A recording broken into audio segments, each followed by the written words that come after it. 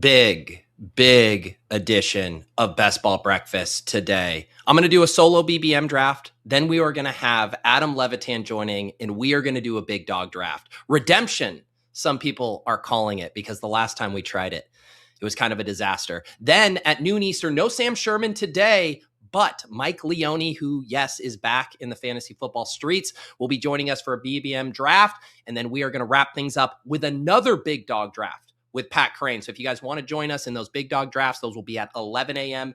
and 1 p.m. Eastern. And we also have all kinds of preseason week one risers, fallers to discuss. Breece Hall just left practice with a groin injury. We'll talk through that. I'm Pete Overzet. It's Best Ball Breakfast. Let's go. Welcome to Hot Best Ball Summer. You slurp that suspension dipperino, honey? Easy to click on Rashad White when it's all site credits. Exodia. Put the puppy in the bag, bro. I'm trying to grow the goddamn game. The game is beatable, folks. Slap King Summer, bitches. 7,000 hours of commercial-free best ball drafts starts now. How are we doing, GMs? Wow, just getting hit with the coffee giveaway question right off the rip. Yes, there will be 2 coffee giveaways today. And I mean, if we're just going to come in hot like this right off the rip, do we just do the coffee pour right away? We got Go AZ Cards in the chat drinking his Vacileros coffee he won a giveaway previous weeks. We'll be doing 2 coffee giveaways Mondays and Wednesdays for the month of August. And I'm excited because some of my special editions of Vacileros and Sons coffee have come in. We got the Colombia roast here. We got the Italian roast here. We'll be traveling the world with our Vacileros and Sons coffee, which you guys can always get via the link below. 25% off your first order with promo code Pete. That will also include free shipping, and they ship fast, as Go AZ Cards. I'm pretty sure he just won last week and already received his coffee there, but let's get to it. Some Vacileros and Sons coffee in my cup, even busting out the old Thought Leader mug for today's show. Let's do it.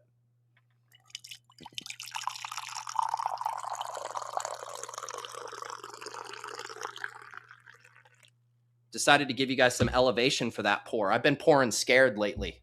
Had to really let it fly. What's up, Matthew? New member here on the channel. GMs. Chad Candles Raid. Hope you guys are all subscribed over on the Chad Candles YouTube channel, broadcasting every morning. What's up, Easy? Go check out Easy's After Dark from Saturday. We had a fun conversation, went through best ball targets, talked about all the metas, little DFS talk in there. Yeah, everybody concerned about Breece. I will keep it monitored here for you guys. All I saw was he left with a non-contact injury. They believe it could be a groin. He caught a swing pass and then pulled up and fell down. Trainers looking at his right thigh. Not good. Tons of groin injuries we're dealing with right now. What is it? The Josh Jacobs groin injury, the Luther Burden groin injury, the August of groin injuries. No fun at all. JGFC, Pete, maybe I missed this, but who will be gifted the curse of the ship chasing clip this year? We have not bestowed that honor upon any players yet, but main event draft season is kicking into gear. In fact, Wednesday night, Pat and I will be drafting with Sean Siegel and Ben Gretsch. Very excited about that. If you missed it last week, we did a main event draft with Ron Stewart. Very chaotic, very fun. But yeah, we'll have to see. It has to be organic, JGFC. We can't force it. It has to be a player we keep unanimously drafting over and over again. But we will see. What's up here? Yes, big dogs today. Big dogs with Levitan and Kerrane. Looking forward to that. What's the promo code for the coffee? Promo code Pete. Always promo code Pete. If you're getting 20% off the solver, promo code Pete. If you're getting a 50% deposit match at Underdog, promo code Pete. If you're getting that coffee from Vacileros and Sons, promo code Pete. All right, let's see here. Yeah, people getting excited about Braelon Allen. I don't know, man. I don't know. Like the early reports to this offseason were that Isaiah Davis was just as much in contention to be the RB2 there as well. So we're going to have to sift through that mess here. That is for sure. Thank you, producer Matthew, for shouting out the production notes this week. We actually do have a bit of a different schedule for this week because I'm traveling to Vegas on Thursday morning. So Usual shows Monday and Tuesday. However, on Wednesday, we are going to do this best ball variety hour. We're going to have best ball breakfast. That'll kick off at 10 a.m. Eastern. We are going to have Cups join me. We're actually not going to draft with Cups. We're going to leverage my quant. We're going to get deep into some week 1 preseason data, talk to him about that. I'll do a solo draft. We're going to have Jiri, who you guys might know from the So You Think You Can Tout competition, the fake German who just hit, I believe it was 500 subs on his channel, just did a big live stream yesterday. He's going to join me for a BBM draft. Then we are going to do a randomizer draft at noon Eastern with the Chris Harris, one of the OGs in the space. I'll put a tweet out later today. If you guys have prompts that you want to suggest for Chris Harris, we'll have that going. And then we'll do a couple of bash drafts. So it will be a true hodgepodge on Wednesday. And then I'm going to take off for the weekend. But we're going to get all of that going down on Wednesday. And I am ready to get going in this Best Ball Mania draft, drafting from the 111 spot here today. I tipped you guys who are YouTube members off in the Discord, so this could be a friends and family draft. It could get ugly. It could get ugly today with all of the risers, all of the fallers, all of that good stuff. Who do we got in here?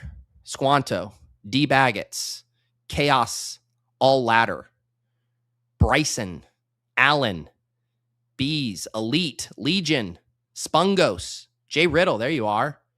I'm in 11, and then the Lobe from the 12 hole here. I don't believe, I believe when I was trying to go to completed drafts to refresh my exposures. Here we go. Let's get the exposures refreshed.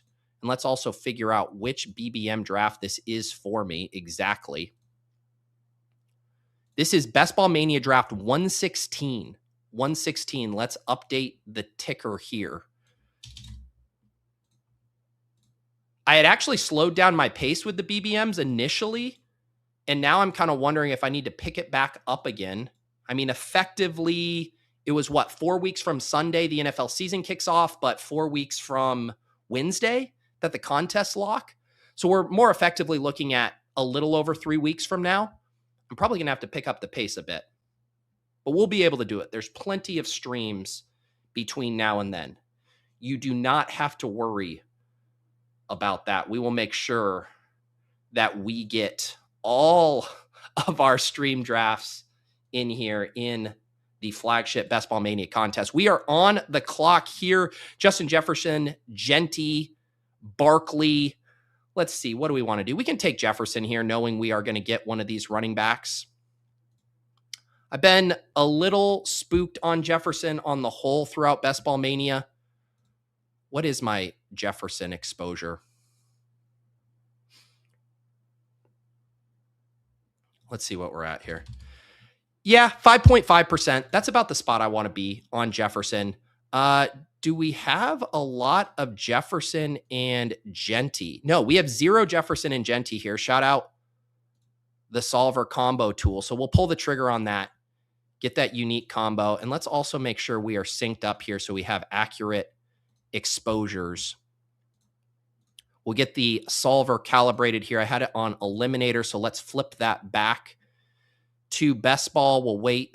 Let's toggle down ADP weight at this point. I mean, ADPs, especially in the late rounds, are not too important right now. Bye-week distribution. I am not a bye-week bro in Best Ball Mania. Don't care about that. Team stacking. Yeah, medium to high. We could toggle down week 17 a little, week 16. All right, I think we're good to go here. Let's get this up to 4 tight ends. We know we might be 4 tight end curious. We can display our exposure and our fees. All right, I think the solver's properly calibrated here. If you guys want to get this tool, you can see your exposures, see the combos, all of that good stuff. Get the solver score. If you have the ETR ranks, promo code Pete will get you 20% off for that.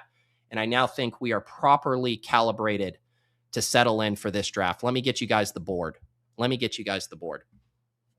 Gibbs, Bijan, Chase, JSN, Puka to start. CMC, that's the other one. CMC not practicing.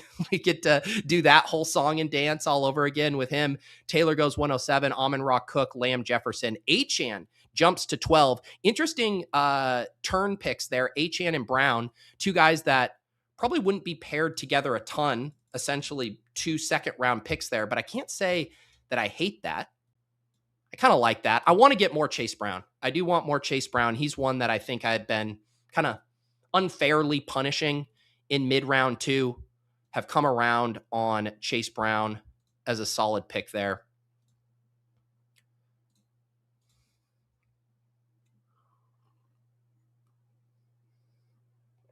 Braelon Allen just went 5-2. The problem is this could be a joke or it could be real, because there is nothing that newbie underdog drafters love doing more than hopping in a draft to prove that they have news alerts on. Yeah, this is the other piece of news. Arm Cover says Chris Bell, I believe, started practicing today. Was that the official alert there? Pours maybe just the teeniest bit of cold water on the Caleb Douglas steam. I mean, Caleb Douglas played 100% of the snaps with the starters. Had a really nice ADOT. I believe Dwayne mentioned that he had 53 air yards there, which points at a downfield role. I still think Caleb Douglas is a really strong pick. He's one of those guys where, similar to the Jacoby Lane stuff, these guys who weren't getting drafted throughout the entire draft cycle, I don't mind pulling them up and getting some exposure there. At this point, it really is pulling up the buzzy targets, making sure you're getting a piece there, and just knowing the non-buzzy guys, the tight ends and stuff, are going to fall. And that's probably the spot not to be too anchored to ADP right now.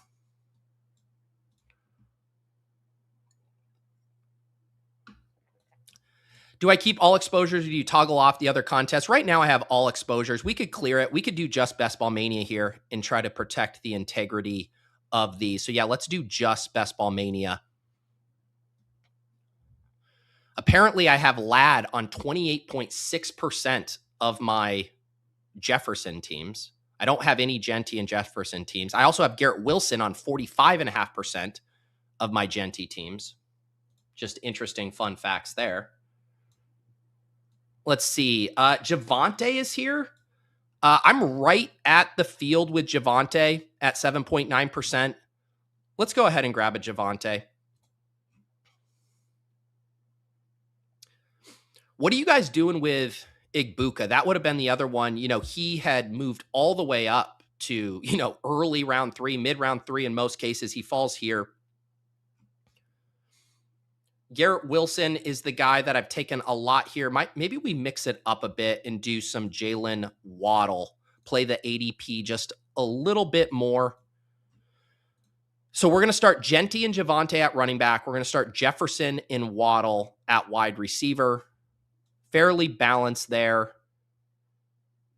I could have considered trying to catch up on Igbuka. That might be one I want back. I am very light on Igbuka. I probably should have taken a share there and then seen if I could push Javonte around the horn.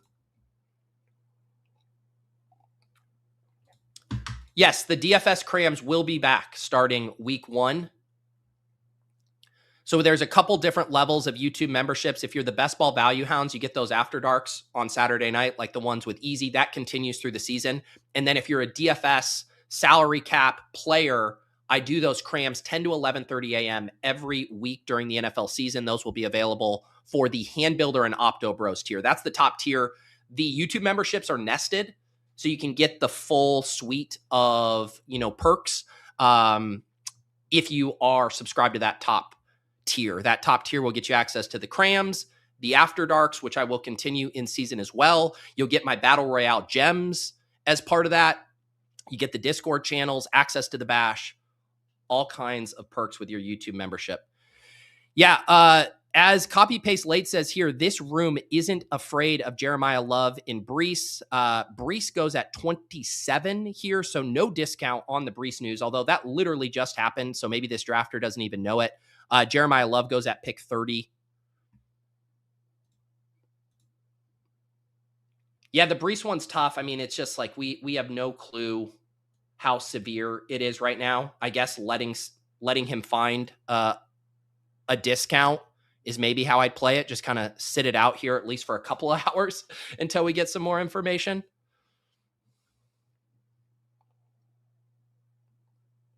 Bayou says he's not scared of Breece at the moment. Grade 1 groin, he'll be back week 1. Grade 2 groin, he should be back week 1, but could miss a game or two.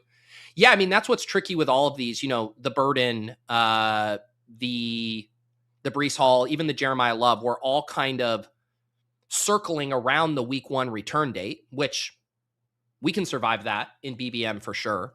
I think the more concerning one is like the Alec Pierce stuff, right? The most recent update is they don't have really a timeline for his return. They're not even saying we're aiming for week 1. George Kittle's another one. There was the report yesterday, I think Levitan shared it, where Kittle's like, I'm basically planning to be back for week 1. But if you read between the lines, it basically was like, he's not getting on that flight to Australia, which I think all of long has made sense. You know, he doesn't need to do the flight to Australia. Keep him at home for week 2. Jefferson, Genty, Javonte, Jalen Waddle to start. We'll see what comes back to us at the end of the 5th.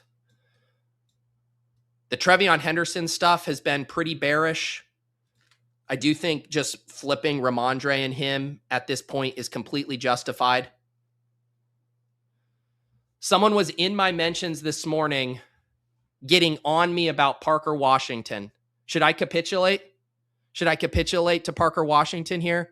I have 9% Christian Watson. I mean, Dwayne wrote up a glowing review of Christian Watson in the preseason week 1 utilization report. And I have been on record that I draw the line at I can't take Parker Washington over Christian Watson. And you know what? I'm going to hold the goddamn line. If Parker Washington comes back around to me at 6'2", I'll do it, folks. I will do it if he comes back around. But I'm holding the line here. I'm not taking Parker Washington over Christian Watson. A man has to stand for something.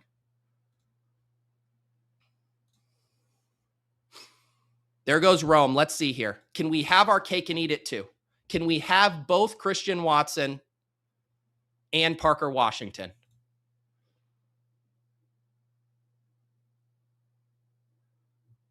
There you go.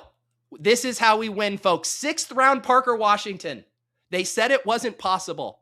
They said it wasn't possible. I just got to value hound Parker Washington. The main Underdog account is out here tweeting Parker Washington propaganda, and he's falling 5 picks in my draft. Oh! Oh! Look at that. We hold the line with our convictions, and we still get a Parker Washington share. That's how you do it, folks. This is what Dwayne said about Christian Watson.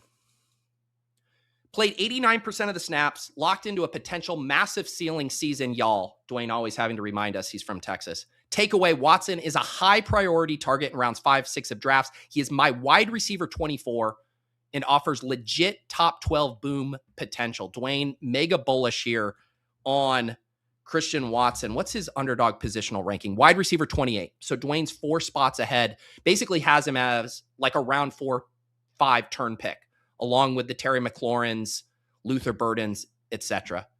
So we come out of this turn with Genty, Javonte at running back, Jefferson, Waddle, Christian Watson, and Parker Washington. Are you happy, Parker Washington, people?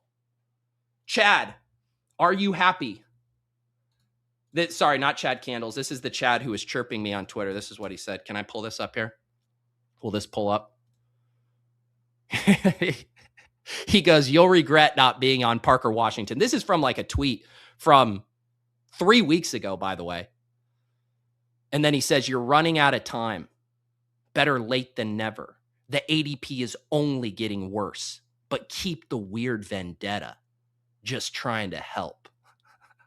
My weird vendetta against Parker Washington. Chad does not know what Parker Washington did to me in a previous life. He does not know the trauma I have undergone at the hands of Parker Washington. Chad's going to be so stoked when he sees I drafted Parker Washington in this draft.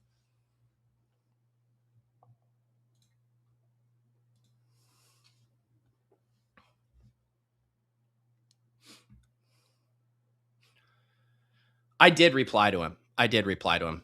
I said, keep your eyes on your own paper and leave me be with my P-Wash voodoo doll. All right, let's lock in here, though, for this next pick. We got the 2 running backs, the 4 wide receivers here. This is definitely a spot to grab Trevor Lawrence and stack him up with Parker Washington. Tony Pollard now sliding, and he probably should. That's another preseason nugget we can pull up here from Dwayne. You know, Spears played a pretty big role with the first team, although he does go here. All right, the drafter behind me has Allen. I don't think he is going to take Lawrence. Let's see if we can push Lawrence. I'm going to grab Reed and see if we can set up the double stack with Jordan Love here. Jaden Reed falls from 79 to 83. He goes Diggs. So yeah, we're going to grab Lawrence here. All right, I like how this turned out. Let's check on Love's ADP. Love has an ADP of 116, and we're going to pick at 107, 110. That gets a little tricky. We would maybe have to pull Love up to 110, which I don't love. But we do get Trevor Lawrence right at ADP stacked up with P-Wash, and we add Jaden Reed 4 picks past ADP. This one's coming together nicely.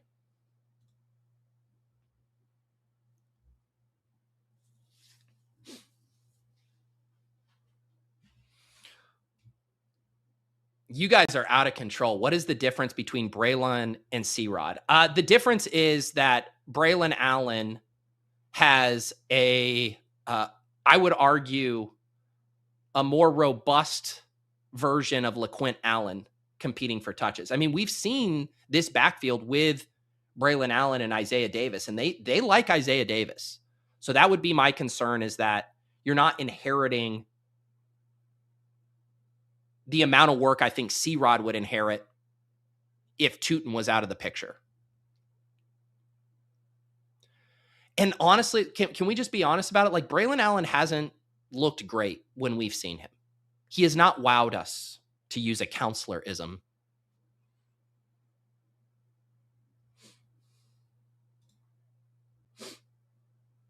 That is true, though. He is still, 19 years old? Braelon Allen has his whole life ahead of him. Yeah, I don't know. It's like, I mean, we're going to push up a guy. Like, how far are we pushing him up while this news hangs in the balance? I mean, you still want Marshawn Lloyd over Braelon Allen, right? I mean, once Marshawn Lloyd's off the table, people want to grab Braelon Allen, sure. ADP 207. He can definitely flip all of these guys. But I'm still taking Lloyd over Braelon Allen. Lloyd is like what you want the Braelon Allen bet to be, and it's way cleaner. No Isaiah Davis on the Packers. Marshawn Lloyd played 100% of the snaps with the starters in the preseason. He was another one of Dwayne's preseason nugget takeaways. He's moved up 13 spots in his running back ranks over the last week. Premier handcuff option is the top option behind Jacobs.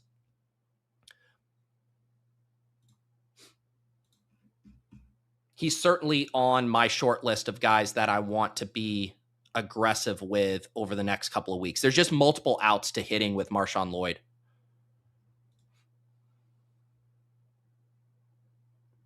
Chat mentioning that Davis is dinged up a bit too. I think it all depends on this timeline. Like Bayu was saying in the chat earlier. I mean, if we're talking about a week 1 thing, then you're just paying a tax for Braelon Allen. That doesn't seem great. This is probably a running back spot for me here. I mean, I'll slurp up the Chuba Dipperino here if he comes. Chuba at 108, I'll definitely do. This is also a good spot for Jordan Mason or Bill. Mason could pair with our Jefferson bet. All right, Chuba does go, so we don't have to deal with that. I think it's Bill or Mason, and then I'm going to have the choice of, do I pull up Jaden Reed there?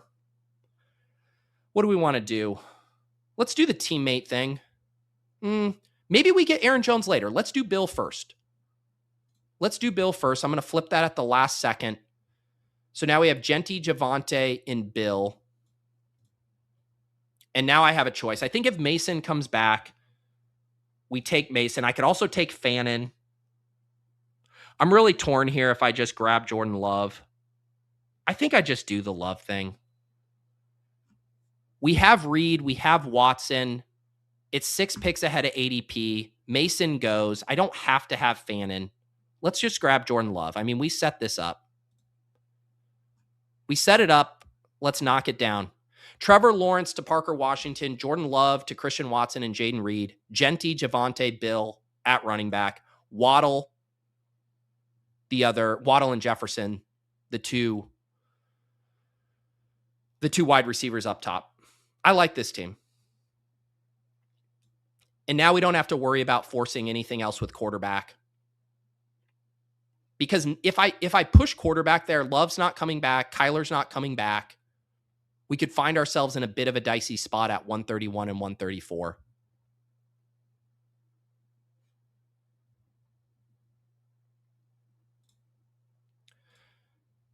Yeah, this is all I really want from the whole Breece situation as well. Go AZ Card says, I'm just upset Breece will now be cheaper and I overpaid. But I don't know if this draft is any indication. I think there's a dynamic, right, where the early third round doesn't feel good for running back selections, right? I mean, you see this drafter from the 101 pull up Kyren Williams. There is an element of teams that start, two wide receivers, Chase, AJ Brown. They want that running back. And you're looking around and it's either Breece, it's Jeremiah Love, or Kyren. And now Jeremiah and Breece Hall are dinged up. Kyren gets pulled up in this draft. I don't think they're going to slide a ton. Unless the injury prognosis on Breece is really bearish, he's just not going to slide more than a couple spots. I mean, even the Love stuff, is he really sliding past mid-round 3? Where have you guys seen Jeremiah Love going?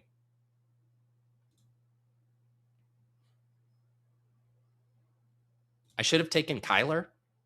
If Kyler comes back, I'll take him.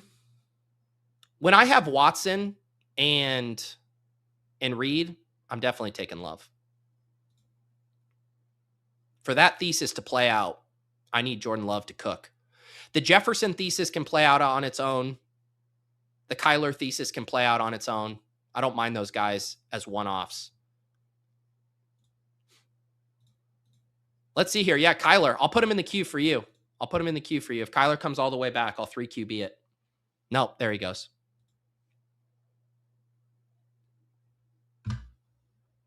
Oh, you're just salty because I took your QB stacks. Yeah. I'm sorry. I mean, I'm not sorry, but yeah, I'm sorry. I'll scoop the Dipperino on Jacoby Myers here as well to complete my double stack if no one wants it. No one wants Jacoby Myers anymore? We're taking Shaheed over him. We're taking Coker over him. Okay, there goes Myers. This is the spot to get in on tight end. Are we just value hounding today? We gonna do some Dalton Kincaid? I mean, the Dalton Kincaid stuff, it looks like we're going to have the same movie that we had last year. But yeah, we're going to do Dalton Kincaid here. Dalton Kincaid, ADP of 123. We take him at 131. I'll muster an ow. Man, this is why it's just such a nice spot to sit in the tight end pocket. Likely here, Andrews here, Ferguson here.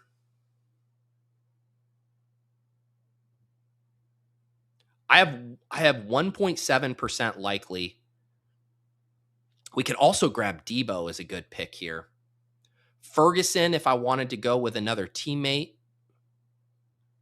Let's do two tight ends I rarely take. I have 1.7% likely. We can talk about him here. Again, he falls 10 picks past ADP.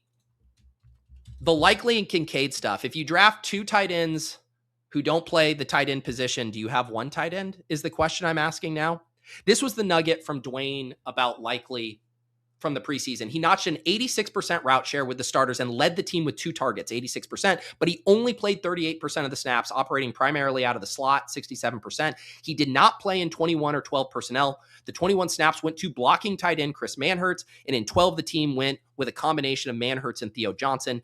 This has been my concern with likely throughout the preseason. Camp reports have him as a leading target, which he was again in this game, but a snap rate that low rarely results in an 80+% route share over the course of the season. Takeaway, I've been lower than consensus on likely, so he is holding steady. He remains a mid-range tight end 2, but offers mid-range tight end 1 upside with more snaps. So I think, that's kind of the whole thesis with likely, right? Not going to be on the field as much as you'd like, but if he has a pretty high targets per route run, if he's being featured on, when he is on the field, I think he can certainly spike. So I'm not a likely guy. I mean, you saw it there. I have 1.7%, but we will grab a share here. So we get Kincaid and likely, and we will continue to value hound in this draft. Ow. Here's the team so far. 2-3-5-2. Jefferson, Genty, Javonte to start. We come back with 4 straight wide receivers. Jalen Waddle, Christian Watson, and Parker Washington. Reached across the aisle on that one. Jaden Reed stacked up Trevor Lawrence with Parker Washington. Came back, grabbed a running back in Bill. Completed the double stack with Jordan Love in the 10th. And then double tap tight end at 11-12 with Kincaid and likely. So pretty good flexibility here. The rest of the way, 2-3-5-2, 6 picks away. I need another coffee pour.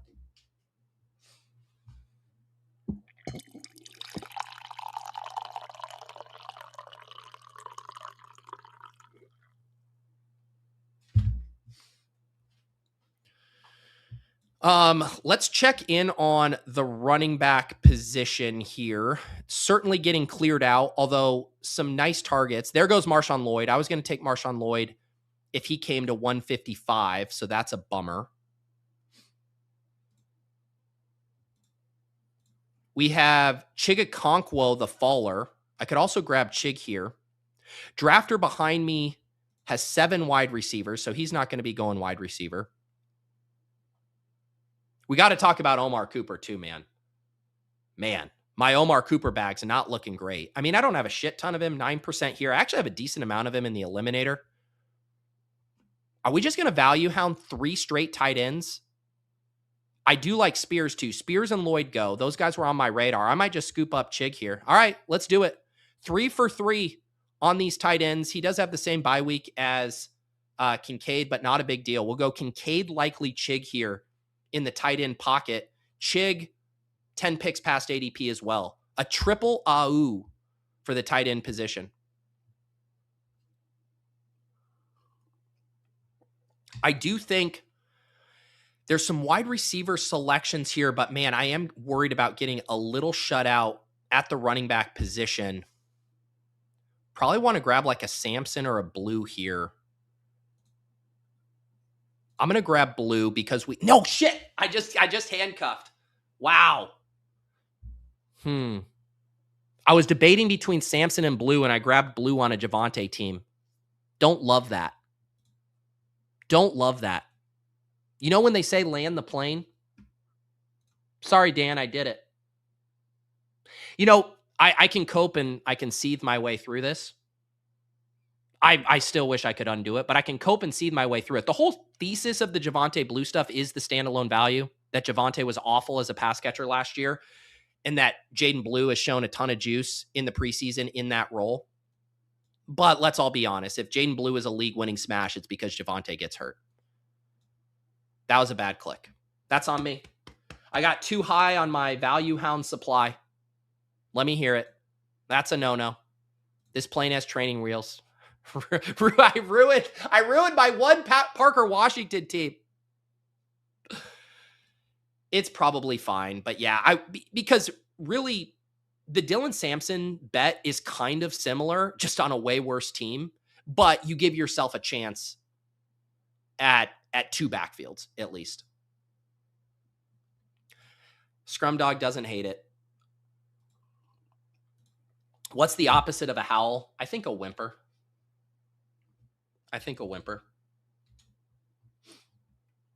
All right, seems like the chat is mixed.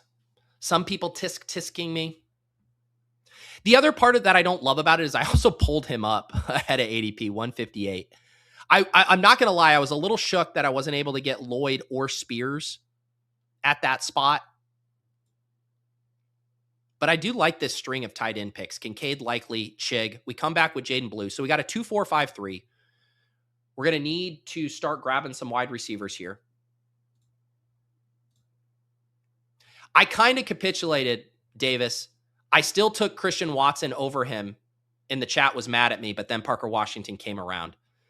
I think I'm going to hold strong on I'm in on Parker Washington in the 6th, but not 2 picks earlier in the 5th. That's going to be my party line on Parker Washington. You can't make me draft him in the 5th, but I will take him in the 6th. I will capitulate there.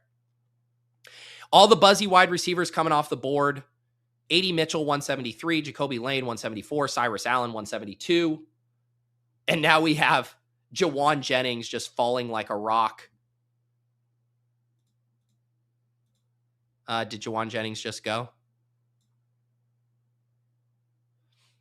Where's Jauan Jennings? Did I miss him? No, Jauan Jennings here. Man, see, this is what I meant about now. You pull up all the fun guys. I assume Douglas is gone. Like, no, Caleb Douglas is still here. All right, let's pull up Caleb Douglas. I'm pulling up Caleb Douglas. Let's do it. I'm going to have some fun. The drafter behind me has 8 wide receivers. I don't think he's going to take Jauan Jennings as his 9th. I guess he wouldn't take Caleb Douglas as his 9th either. But let's add Caleb Douglas here first, and then we can continue to value hound Jauan Jennings. Anything else I want to do here? Yeah, let's do Jennings. All right, we'll take Jennings at 182. Look at this value hounding here. I mean, it's chasing rookies up the board. You grab Caleb Douglas at pick 179, and then you grab Jauan Jennings at 182. So 2 more picks left, and we have a 2-4-7-3. Don't love my running back room, honestly. I might have to go 2 running back darts to land this, and they are not going to be pretty. I probably should have taken another running back there. This team, probably needed Sharbs, maybe some like late season hammer play. Can we survive with Genty, Bill, and the Cowboys backfield? That's cutting it a little close, isn't it? Cutting it a little close. I should have taken a running back. I've had 2 picks now that I want back. I don't mind the Douglas pull up. But did I really need Jauan Jennings there over a 5th running back? No, especially if it gets wiped out. Let's check in on the Douglas stuff, though. Dwayne moved Douglas up more than any other player in his ranks. He has him up 30 spots over the last week. He played 100% of the snaps and secured 1 of 2 targets for 28 yards. 26 ADOT, finished the night with 52 air yards, got rest with the rest of the starters after the first series. I mean, pretty bullish usage there. Obviously, the Chris Bell stuff we mentioned, that could be the fly in the ointment for Caleb Douglas. But even then, the Chris Bell stuff is probably going to take some time to materialize. Feel pretty good about mixing in Caleb Douglas at this point. Miami, another bad offense I would not reach for. I mean, again, when we're talking pick 179, I mean, guys, like, let's look at the players going in this range. I mean, we're Zachariah Branch, Tank Dell, Gadsden, who's falling. Dulcich went 175. We're pulling up all the other buzzy guys, AJ Barner, Terrence Ferguson. I mean, I really think from round 13 on at this point, it's the goddamn Wild West. There's no opportunity cost. Go get your guys. Speaking of going and getting your guys, holy shit, I need some running backs here. I need some running backs bad. Let's get creative, folks. I think I'm still a Holani bro, by the way. This might be a Holani team. Vidal, I think, is a good click. Sean Tucker here. Singleton here. Emmett Johnson also had some pretty bullish usage there. Looks like he's ahead of DeMarcado, which firmly puts him on the radar. Ager, get the hell out of here, brother. What do we want to do? Singleton, Tucker. Let's take some stabs here. Did Emmett Johnson just go? I want to do Emmett Johnson. Let's get a share of Emmett Johnson. We'll take a couple big swings here. Either that or we go Holani. Tucker's fine at this price. Singleton's fine at this price. Holani potentially.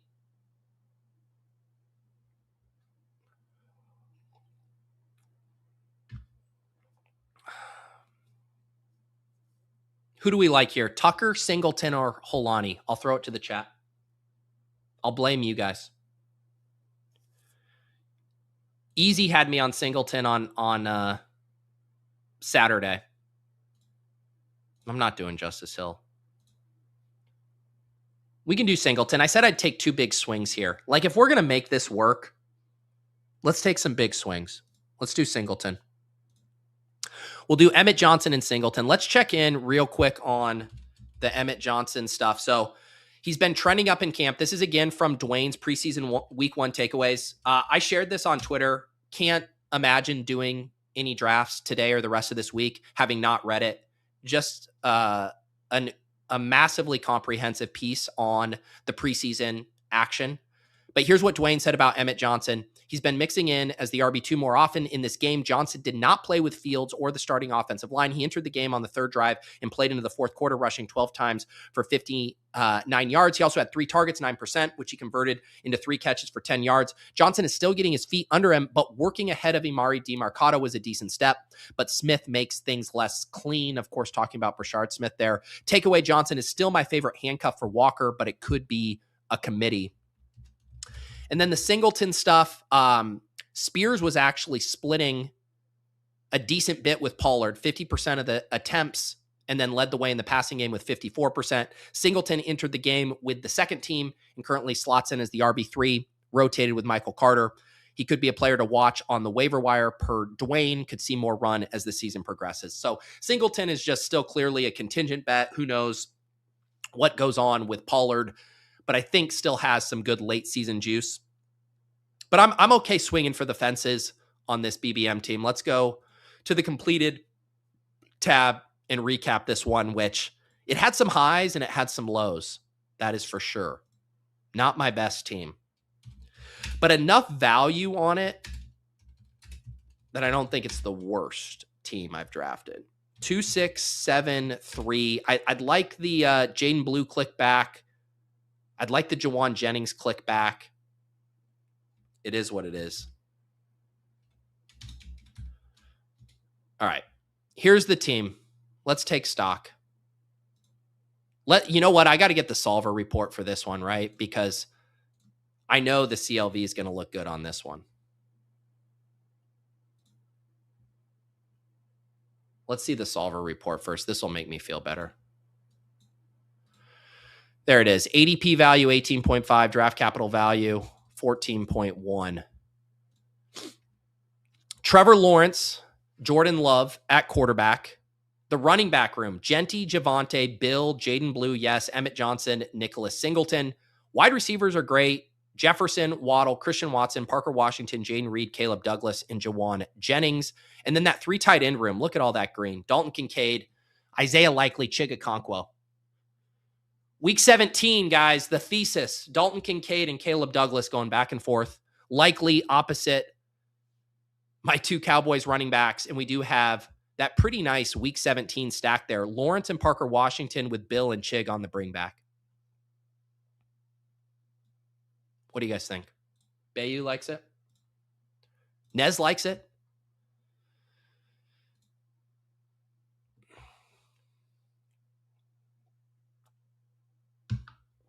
Go Easy Cards wants to know how many slow drafts am I in? I can show you. Let's make some slow draft picks here. We can do some of these. So here you go. I am in, I don't know. You tell me what this looks like. What is that? I don't know, 50 to 60 maybe?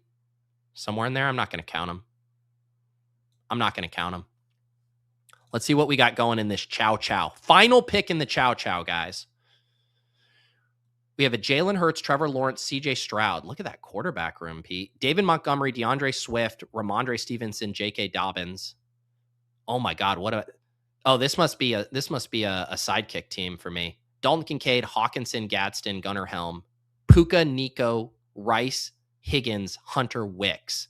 I need another running back on this team, and there are none to be found. Should we do another Emmett Johnson? Let's do another Emmett Johnson on this Rashee Rice team. There you go. There you go.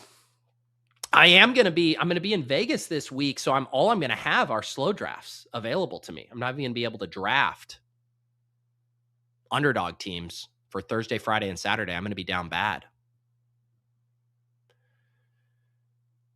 Yeah, Shorty keeps pounding the table for Jordan James.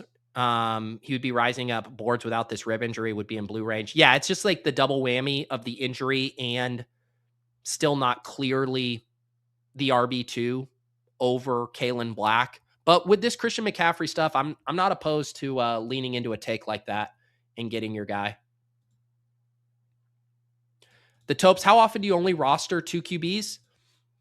I would guess my frequency is around like 30-35%, about a third of the time.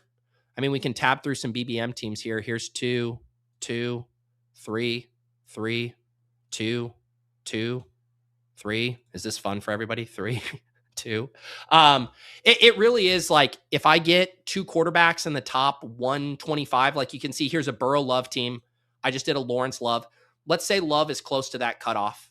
You know, if I have a top 100 guy and another guy in that early 100 range, I feel pretty good about it.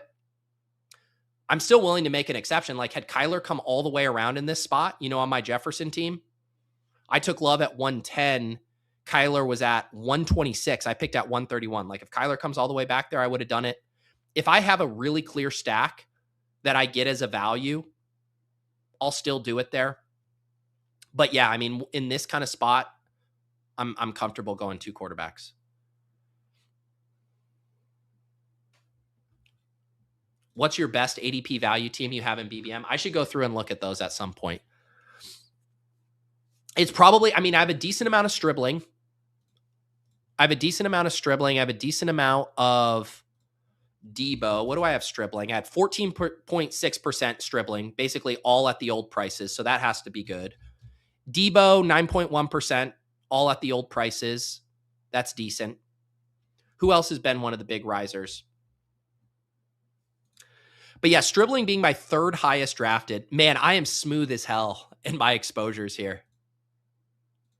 Jeremy Bernard at 17.1%. This is across all 164 of my completed drafts. Rhamondre up to 15.2%, like that. Stribling at 14.6. Dimes 14.6. Calvin Ridley 14%. Javonte 14%. Hunter 14%. Hurst, I've apparently been clicking the hell out of 14%. McBride at 13.4.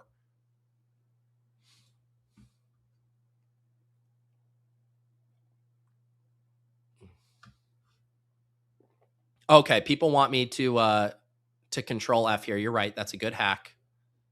Well, away's only going to tell me. Oh yeah, let's see here. How many away? 1 of 67 matches. There you guys go. 67 slow drafts for those curious. Ritz asks, what percentage of your bankroll do you spend on preseason best ball versus in-season contests? I don't play that much preseason best ball. That's when I am recharging my batteries. Let me see here how many preseason ones I did. I did 36 pre-draft contests, so not a lot. 18 in the big board, 14 in the little board, 4 entries in the bigger board. I will have fun staying poor in the pre-draft. Although, look at this. Look at my top 2 drafted running backs in the pre-draft contests are the 2 I just took at the end of this draft. Emmett Johnson. I have 36% Emmett Johnson and 30% Nicholas Singleton. I will definitely have fun staying poor in the pre-draft contests. A lot of JSN for some reason. Too much Kerrane Allen. A lot of Denzel Boston, which is good. Yeah, these teams are probably ass. Thank you for making me look it up. Copy paste laid. You can do slow drafts in Vegas, but not fast. You can complete picks in slow drafts that you are already registered for, but you cannot register for new contests in the state of Las Vegas. The state of Las Vegas, the state of Nevada.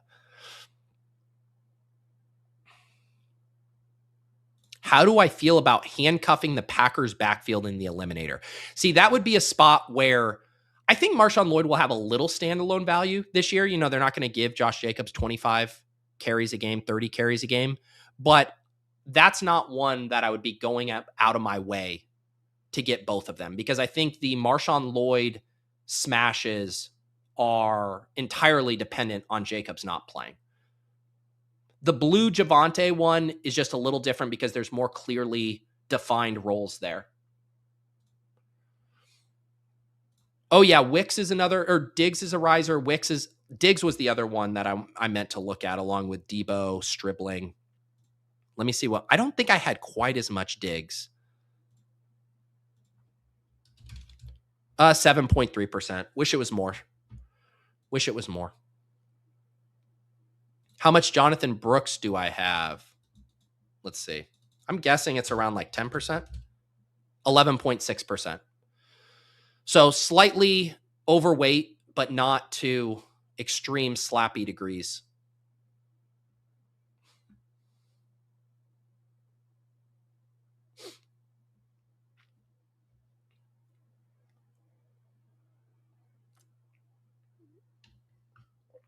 The country of Las Vegas. That's right.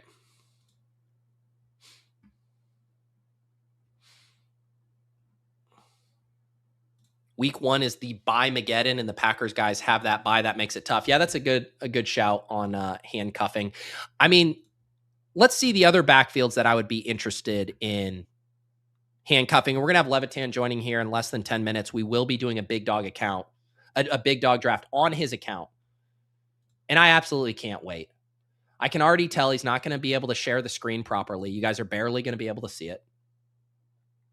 It's going to be chaos.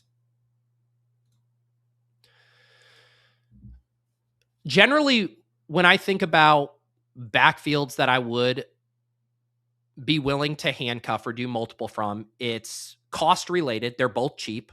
Like, I think if you did Aaron Jones and Jordan Mason after pick 100, I don't think that would be bad. I think if you did, J.K. Dobbins and Jonah Coleman after pick 100, that wouldn't be bad. I also don't mind like betting against a single player. So like, say you want to fade Pollard and you go Spears and Singleton. I don't think that's bad. And then the other situation is just you get a really good real-time ADP value. Say you have, let's see, what would be a good example? You say you have Jeremiah Love and Algier falls 2 rounds past ADP. That seems fine to me. You know who we should talk about? Mike Washington is another guy where his ADP was a little high to open, and there was kind of a confidence that he was the clear RB2, and I don't know if I was quite on board with that, but the preseason usage does seem to indicate that Washington is that clear RB2. He also looked really good. Played 86% of the snaps and secured 100% route participation. Oh, that's Malik Washington. Come on, Pete. Where's the other Washington? Mike Washington. Mike Washington was the RB2 on the first drive, playing 30% of the snaps and spelling Genty on 25% of the attempts. This matches camp reports Washington remained in the game as the lead back for 4 more drives, rushing for 61 yards, including a long 53-yarder that you probably saw on Twitter. Takeaway, Washington is a late round handcuff option. I think McGowan, Emmett Johnson, I think those are guys I was a little hesitant on, a month or so ago, that I think are now on the menu as decent RB2 handcuffs.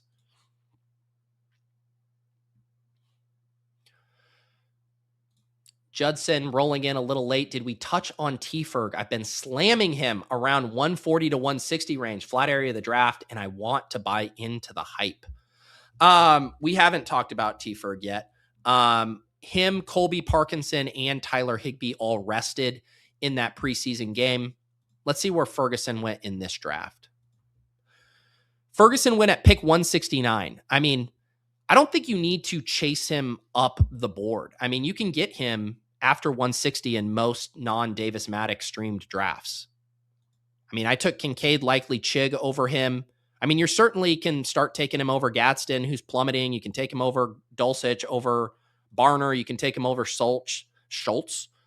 But I'm not pulling him up over Jawan Johnson and Bretton Strange and Chig. I think that's like the line for me. So yeah, I don't know. Late 150s, knock yourself out. You have my permission. Let's pour some more coffee here. And you know what? Let's actually do a giveaway here. This is the perfect time to do a coffee giveaway before Levitan rolls in. All right, let's see here. What do we want to do? Let's do roast. Hashtag roast. Roast in the chat. This will be a giveaway for one of these 12-ounce bags of coffee, compliments of Vacileros and Sons. I got the Columbia here. There's a bunch of different varieties. in the Vassaleros and Sons store. I have that link down below if you want to check it out. If you win, just send me your contact info and I will get you a promo code to redeem the free 12-ounce bag. Otherwise, if you miss out, you can get 25% off your first order. And while you guys are getting the hashtag roast in the chat, I'm going to get another pour here.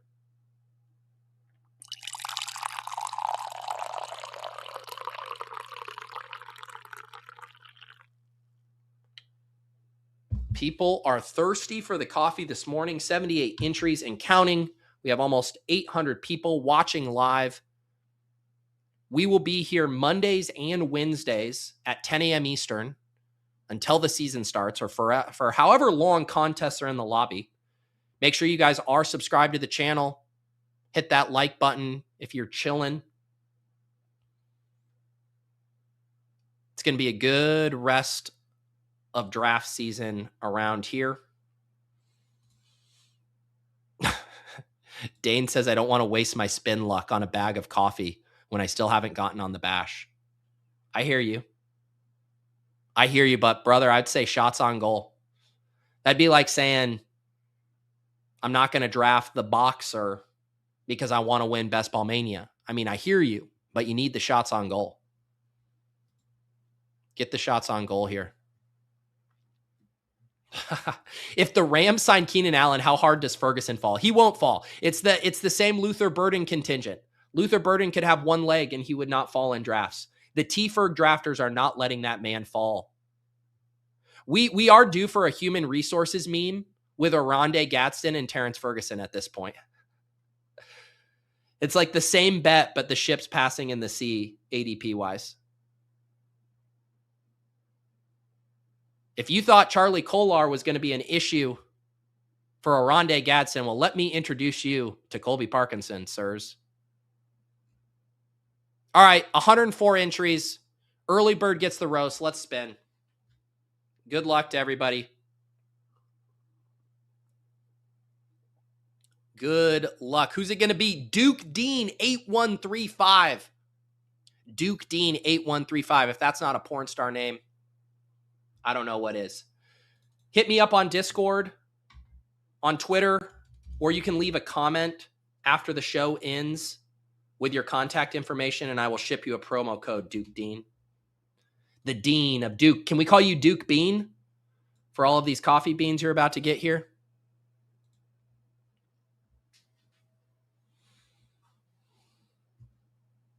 This is not name shaming.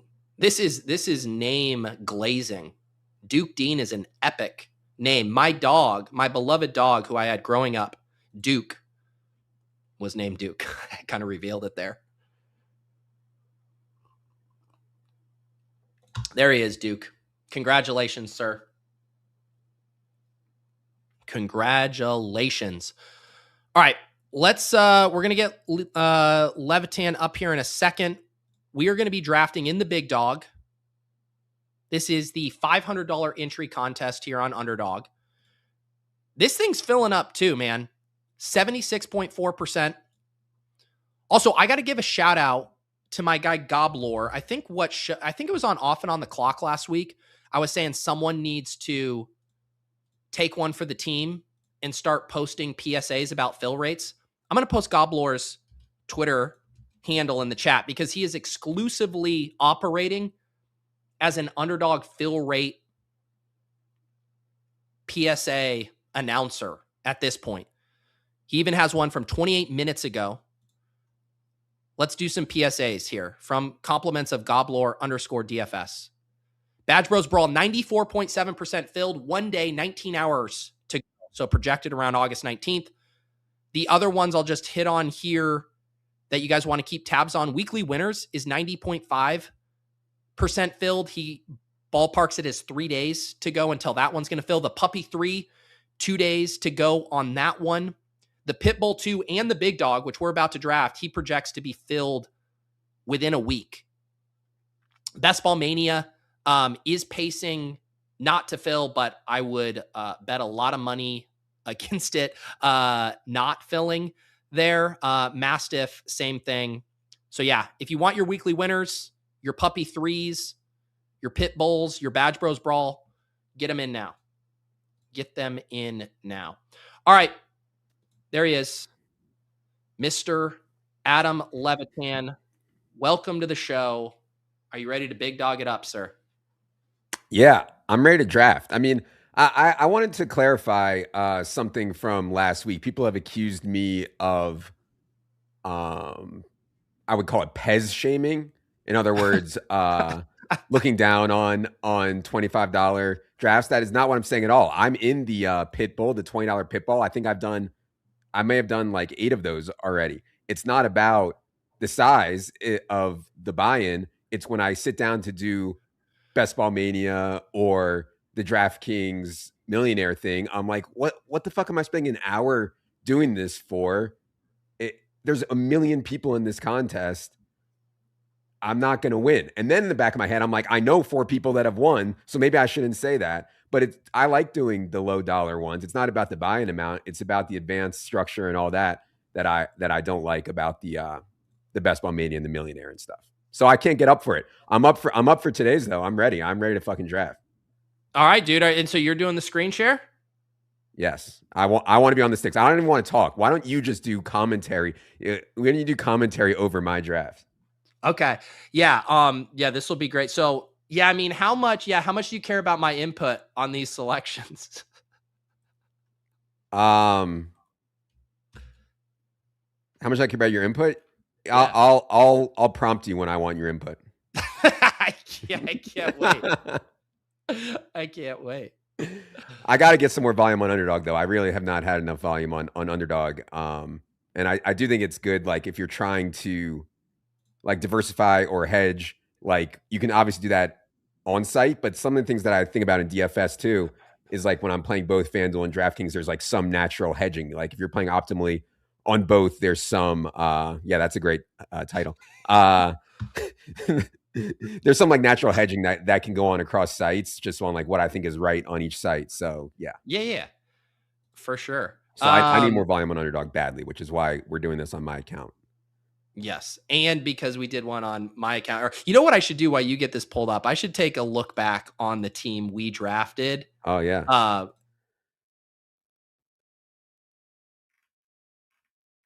Can you hear me? Can you guys hear me?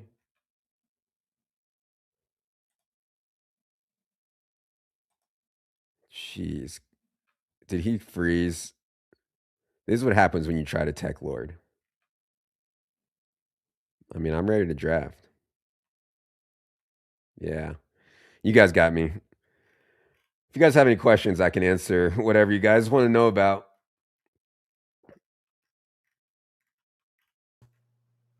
Yeah, it's not about my time being worth more than $12.50 an hour, although I do think, and everybody should think their time is worth more than $12.50 an hour. It's just like, I think of all the things I could do with that hour, and like trying to get to the top of a million entries is not one of them. What happened here, bro? You tried to tech lord and crashed on you?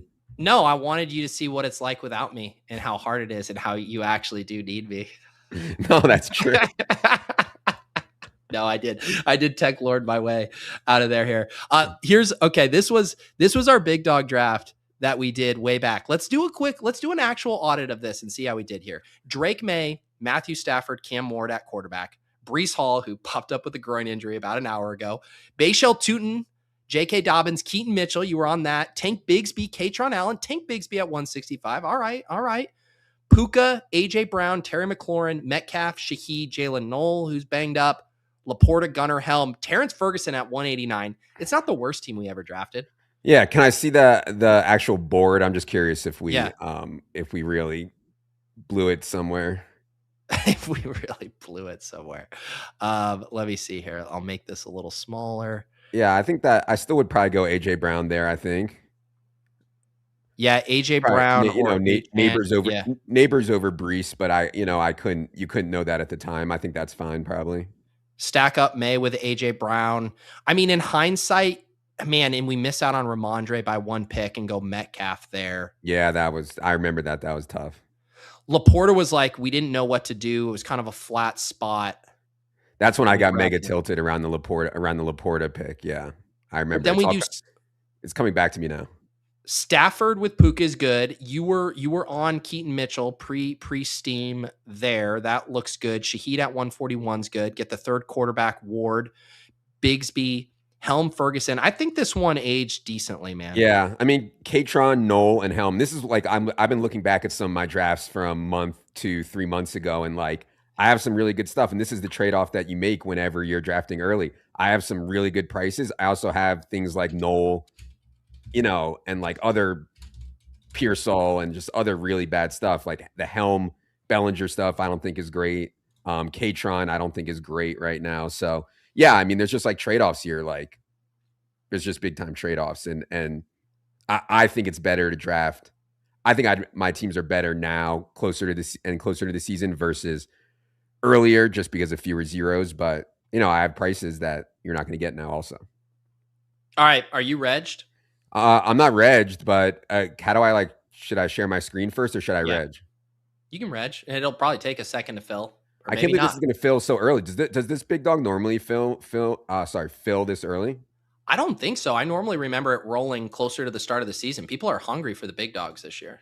Yeah. And the 555 on DK is also filling faster than it ever has before also. Like best ball is...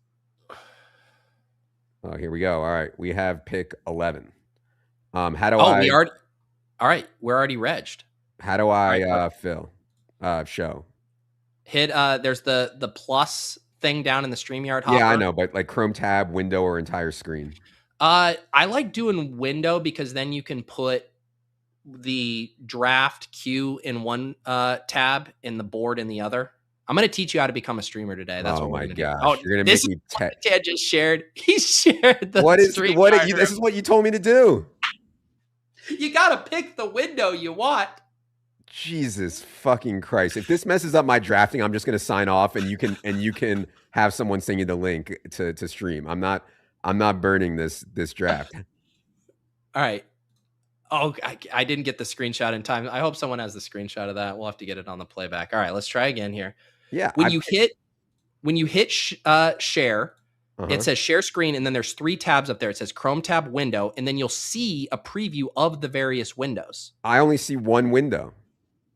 So do you have this draft open in another window? Oh, I have it in the same tab as my other ones. You want drag it out of that tab so it becomes its own window. Jesus fucking Christ.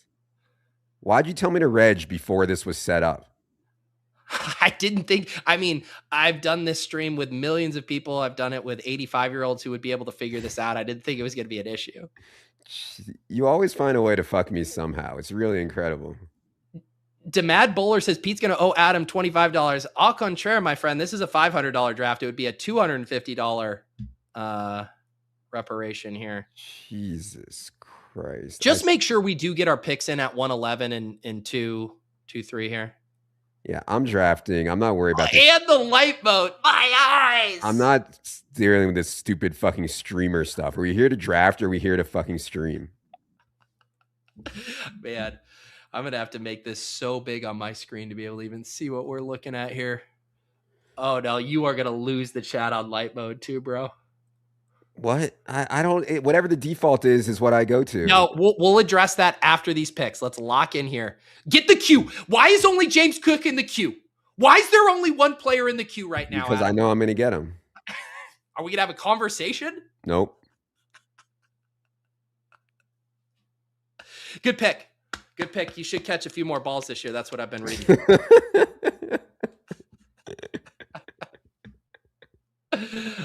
All right. Do you want to show me what's at some other tabs, or are we just exclusively looking at running backs here? No, we're doing on Underdog specifically. We're doing running back starts from here, especially when I can get Kenneth Walker, who I actually think should be a first round. Oh my God, what is going on again? Oh my gosh. What I don't know, dude. I have one window up. And dude, how did it just? Okay. All right, hold on. I think I know what to do. So you're saying that now you have my DMs up. Okay, I better not show the DMs. Why is it showing this? Dude, you have it all in the same window. I'm saying you need to. Dude, I can't. I don't even know how to work through this. You are so helpless. Okay, hold on. I have two windows up. Here we go. I think I got it. Oh. All right, how's that? Let's see. All right, that's your bank account info up there right now. No, okay, wow. This is actually sized appropriately. All right, do you see the little the night thing up there next to your balance? Toggle that. Now the people will be so happy. Okay. We start James Cook, Kenneth Walker. We had zero discussion whatsoever. Great picks. I did want to have the Chase Brown conversation. Is he in the mix for you now here, or are you holding steady on Chase Brown? I like Chase Brown, but I think Kenneth Walker is going to have like a really big year. Like I would be surprised if Kenneth Walker does not go over 300 touches in an offense which forces safeties to play deep and is really good in the screen game. Like the reason the Chiefs have not had an elite run game lately, I do not think is because of scheme or offensive line or anything else. It's solely because they have total dust at running back and like corpse of Kareem Hunt and Pacheco, who's barely an NFL player, and guys like that. So I don't hate making player takes this early, but I really like Kenneth Walker. Yeah. I think Cook Walker is a very nice start in here. We can remind people on the structure as far as the advance rate on this one. It is different. 2 of 12 just getting out of the pod, so that is similar. Mm-hmm. Then 1 of 6 in week 15, 1 of 6 in week 16, 10-seat final. So, I mean, this is really the ultimate. You just got to get out of your pod, and then the playoff stuff, there isn't really much that you need to do beyond that. Yeah, I mean, and this is what gets me to the full 3.9. It's like I actually feel like I have a realistic shot to win this every time I draft, whereas in Best Ball Mania, I just don't. And that's why it's not because it's only $25, just because I don't feel like I have a realistic chance to win, which I know I need to stop saying it because everybody I know fucking wins it, and Pete knows fucking wins it, but yeah. All right, look at this. The queue is loaded. I'm feeling so comfy. There's no way we would ever time out on a bad pick here. Olave goes off the board. Are you guys inching him up with this Tyson stuff? Yeah, and there's other guys that have gotten inched down, kind of along the way here too. That makes him look a little bit better. Yeah, I know Shady is almost certainly going running back here, right? Yeah. Well, let me see I do not think that they take quarterback this early. I could be wrong. Can I see the full set other than just wide receivers here? Kerrane, yeah, Jacobs. Where are you at on the Igbuka injury? Kerrane here feels like a smash, right? Yeah, I think Kerrane here. On the Igbuka injury, yeah, I think you can take him there where he went at 34. I think he's more day-to-day, but the turf toe stuff like certainly doesn't feel the best. The turf toe stuff, and they haven't called it turf toe, but that's what it sounds like to me. So I'm waiting for like a little bit more info, but I think it's going to be fine. So Allen should come back here to us. Do you like Allen with Cook in this format? I do in this format for sure. Like if you think the Bills are going to be one of the highest scoring teams in the league, you could get all of their touchdowns. You could certainly, rank. We could definitely go. We have Garrett Wilson, but yeah, I think it's pretty easily Allen here for me. Yeah, let's do it. I mean, this is a very flat tier at wide receiver. The 5-6 turn's been pretty good with wide receiver. I mean, the BBM draft I just did, I got Christian Watson and Parker Washington there. So I think that will work out. Yeah. So, and this is the format where I want to there's not that many formats where I actually want to take Josh Allen. I think in redraft, I do not want to take Josh Allen. On DraftKings, I do not have that much Josh Allen. On Underdog, where quarterback is such a bigger part of your score, because it's half PPR, I think that makes sense. And then in the big dog also, and like best ball format, I think Josh Allen is a little bit better. And then because it allows you to take 2 quarterbacks, and then also big dog format with just like a 40 ball from Josh Allen when it's 1 of 6 advanced can like really do some damage. Yeah, and I like the one of the things we talk about with the quarterback running back correlations in the Best Ball Mania stuff is like they're going to be negatively correlated in their extreme outcomes. If James Cook scores 3 touchdowns, Josh Allen probably has a muted day, vice versa. But in this format, we want all of those touchdowns across the regular season that advance us. And then one of six. If one of them's nuking in a 1 of 6 pod, like we're good with that. Yes. Agreed. So we start James Cook, Kenneth Walker, Kyren Williams, Josh Allen. Adam Levitan is on the sticks. I'm having to do nothing. He doesn't even ask me who I want. It's really great. I just get to kind of kick back and relax, drink my coffee, all that good stuff. Yeah. I like McConkey and Waddle also here. Like we definitely could have done something a little bit different here, but I think like some later round wide receivers have emerged. More later round receivers have emerged, I think, than later round running backs. And that is the question of, we'll have to navigate, because all the buzzy guys, and I know you tweeted out some of the steam from one of your DK drafts, but it's like basically the rounds 18 and 17 guys are just all now in 15, 16. And then all the unsexy guys are sliding. Like I got Jawan Jennings 30 picks past ADP in a draft before. So it's like the buzz, you just have to pay up for it now. Yep. Yeah, good news on Luther Burden. I don't know if you saw that video, but like that gives a little bit more like meat, I think, to the mid-round wide receiver stuff. Yeah. Yeah, and he's still really not falling past the 4-5 turn much.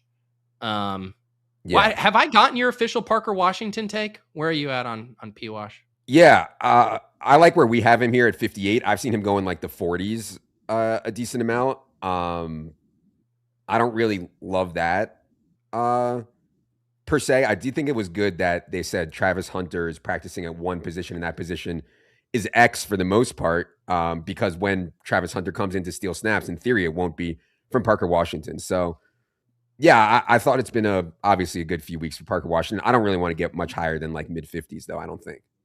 Yeah. Yep. So in the 5th round here, Adams, Evans, Judkins goes, then Bucky, Burden, Lamar, Christian Watson, TreVeyon Henderson here. So we are going to get some wide receiver fallers here. Yeah. I think Tyler, what do you think about Tyler Warren? Like, I think he's like a really good pick here, but we're pretty desperate for a wide receiver.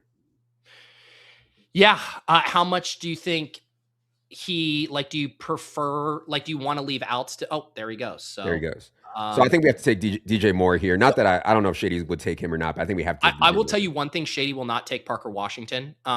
So we can do DJ Moore or JMO. Yeah. I mean, I think we have to take DJ Moore given this team start. Yeah.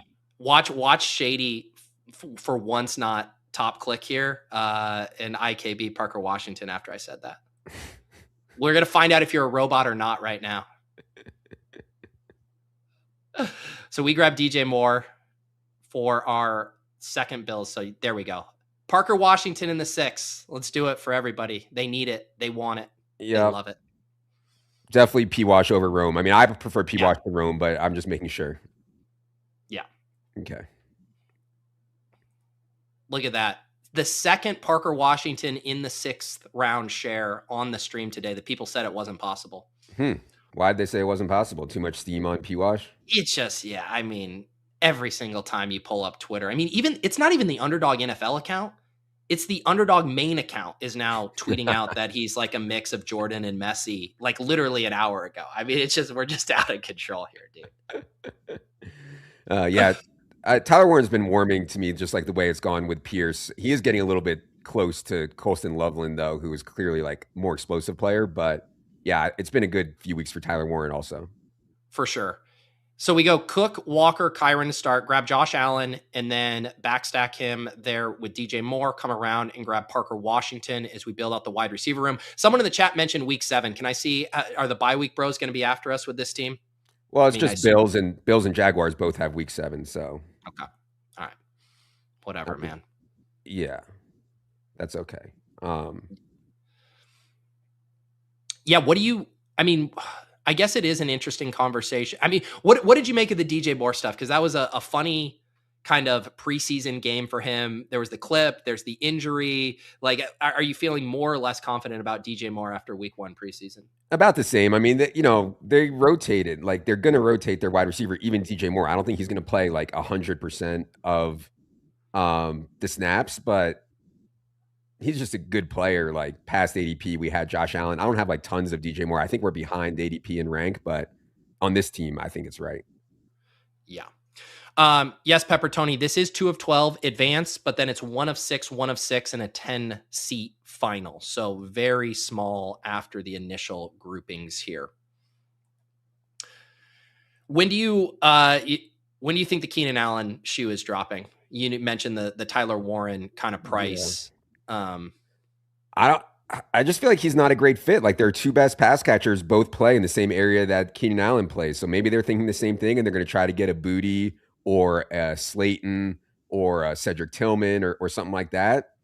This is also an organization that just gave a dude with a banged up ankle $114 million guaranteed. So who knows what they're thinking.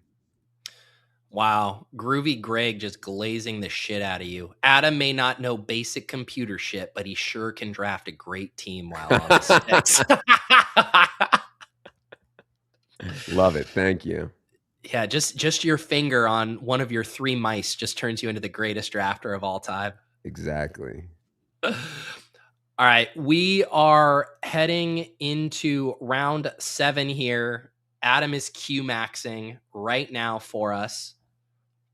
I won't blow up your spot here. I will make people come and look to see the queue. Jaden Reed comes off the board here.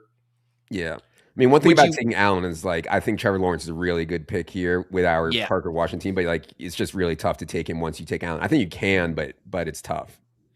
Would we consider him beginning of the 8th if he falls there? What's your read on, so the Kraft stuff seems a little like that quote about him not being full strength for a while. Does that spook you? Yeah, a little bit. A bigger spook for me on Tucker Kraft is, like, he does everything with yak, and now he's coming off of a really severe injury. Is he going to be able to do that yak still? I think he's still a pretty decent pick, but I might go wide receiver here. I like Downs here. Yeah. Yeah, that's fine. The thing about taking Josh Allen is, like, the huge benefit is, like, you don't have to take quarterback through here, and, like, you get to rack up everywhere else. So I'm pretty, it doesn't feel right to take Trevor Lawrence here. But I don't think it's and the double week 7 bye. So that would be, we can't do it. That'd be hard. Yes, we can't do it. It seems though, like with your Warren Q and Kraft Q, that you do like the idea of an elite, semi-elite tight end in this format. I think that there's, like, a clear top 8. You can, I think it cuts off after Pitts. He went Laporta over Kraft, which I don't hate. I think Kraft here for me, despite the we can backfill him with 2 guys that can give us early season production. Yes. All right, let's do it.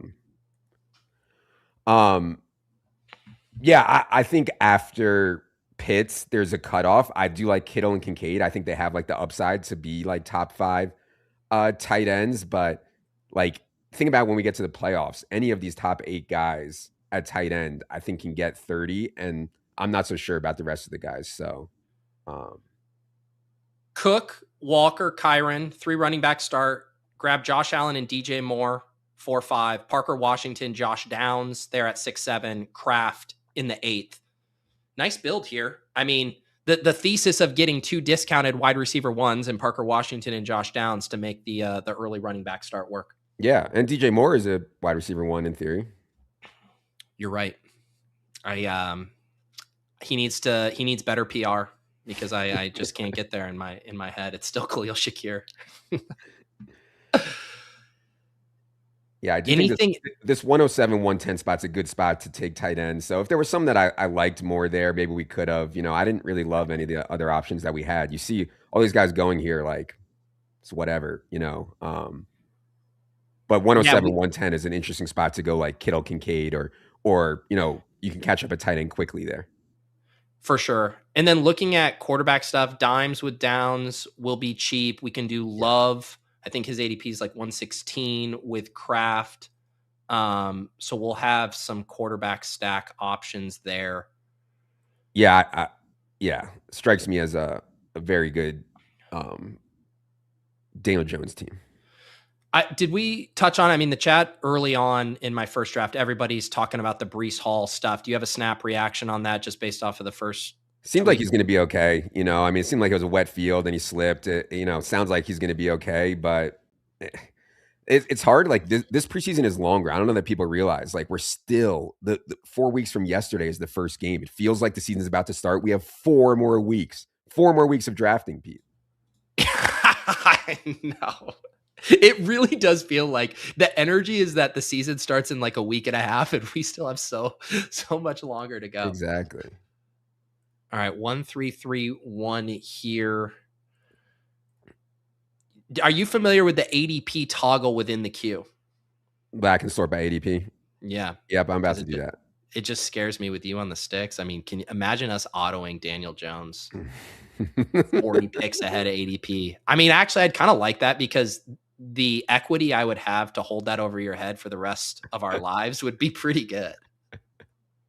Mr. Q with his big failing here.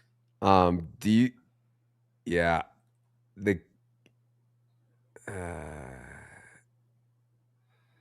All right, 107 here. I mean, yeah, if Pitts falls, that's great, I think. You and I both also like Golden a good bit if we wanted to try to set up something with Pitts goes. Yeah, Pitts just went. Man, Diggs versus Pittman is a yeah, we have Diggs ahead. Let's do Diggs. We have Diggs ahead in rank. I like that better. Yeah, so one thing is Love is probably not coming back to us at this spot with an ADP of 116, but I think it's fine with some of our later quarterback outs. What do you think's more important here, like a luxury Kittle pick or one of these wide receivers?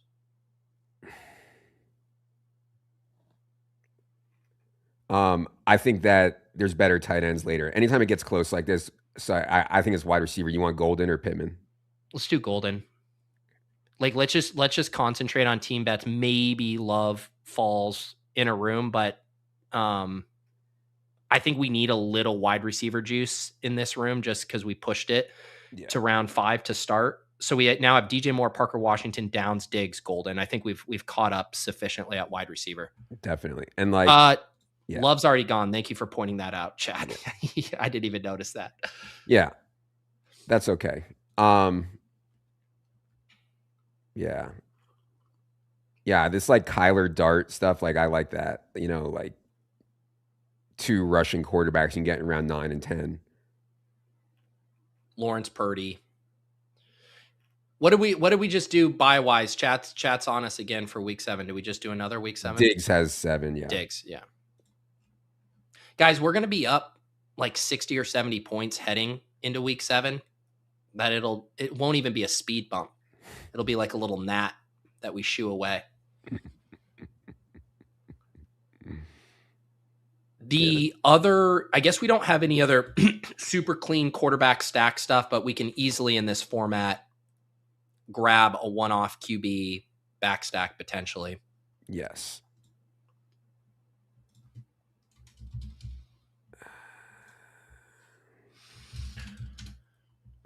Yeah, some of our fades, like we had really big fades throughout the last couple months on Makai Lemon and Isaiah Likely, and it was like scary. But Marcus coming back to us now. It's been a tough couple weeks for those guys, so I feel good about that. In the good news. In the first draft I just did, I took Kincaid and Likely both around past ADP, where I'm like I had been full fade on Likely, but the preseason stuff, it was kind of. It didn't seem bearish to me. It was just like, yeah, we knew he probably wasn't going to play a lot of the big personnel and they're going to use Manhurts and Theo Johnson. And then when he is on the field, he was getting targeted a shit ton. Yeah. So it's like, maybe the price is still bad relative to like the Gadsden and the Fergusons and the other guys with that type of role. But I don't want to be completely underweight. Yeah. I have Likely with Dart a little bit. I do not have Likely other than that. And like, yeah, that's the role. It's similar to Kincaid or Gesicki or what Eli Stowers will eventually be. Dulcich, it's like, I think that's the role for Likely. He's only going to play half the snaps, 55% of snaps, something like that. Yeah. Yep. All right. So we are heading to, what is this? Round... What are we in? Round 11 here. We have the 1-3-5-1. We have Allen. We have Kraft. We have the 3 running backs, the 5 wide receivers. So we're pretty balanced here and can hashtag click the best clicks. Yeah, Kincaid to Randers. That sucks. Yeah. It's all right, though. We have DJ Moore. Shakir's gone as well, but I mean, we have our high-end bet on the Bills. It's fine. Ty Johnson injury is also super interesting. Like, I don't know how severe it is, but if he's out, they use him on so many passing downs. That could actually be like big for James Cook. Let me see the queue, dude. I can't see the queue. I don't know who's in the queue. I know. I was trying to hide it for a little bit. Good call. You're a pro streamer. I mean, Stribling at this price is great. Yeah, more wide receivers, more wide receiver juice for us. And he has a bye week 8 bye. So how comfortable or do you feel with this quarterback stuff? Because pushing dimes could be dicey. Oh no, I'm taking dimes here. Yeah. Okay. I was on. We're on the same page. I mean, there's good tight end values here, but I don't think we can get shut out at quarterback. Yes, and I actually think that dimes is like pretty underrated. Like if they're saying he's 100%, if he's actually 100%, like there's ways that this can go really clean for dimes. Yeah, so we now have the 2-3-6-1. Wide receivers are great. Shore up the quarterback room. We can always figure out tight end 2 and 3. It's really going to be figuring out this running back room, how to land it. Have you taken any Waller? I haven't. Yeah, I got. Like I was talking first. I was talking to Dwayne about him, and it still seems like it's going to be a bit of a rotation. Definitely. It just doesn't feel like it has the pop that it did with Miami. Yeah.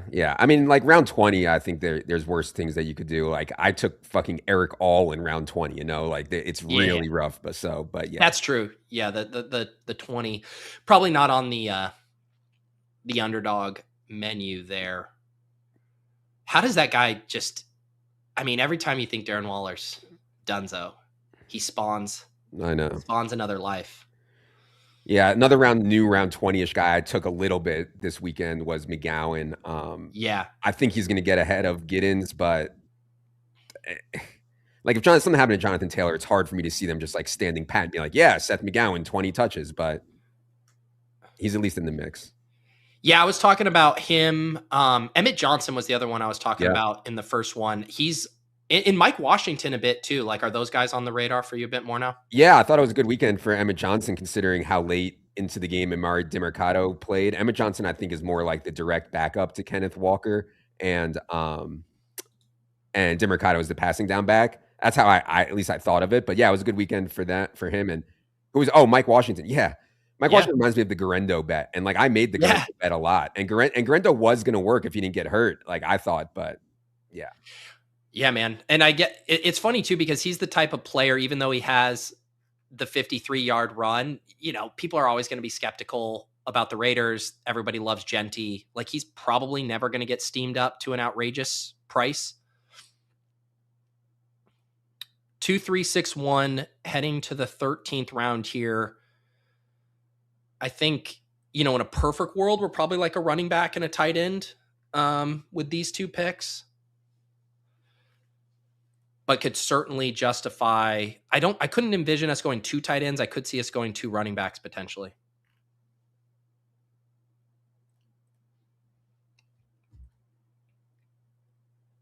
For the listeners at home, Levitan is in the zone right now. He just DM'd me. Do not speak to me. I am seeing through the matrix. The Sims are in my head. I'm Queuemaxxing.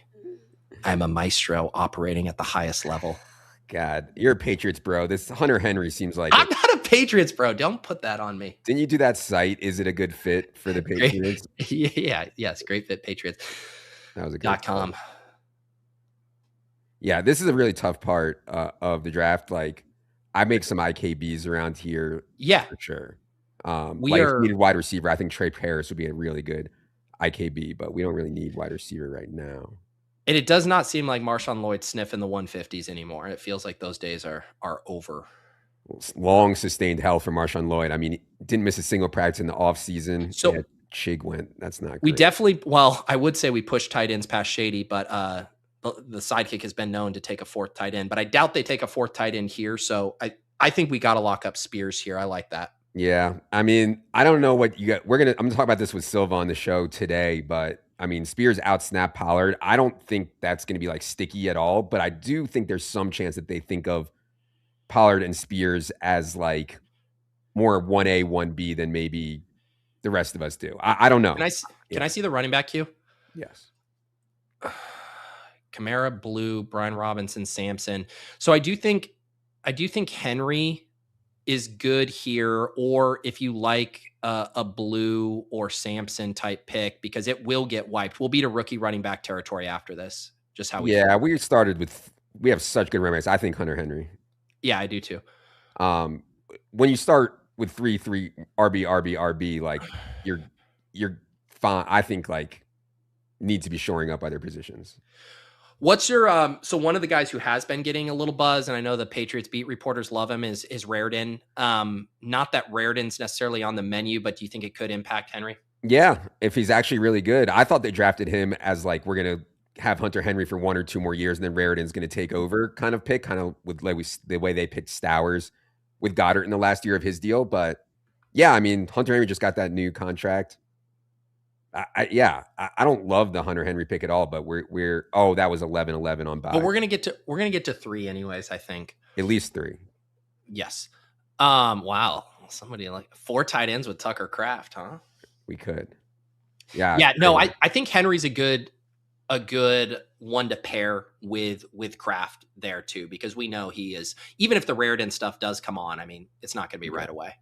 I do think Hawkinson is a bit underrated, caught 97 balls like 2 years ago. It's just, he's had the really bad injury, and then also Kyler has struggled to throw to tight ends, but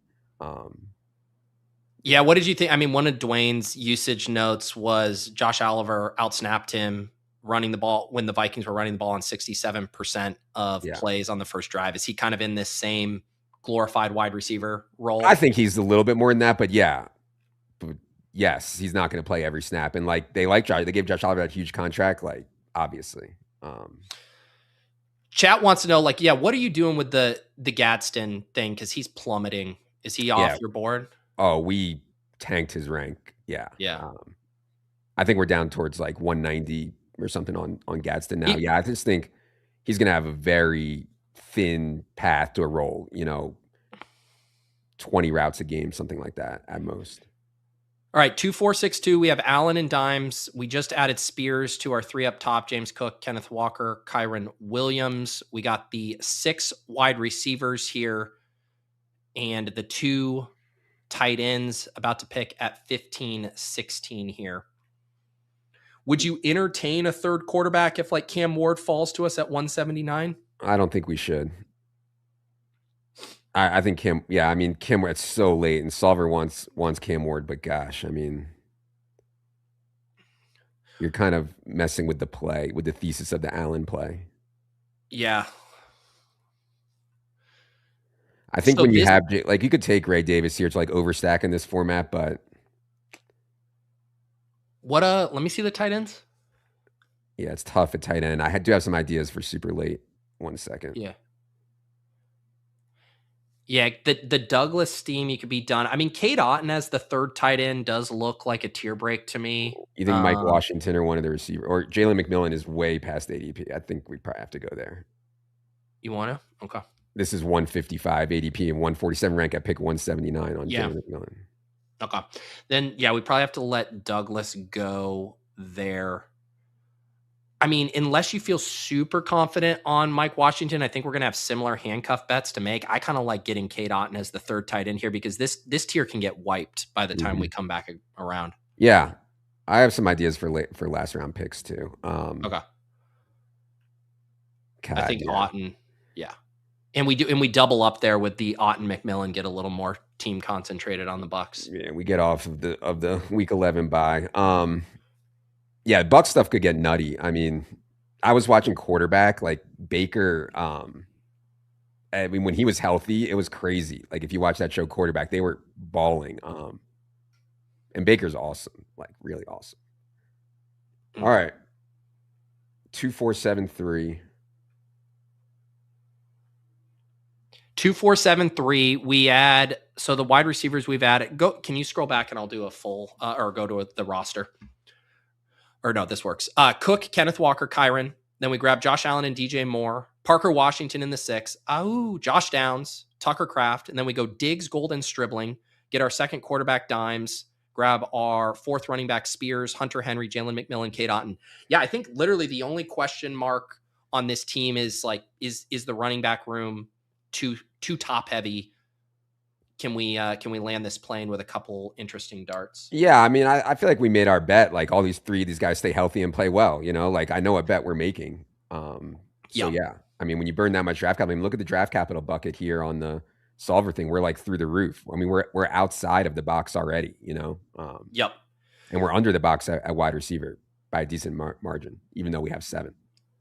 Yeah, good call on the McMillan there. I think that was the right pick. More Washington, Downs, Diggs, Golden, Stribling. It is nice. It's like the amount of like arbitrage wide receiver ones between Moore, Washington, Downs, and Diggs there potentially. I mean, I know that's being generous with McLaurin, but you could certainly see it from him being close to McLaurin with targets. Yes. All right. 2 picks left, right? Correct. 17 and 18 here. I think one of them's a running back if we like it. I almost feel like, don't you kind of like an 8th wide receiver dart over a 4th tight end? Maybe. Depends who it is. Are you doing this, guys? I've done this. I know this guy. He's a pro streamer. He's psyching you out with this queue right now. Michael Mayer, Charlie Kolar, Darnell Washington, Eric All. This is a false flag. It's a red herring. Don't fall for it. We have no interest in any of these players. I think like I'm less concerned about structural stuff at this point in the draft. Is just like give me the players that I think might actually be able to smash. Like 4th tight end, 8th wide receiver, whoever we think is just a better pick. For sure. But I actually think I do think the wide receivers look like better picks to me. All right. Coming through to us here. I feel good about our tight end room. Okay. I'll go to battle with Tucker Kraft. Who was our second guy that we took there? Kate Otten and Henry and Hunter. Henry. Yeah. That's completely fine, man.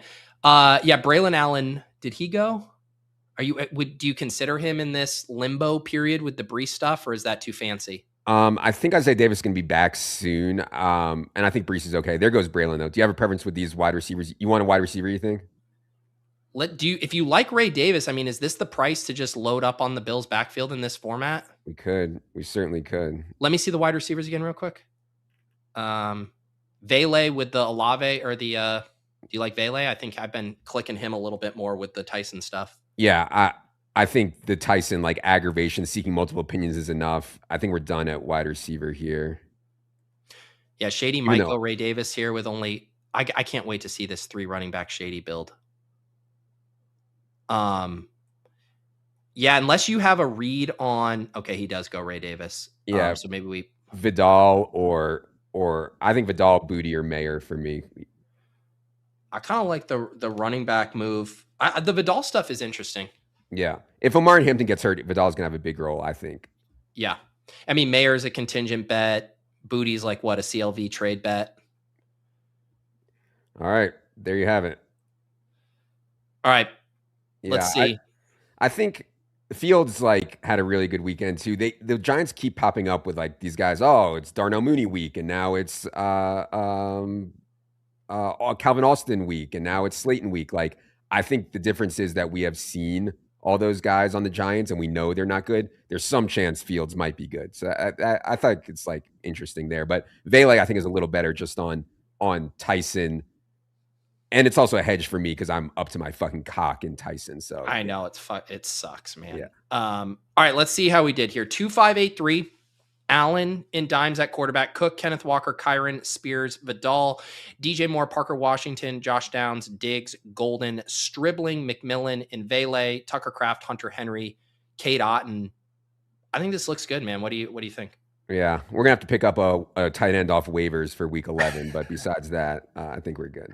No, dude, Kate. Hey, let's do it. Hang on, let me see here. Bucks week 10 matchup here. We're gonna go DVP Bucks versus tight end. Who do they play? They have a game. Come on, they clearly play week 10. Gemini is trying to really screw me here. No, it's week 11. You need to check the week. 10 week 11.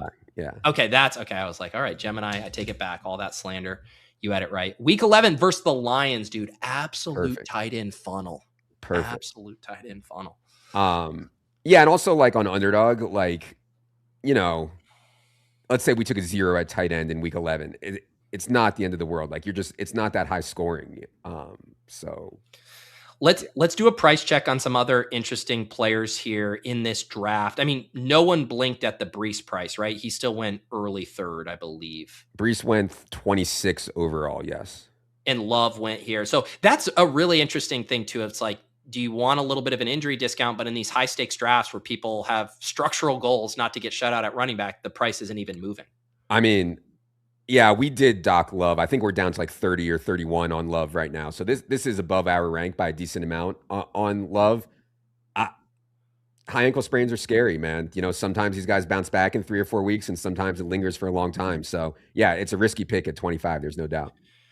Were there any other, I know you tweeted out from a couple of the games, but what preseason nuggets stood out to you the most, or maybe kind of challenged how you were thinking about a player or situation? Yeah, let me go to my notes here 1 second. The one it wasn't preseason related, but the one hype one that I think is just like getting a little bit out of control is the Jacoby Lane one. Where did he go? Jacoby Lane, you were just on him right there in the middle of the 13th. Yeah. Yeah, 150 overall. It's just like secondary wide receivers for the Ravens in the Lamar Jackson era have not been hits, period. So now you're telling me that like this kid, 3rd or 4th round pick, whatever he was, is going to be the hit.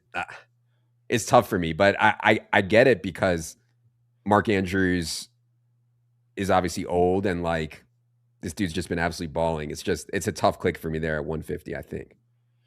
Yeah, I mean, I'm it's one of those things that's kind of a mind fuck with best ball in that the price rise and you're like, is he that much better of a bet than the guys who are now less attractive? Like look at Jeremy Bernard going 4 rounds later, who has better draft capital and all of that stuff. And then on the other hand, it's like, what's the opportunity cost? I mean, maybe I think you could argue round 13, there's still a little bit, but I would say once you get into round 14, like we see Hawk, we see Gadsden, Pat Bryant's getting pulled up there. It's like, to me, that's the Wild West of if you have the guys you want to get, or you're balancing your exposures. I mean, those are, as we always say, that's $1 auction players. Like once you hit round 14 anyway. So does it really matter 14 versus 16? Yeah. I just think it's tough. That's tough there. Yeah, I'm looking over my notes. Like, I didn't think there was like a ton of huge takeaways. The Packers did the concentration thing. Like, they did not rotate wide receiver. I thought that was important. The Isaiah Likely stuff we already talked about. We were kind of already projecting that. I thought the Jaydon Blue playing clearly ahead of Maffa and Malik Davis was pretty important. We mentioned the Spears and Pollard thing. And then Caleb Douglas and Malik Washington being the starters, and the clear starters. I thought that was important too. But yeah, there wasn't a ton. I mean, these teams are playing preseason starters less and less. So we're getting less and less to chew on, I think. I learned this name this weekend. Are we Hibner curious? Is Hibner the backup tight end on the Ravens? Is he on the menu? I have not. But it does give me some pause on the naked Mark Andrews stuff. I thought 139 here that Randers got is a really good price on Mark Andrews. But yeah, it gives me some pause that like they have this kid, he's having a good camp, and they could do some pass catching things with him. At least some pause. What did I get your Caleb Douglas take? The chat was also excited about Chris Bell, I believe, returning to practice here as well. Dude, again, I know I said it last week. I don't want to accuse these guys of doing peptides, but fuck, there's no other explanation. Zach Charbonnet tore his ACL like yesterday. They're already talking about him coming back. Chris Bell was supposed to be out until like December. Daniel Jones is already 100% off of the Achilles. George Kittle is running crazy routes. I'm telling you, peptides, bro. Dude, so I'm training for this High Rocks competition that I'm doing in 2 months. And I just realized I need to actually start seriously training for it. And there was this gym that was doing a simulation of it on Saturday. And so instead of just like training and then trying to do the full sim, I'm like, all right, Saturday, I'm going to go do the full sim. I could like barely walk yesterday. And I started thinking this might need to be what gets me on peptides. Cause I mean, it might just be time to get on peptides for this. I don't know if they test for the High Rocks, but I might need to. I mean, I haven't done it because I'm worried about the trade-offs, like long-term. I don't know. Nobody knows exactly what the side effects will be, both short and long-term because it's so new. So I have not done it because I'm so like paranoid about that stuff. But it works. I mean, there's no doubt. There you go. Chris Bell on peptides. Breaking news here from Adam Levitan.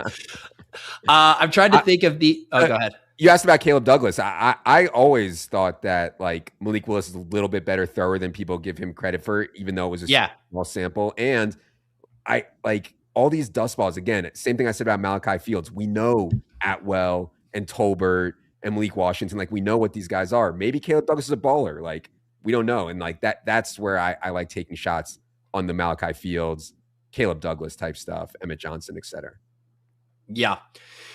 Yep. The other ones from the weekend that I thought were kind of, I mean, the Marshawn Lloyd is a guy who, I mean, the price is already kind of adjusted, but man, he looks like the Bigsby bet, but with additional outs with Jacobs' injury and Jacobs off the field stuff. Yeah. The NFL did announce a bunch of suspensions on Friday, and Jacobs was not in there. I don't know if that means anything. My gut is that Jacobs is going to be okay, but the NFL can conduct their own investigation, and even if this case does not get wrapped up, they can, if they find enough in their own investigation, they can still suspend or put on the commissioner's list. They haven't done that lately, but that's my like only thought on Lloyd. It's been a long time since the incident though, and there still has not been any charges, and I was looking at it this morning, and the way that they left they say the investigation is still ongoing. To me, it just feels like the NFL wants to protect itself from a spot where they make a decision and then like video surfaces and then they have to like wind something back. So they're just like like nothing's going to happen until they're forced to make something happen. Like, I don't think they're going to make a preventative like move or putting him on the exempt list now. I think their hand would have to get forced at this point. I think that's fair. The one thing on Lloyd versus Bigsby is if both starters went down, Jacobs or Barkley, do you really think they're going to be like, all right, Marshawn Lloyd, 20 touches here? Like that seems to be asking for trouble. Whereas Bigsby, I do think he would get the 20 touches.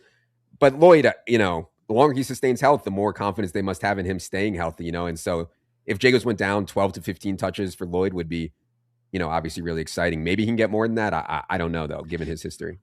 I think like his profile like indicates that he can handle a full load, but the team is probably so spooked at what he can handle like physically without getting injured that it would probably be, kid gloves to start. Cause they're just like, if we lose Jacobs and then Marshawn Lloyd gets hurt, I mean, no one wants to make the call to Najee Harris right now. Yeah. There are some interesting builds here. I don't know if you noticed this, but Vander has like Scattaboo, Pollard, who are like, I think are like both a little bit like risky-ish running back bets. And then he just goes ham at running back later and finishes with 8. And then Shady only has Genty, Barkley, Jadarian Price, and then didn't take another running back until Ray Davis there at 205. So yeah, certainly some interesting builds here.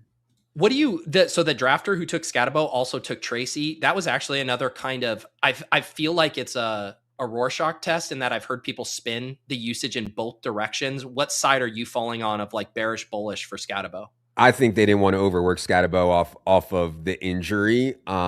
Once we get on the field, I think like we saw last year, Scattaboo, when he got up to speed, was running circles around Tracy at the goal line and in the pass game. So I'm still optimistic Scattaboo, but he has to be himself and sustain health and be 100%. Both him and Judkins, I have no idea if they're actually 100%. I know they say they are. I know the team says they are, but are they actually going to perform at 100% of their capability?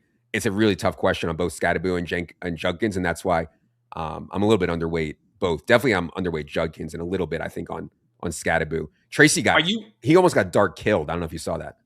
I read about it. Are you out here grinding? Are you watching the film? Did you watch every preseason game? Are you a real analyst?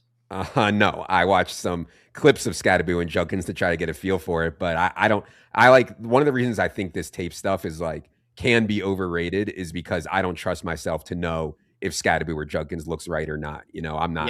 Yeah. No, but you're right. I mean, there is clear signal if a running back gets his quarterback lit up. That's something that's not forgotten. I mean, I even saw a Jacoby Lane quote where he was talking, this isn't about getting lit up, but people were talking about him being the star of camp, and he goes, this can all be undone by one drop in like a bad time, which I thought was like a good way to think about it for some of these rookies. Like you can get in the doghouse so quickly as a rookie. Last comment on the Giants backfield. Like the Yeah. big thing that we're working on is like, should we have Devin Singletary carries? Because he did get some work in this game with the first unit. If Singletary is going to play also, that's a huge problem. I think that Singletary won't play because they're just like kid gloving Scatterboo right now. But I just want to throw that out there that if Singletary is also in the mix here, like we're going to be way high on Scatterboo and probably Tracy also. Oh, yeah. One more I want to ask you about, and Mike hits on this one.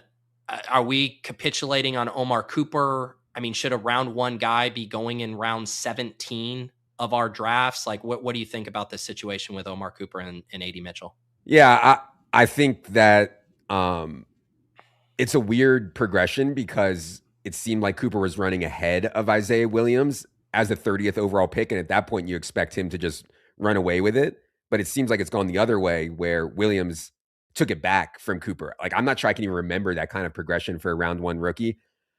Omar Cooper, we had like the bumps on the ceiling stuff because of his draft capital. We've taken that down some here now. I just think it's crowded on the Jets. Like, I can't believe I'm saying that, but if Sadiq, Isaiah Williams, and Omar Cooper are all going to be trying to get slot reps, and then AD Mitchell and Garrett Wilson on the outside and Breece and Braelon, like it's crowded. So I don't like feel great about Cooper. I think Mitchell's okay if I can get his head on straight, but it is concerning, man. I mean, we talk about preseason hype. I mean, to have a round 1 rookie, and it's not like he's having the best camp ever. It's that there's this other guy who is playing ahead of him right now. It doesn't seem good. And then on the other hand, I'm like, shouldn't I just blindly click round 16, Omar Cooper? I mean, we never get prices on round 1 wide receivers like this. Right. It is also the Jets, right? And I also think like Aaron Glenn might be adult and Frank Reich might be adult. And, you know, they did this to Malachi Corley where they drafted a player who they needed to like set up specific things for and they could not do it. So, yeah, I don't have a lot of interest in Omar Cooper, to be honest. Let me see how much I have of him. I have 4.4% Cooper, 5.9 fees. Yeah. Are you and what about Sadiq? I mean, Sadiq goes here in round 16 as part of a 4 tight end build. They went Chig, Schultz, Dulcich, Sadiq. I mean, getting some upside late in the season at that price feels pretty good to me. One of the best athletes that you'll ever find at the tight end position. Yeah, I think as part of 4 tight end build, I think that's pretty interesting. I don't love the guys that Willie picked there, but like that kind of range going forward, tight end there is okay. I would probably include my 4 tight end at the end there. Like no one took Michael Mayer in this draft. I thought Michael Mayer is a really good pick. I would take Mayer over Parkinson, Gesicki, Kolar, Waller, maybe even Freiermuth. There's almost like a big now philosophical fantasy battle between your late round tight ends, right? Are you taking the Gadstons, the Dulciches, the Gesickis, the guys who aren't going to be out there in the big personnel, or are you going to take their counterparts, you know, the Kolars, these guys that are actually going to be playing in line for the majority of the snaps? Yeah. To me, it's not even that on Mayer. On Mayer, it's like, yeah, he's going to play some. And you saw him catch a touchdown this weekend when Bowers wasn't on the field. But Mayer has contingent upside that these other guys don't, you know, like if Bowers goes down, we will have a top 12 projection on Michael Mayer for sure. So, yeah. Yeah. All right, Levitan, I am going to let the referee go and bring on the machine. Hold on. You got to show me how to, I'm sorry to kill your transition there. I have no idea how to name a draft. I need to name this. Oh yeah. All right, let's go. This is a teaching moment. Go to drafts. This is so fun. Yep. And then go to completed. And then go to NFL season. 44 drafts, dude. Kick it into gear. Big dog. Click the big dog, what we just drafted there. And then click that. And then there's going to be a little I button next to your Adam Levitan name card over there. And then hit the edit button next to it. And then write, Pete has 100% equity. And then you hit save. Perfect. I've been letting my kids do some drafts on here, and I was like, oh, we can name it. I've seen people do it. We can name it. And I haven't been able to name it. So now I have no idea which of them are theirs, but now I know. Well, Levitan, normally I would say, don't ever contact me off stream, off hours but it would have been a delight to receive a text from you over the weekend. How do I name this draft I just drafted with one of my sons? That would have, really brought a warmth to my heart. All right. We're going to let Levitan go here. Check out the solver. You can get 20% off with promo code Pete here. Levitan, I enjoyed the Man vs. Machine episode. We'll talk about it with Leone here. I assume you have a Market Monday coming up later today as well. We are bailing on Market Monday today because we have so many shows to get to. So we're going to fold Market Monday into the rankings and draft rankings and news adjustment show today. So me and Silva are recording at 3 p.m. Eastern. That'll serve as Market Monday also. So yeah, check that out. All right. We will catch you later. Levitan, good big dog draft, and welcoming to the stage a man. They accused me of not being a true best ball bro because I only had done like 100 drafts by now. You are someone we have truly welcomed back into the best ball community in just the past week alone, I would say. Yes, I apologize if you can hear someone mowing their lawn very aggressively and loudly. But yeah, I'm back, ramping up very slowly, but I'm here. I'm excited. Very good there. There was a moment, there were lots of moments I was laughing about during the Man vs. Machine, but there was one I just had to highlight, and I wound it back, and it was so subtle. It was when you guys were talking about Luther Burden, and Silva said something along the lines of like, you will rue the day that you were below, that you were fading Luther Burden, and you just like chirp it, and no one addressed it. You go, we're ahead of market on Luther Burden. You just snuck that in and moved along, and I was dying laughing. That show is so funny, but part of why it's hard sometimes though is like Silva had this really good argument on something, and then in my opinion, just an outrageous ranking, and it's very difficult to argue the other side of that. Because I'm like, yeah, your argument's amazing. I don't know what to say, but we still can't take this player, 9th overall. I know, yeah, he had some good ones in there. So yeah, I assume everyone watching this is familiar with the Man vs. Machine, and the big news is that you guys are going to be doing this more. Is it weekly in season? We're going to do it weekly. I'm pretty pumped about that because Silva and I have never done an in-season show together before. Also, the Man vs. Machine, it was ridiculous. Silva and I pre-show were both like legitimately nervous because it's been built up so much.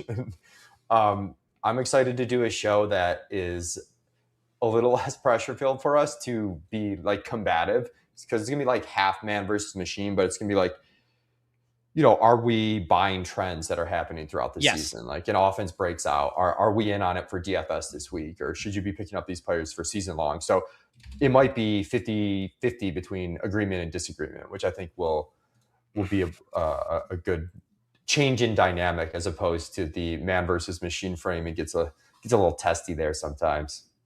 Yes. Well, I will be looking forward to that. And we are also going to look forward to drafting a Best Ball Mania team. Leone and I, if you're somehow new to this, Leone was a featured guest on Best Ball Breakfast last year, drafting with me every week. And so now this is a real treat getting him back in the saddle. We have the 1-4 here. I do have updated ETR ranks. We got the solver. Are you ready to cook from the 1-4 here? Let's cook. Yes. Also, I want to hear more. Like you mentioned it when you streamed with Davis last week. I want to hear more about this proprietary best ball model you had been working on in your dungeon that spit out Terrence Ferguson as the best click of all time.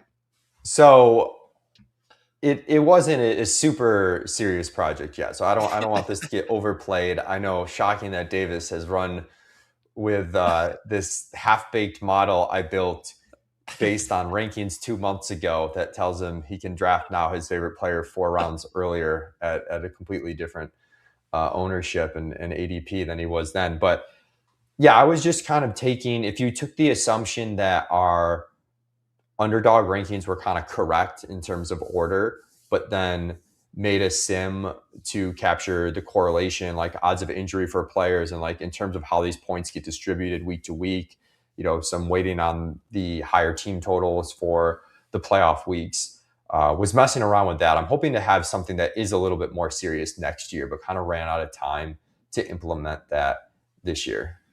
Puka 104? Yeah, let's go Puka. All right, Puka 104. We'll grab him. Is he that'll be to slip even a little bit further for you in some drafts. I don't see it. Although JSN now slipping here with Lamb and Taylor. I think there's just people might take JSN over him a little bit, but I think there's such kind of a tier break for people after those 3 wide receivers that he rarely falls. And I mean, if we get the suspension, isn't going to be like a ceremonial 1-game suspension or whatever to be like, don't bite people, Puka. And then like nobody's going to do anything with that information. Yeah, I did a main event draft with some friends over the weekend, and he fell to, I think, like 7th or 8th overall. Really? I was kind of surprised. He went like the pick before us. We were kind of hoping to get lucky there. Well, yeah, we had that because we did the main event with Ron Stewart on Ship Chasing on Wednesday, and we had the 104, and we were talking about Puka versus Bowers, and I was just like, man, I think we'll have a lot of opportunities to get Puka, maybe at 1-5, 1-6, especially if they do announce a 1-game suspension. And so we did end up going Bowers there, and then Puka and JSN, both of those guys will slide depending on the rooms. Yeah. Well, I think that was a good read by you on Puka. It seems like people are a little bit spooked. And I am like firmly Chase over Puka for non-projection reasons, Yeah. I should also mention, if you guys want to see another draft with Leone, we always get together for our annual 5K high stakes draft. That'll be the Tuesday before the season starts. That'll be Gretch, myself, Pat, and Leone. Always a fun time concluding high stakes season with that draft. What was it like getting caught up to speed? Like after being out of the mix, were you binge, listening to establish the edge? Like what was your process to get caught up? Although we can make this I was on walks and runs, just binge listening to ETE. I'm good with London here. Let's go wide receiver start. Yep. By ADP, AJ Brown is ahead of London. You guys have London ahead, both week 11 buys there, but let's get London. But it is kind of difficult. Like you don't have that framing. I was on stream with Davis and we were talking through like Jordan Tyson and like the injury. And it's like, I don't have the framing of having, all these bags packed on Jordan Tyson where I might be reacting to the news differently because I just haven't done that many drafts. Versus if I had been drafting all summer, I'd probably have boatloads of them. So there's some context stuff and just also some personal feelings of like who you've been drafting or not drafting that make it kind of like a different twist on things. I also feel a little bit more like the, even though I'm involved in the projections and whatnot, it's been, Jack and Dank have been grinding them all offseason. Like I'm kind of just giving my take on things, but they are the guys that are really grinding things and doing a tremendous job. So it's easier to be the guy to come in and just have a hot take when you're not grinding the decimals as much as I've been in the past. We're about to pick here at 3-4. We start with Puka in London. McBride by ranks. We have the injured running backs, Breece Hall, Jeremiah Love. You guys are ahead of market on Kerrane. What would you like to do here? I like McBride. Let's go. Yep. We'll go a little 0 RB start here. That's RB a weird running back. I don't feel great about any of those running backs there. Kyron's growing on me. I was on the man or the machine side of that in man versus machine with us having more optimistic rank than Silva. So, but then, the Breece and Love injuries, I'm not sure that's fully baked into ADP yet. So I was hesitant to jump on, not a huge discount there. Yeah. I mean, McBride has been one where, and I know Pat's big on this as well too, of just like what he's done in his career to prove that he is a massive target earner. It is kind of crazy that we're getting this discount. And for me, it has been like just even seeing a little bit to indicate that Carson Beck wouldn't tank this offense also gives you a little more comfort of like, man, at this point, like I can't take Rashee Rice over Trey McBride. Like I can't do that. This drafter does Olave and Flowers over him at the 2-3 turn. I know people are into, balancing exposures, combo, maxing at this point, but McBride just strikes me as such a good pick here. I don't totally understand the McBride concerns because like people are talking about, Jacoby, the regression to the offense, it was like a crazy scenario last year with Jacoby. It broke perfectly for McBride. While that's true, we were drafting McBride earlier than he's going now before that season even happened when we thought it was going to be Kyler Murray, who people are, who couldn't throw the ball to him in the end zone. Yeah. So it doesn't, the framing doesn't make sense to me. Like the order of operations has people feeling like, oh, you're over relying on what happened last season, which is going to happen again. His ADP last season was much earlier than it is now. And that was before any of more really good things happened, to Kerrane's point, to prove that he's further established himself as an elite target earner, to further establish, the rapport we didn't even know existed before with Jacoby Brissett. So I really don't understand it. It's all drafts. It's not just best ball. We got him like middle round 2 in FFPC main event. And it just seems like it's just stunning to me based on what he's done to this point in his career at his absolute peak. Like, I don't think the gap between him and Bowers is that wide. So we finally see falls on Love and Breece Hall. First 2 drafts I did this morning, they went at their ADPs. Love falls to pick 34 here, so someone gets a Genty, Chase Brown, Love star. And then the 12 hole has to get one of the only Amon-Ra Jefferson, Breece Hall starts in the entire competition, I would imagine, comes back with Garrett Wilson. So maybe some discounts are coming here for Breece Hall. I mean, that news literally just broke hour and a half ago, leaving practice with a non-contact injury. They think it's a groin, but man, that seems like a good value pick there. I know I said that we didn't want to take him at 3-4. We want to take McBride, but like then that extra 6 picks does feel like a good. So top ADP and rank is ETN. Do you like him? Yeah, I mean, that's the way I draft. People used to see my stuff like position of need, check. ADP check, rank check, just kind of try not to overthink those things. So I think that's a pretty easy click there. On Establish the Million this year, are you going to capitulate to Travis Achane, what he is requesting, or are you going to hold strong with the old pronunciation? I mean, I have a hard enough time pronouncing. I can't even pronounce pronunciation correctly. And now you want me to change pronunciations for spellings that don't really matter. I mean, we're probably not capitulating to the Achane pronunciation.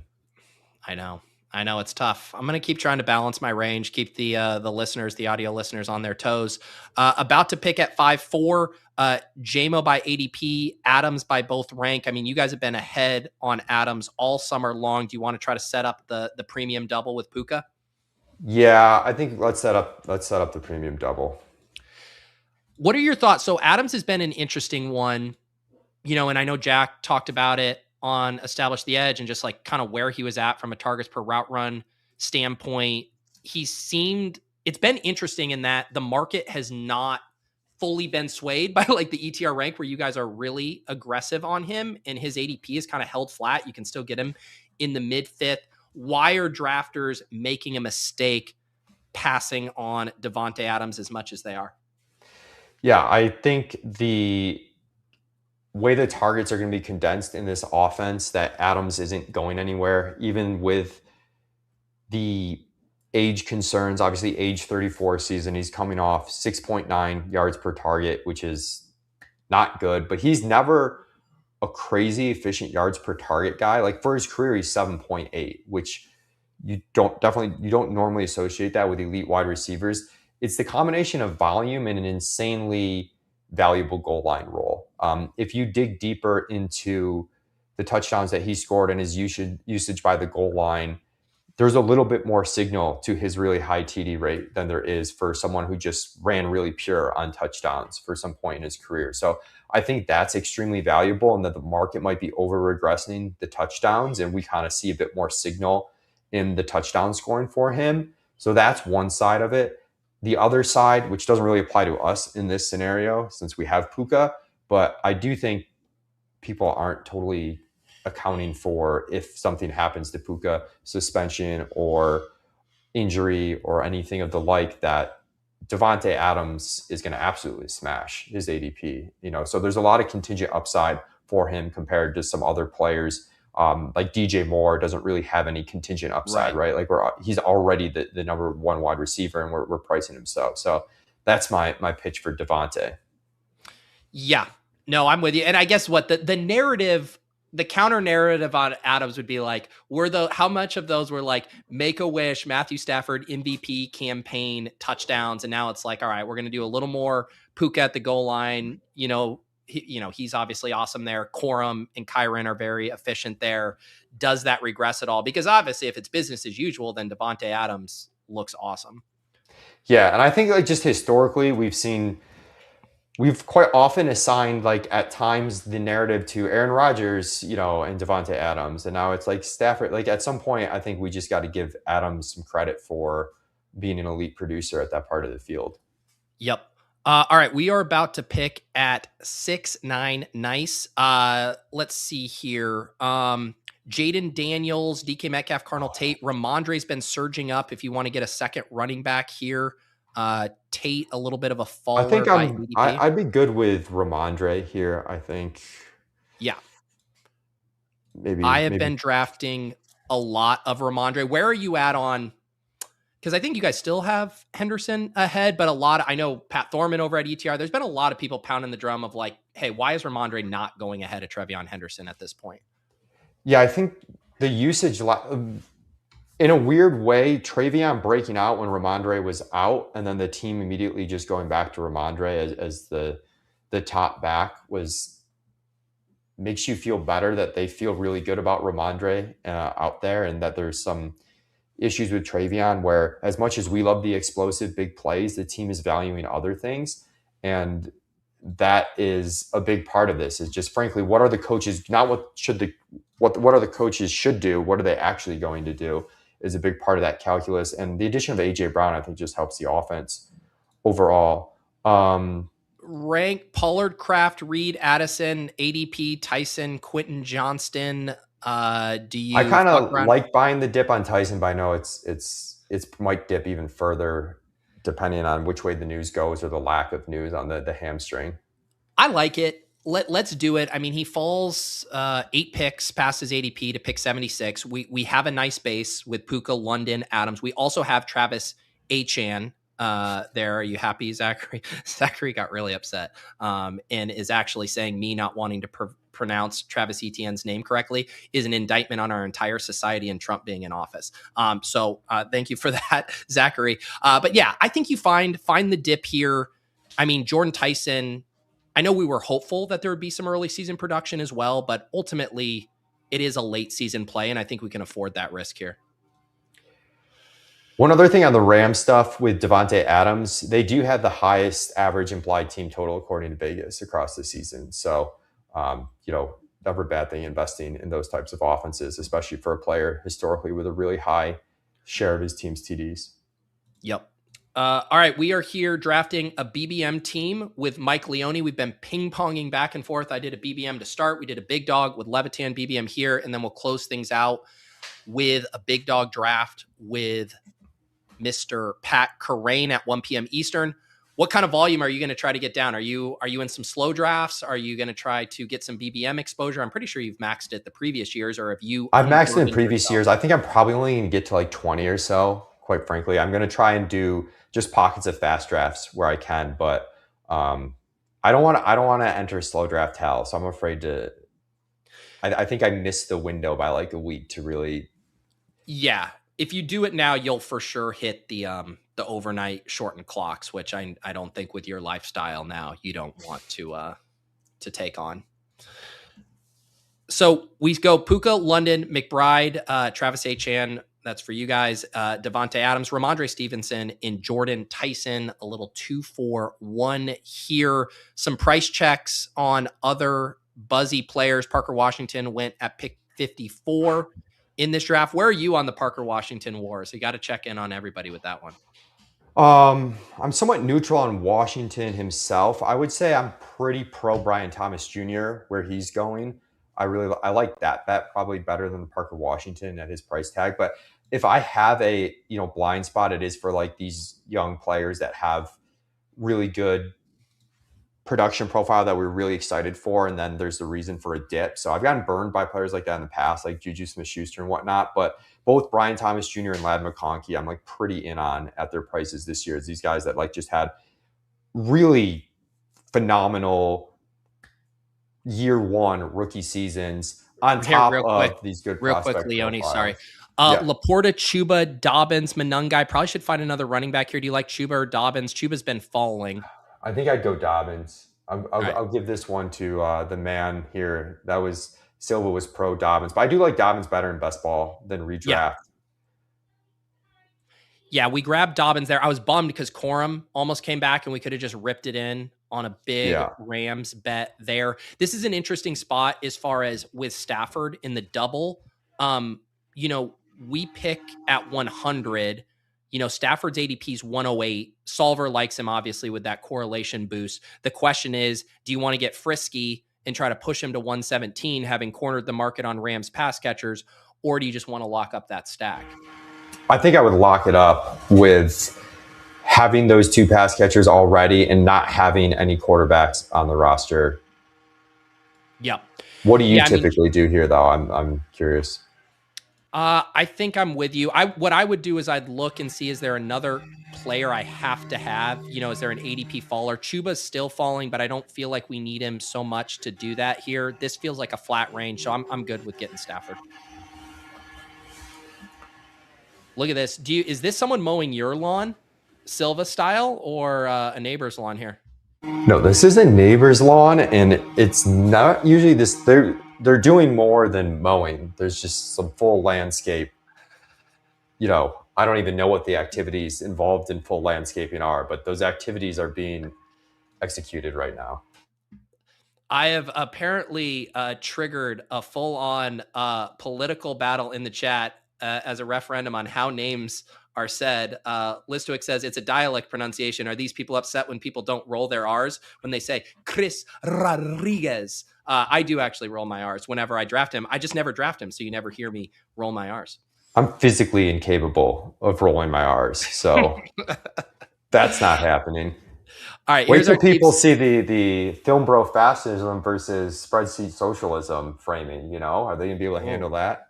That's right. That's right. No, the spreadsheets, maybe it's just first initial, last name, P. Nakua, D. London. That's all the spreadsheet socialists see in their sheets. All right, here's the team so far. 1-3-4-1. Puka, Drake London, Trey McBride, Travis Achane, Devontae Adams, Rhamondre Stevenson, Jordan Tyson, J.K. Dobbins, and Matthew Stafford. For some reason, I just decided Dobbins is French there. Let's see what we have going in the 10th, but pretty balanced build for us here, Mike. We can kind of go in a lot of directions. Yep. And quite frankly, when you are just diving back in, the balance builds feel a little bit better until you get your feet fully wet. Well, it's so funny. What you're going through now is what always happens to me, like late March, and everybody's been drafting their big board teams, and I come in a little late, and I feel completely blind in the draft rooms, and it takes a few weeks until you kind of understand the pockets of the draft board. But it seems like you're getting caught up to speed quickly. Yeah, I'm getting caught up to speed, but I feel better doing the more extreme builds when I'm like really confident in reading what a room is going to do and also in the exact players that are going to make that build work. So it is a little more comfortable for me right now, kind of leaning on the more balanced side of things. Yep. All right. For round 10 here, we have some wide receivers coming off the board. Casey Concepcion, Wan'Dale Robinson, Stribling, and Diggs. One thing for us to watch here would be if we want to grab Shuck. Although Dart is falling and Bo Nix, so we could get the rushing quarterback. I mean, Dart's the huge faller. Nix pairs with Dobbins. We could also just say, hey, the board's loaded with quarterbacks. Do we push it around knowing Shuck is still there as well? Kittle or the quarterback faller? What do you think? I think I'd go Kittle here just because it does seem like we might have a solid QB option the next round. I like it. You know, Kittle is such a funny one for me because I just think he's the best click every single time I see him, but he is often a luxury selection in that, you know, there's just easier, you know, with McBride, right? We don't have to have Kittle. You can build out cheap late tight end rooms, but I can't help but think that Kittle at 117 is just going to age so nicely. Yeah, I was between Kittle and Nix, who went right after. Ooh. Not the best turn for us there. I should have flagged that the Olave drafter was obviously going to be interested in Shuck. The Dart fall was not going to happen. Nix goes unstacked there. But even then, we have Jordan Love. We could do a wide receiver. We have Higgins, Dobbs. Higgins would open up. Stroud later, perhaps. What do you think? Yeah, I think going Higgins to keep another stack option later makes sense for us, given we're a little stuck with this QB2 now. The Higgins stuff has seemed, you know, he is kind of like a little bit of a forgotten man. Jalen Knowles banged up. Who knows what's going to go on with Tank Dell, how he's going to return to action. I mean, Higgins could have a pretty big role in this offense, and you kind of get the year 2 breakout juice as well. I do like, Kittle gives us the very obvious out at stopping at 2 tight ends. You're probably doing that anyways with McBride, but 100% stopping at 2 tight ends now with McBride and Kittle, which I think unlocks a little bit of the value of taking McBride, is opening up that extra roster spot. This room is going to screw us at quarterback. I can tell, because we had these huge fallers with Nix and Dart, and now we're seeing Jones going well ahead of ADP here. But we'll figure it out, Leone. We got to figure it out. I mean, in hindsight, I think Nix with Dobbins, and I do like Pat Bryant quite a bit later. But that's just knowing what went. I don't know. I don't even, Kittle probably doesn't make it back. You see Andrews went the pick before us. No, Kittle's not making it back for sure, especially with the 1 hole not having a tight end. The 3 hole didn't have a tight end. So yeah, we had to choose. Do you get the QB2 or do you get Kittle? I mean, it's such a fascinating thing. I've Neighbors, Godwin, Kittle, these guys that, early on in the offseason, we were all very spooked coming back from major injuries. And now all the reporting, we know Levitan's theory, it's all peptides. But it just seems like these guys are back to full strength, and it's hard not to like the discounts on them. Yeah, I think in years past, market as a whole, including ourselves at ETR, have undervalued the injury risk very early in the offseason, and that was more properly accounted for this year based on what I was following. But given that we now have more positive news reports, we need to recalibrate on those players. Whereas in years past, the recalibration was maybe a little bit less because we would have been starting out more optimistic on these guys. This year, I think rightfully so, started a little bit more pessimistic on some of the injury players, just seeing what we've seen over the last few years. Yep.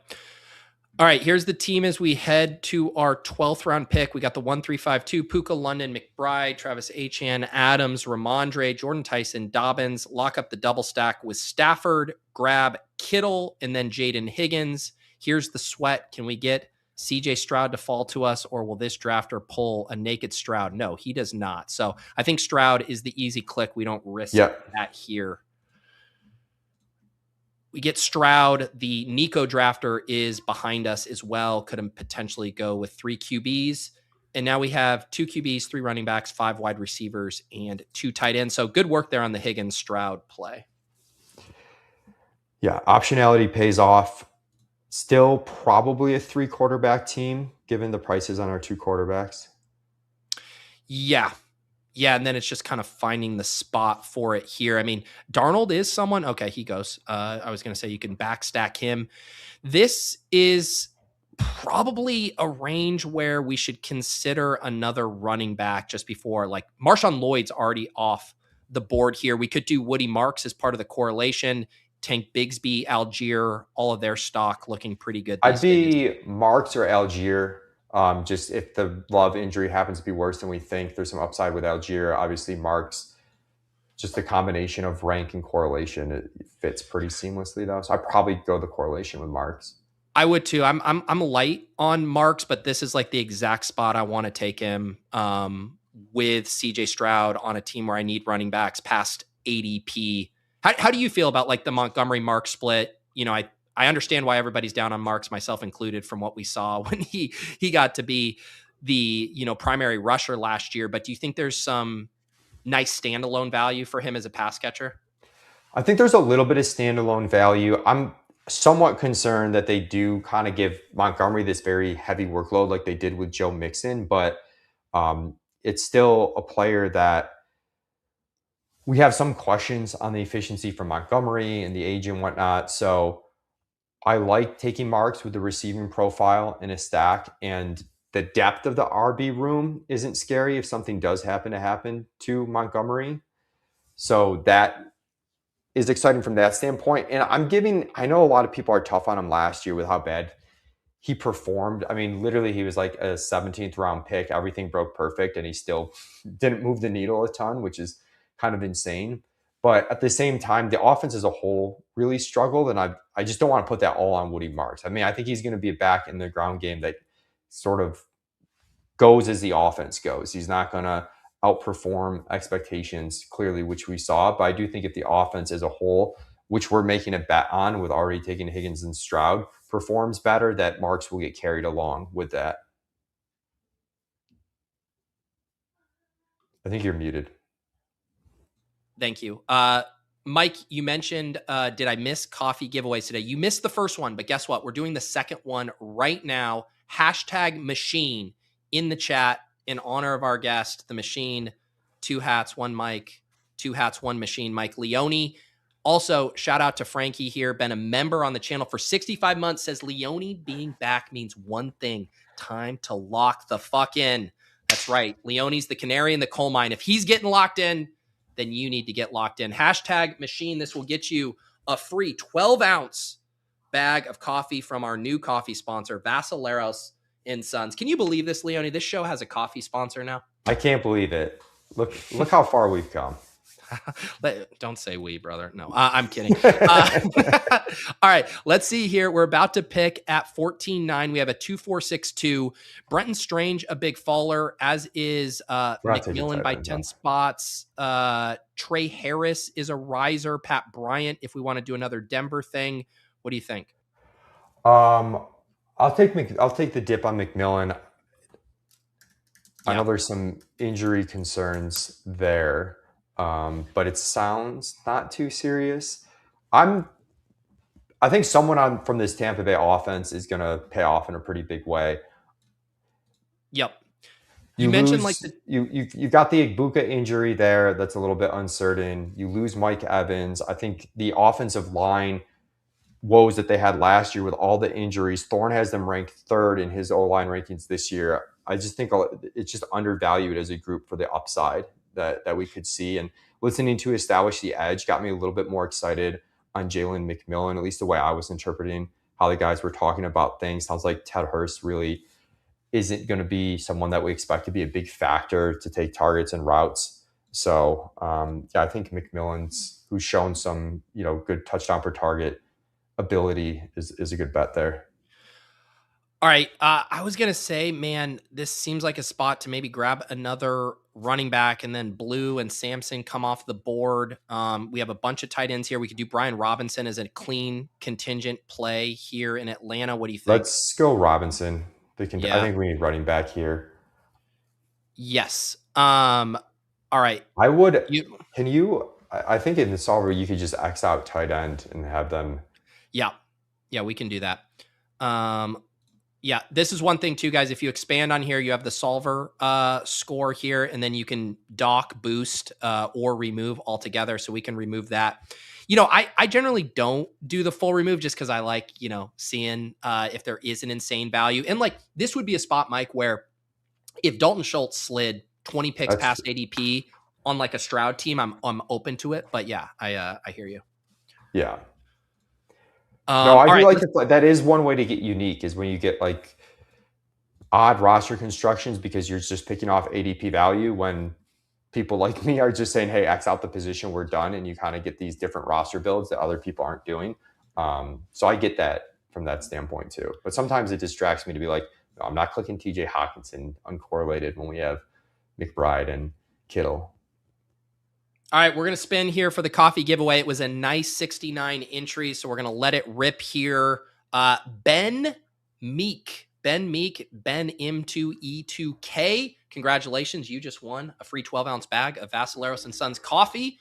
If you message me on Discord or Twitter, I will get you that promo code to check out, and you'll get 100% off that bag. For anyone else who didn't win, you can always get 25% off with promo code Pete. That'll include free shipping on your first order.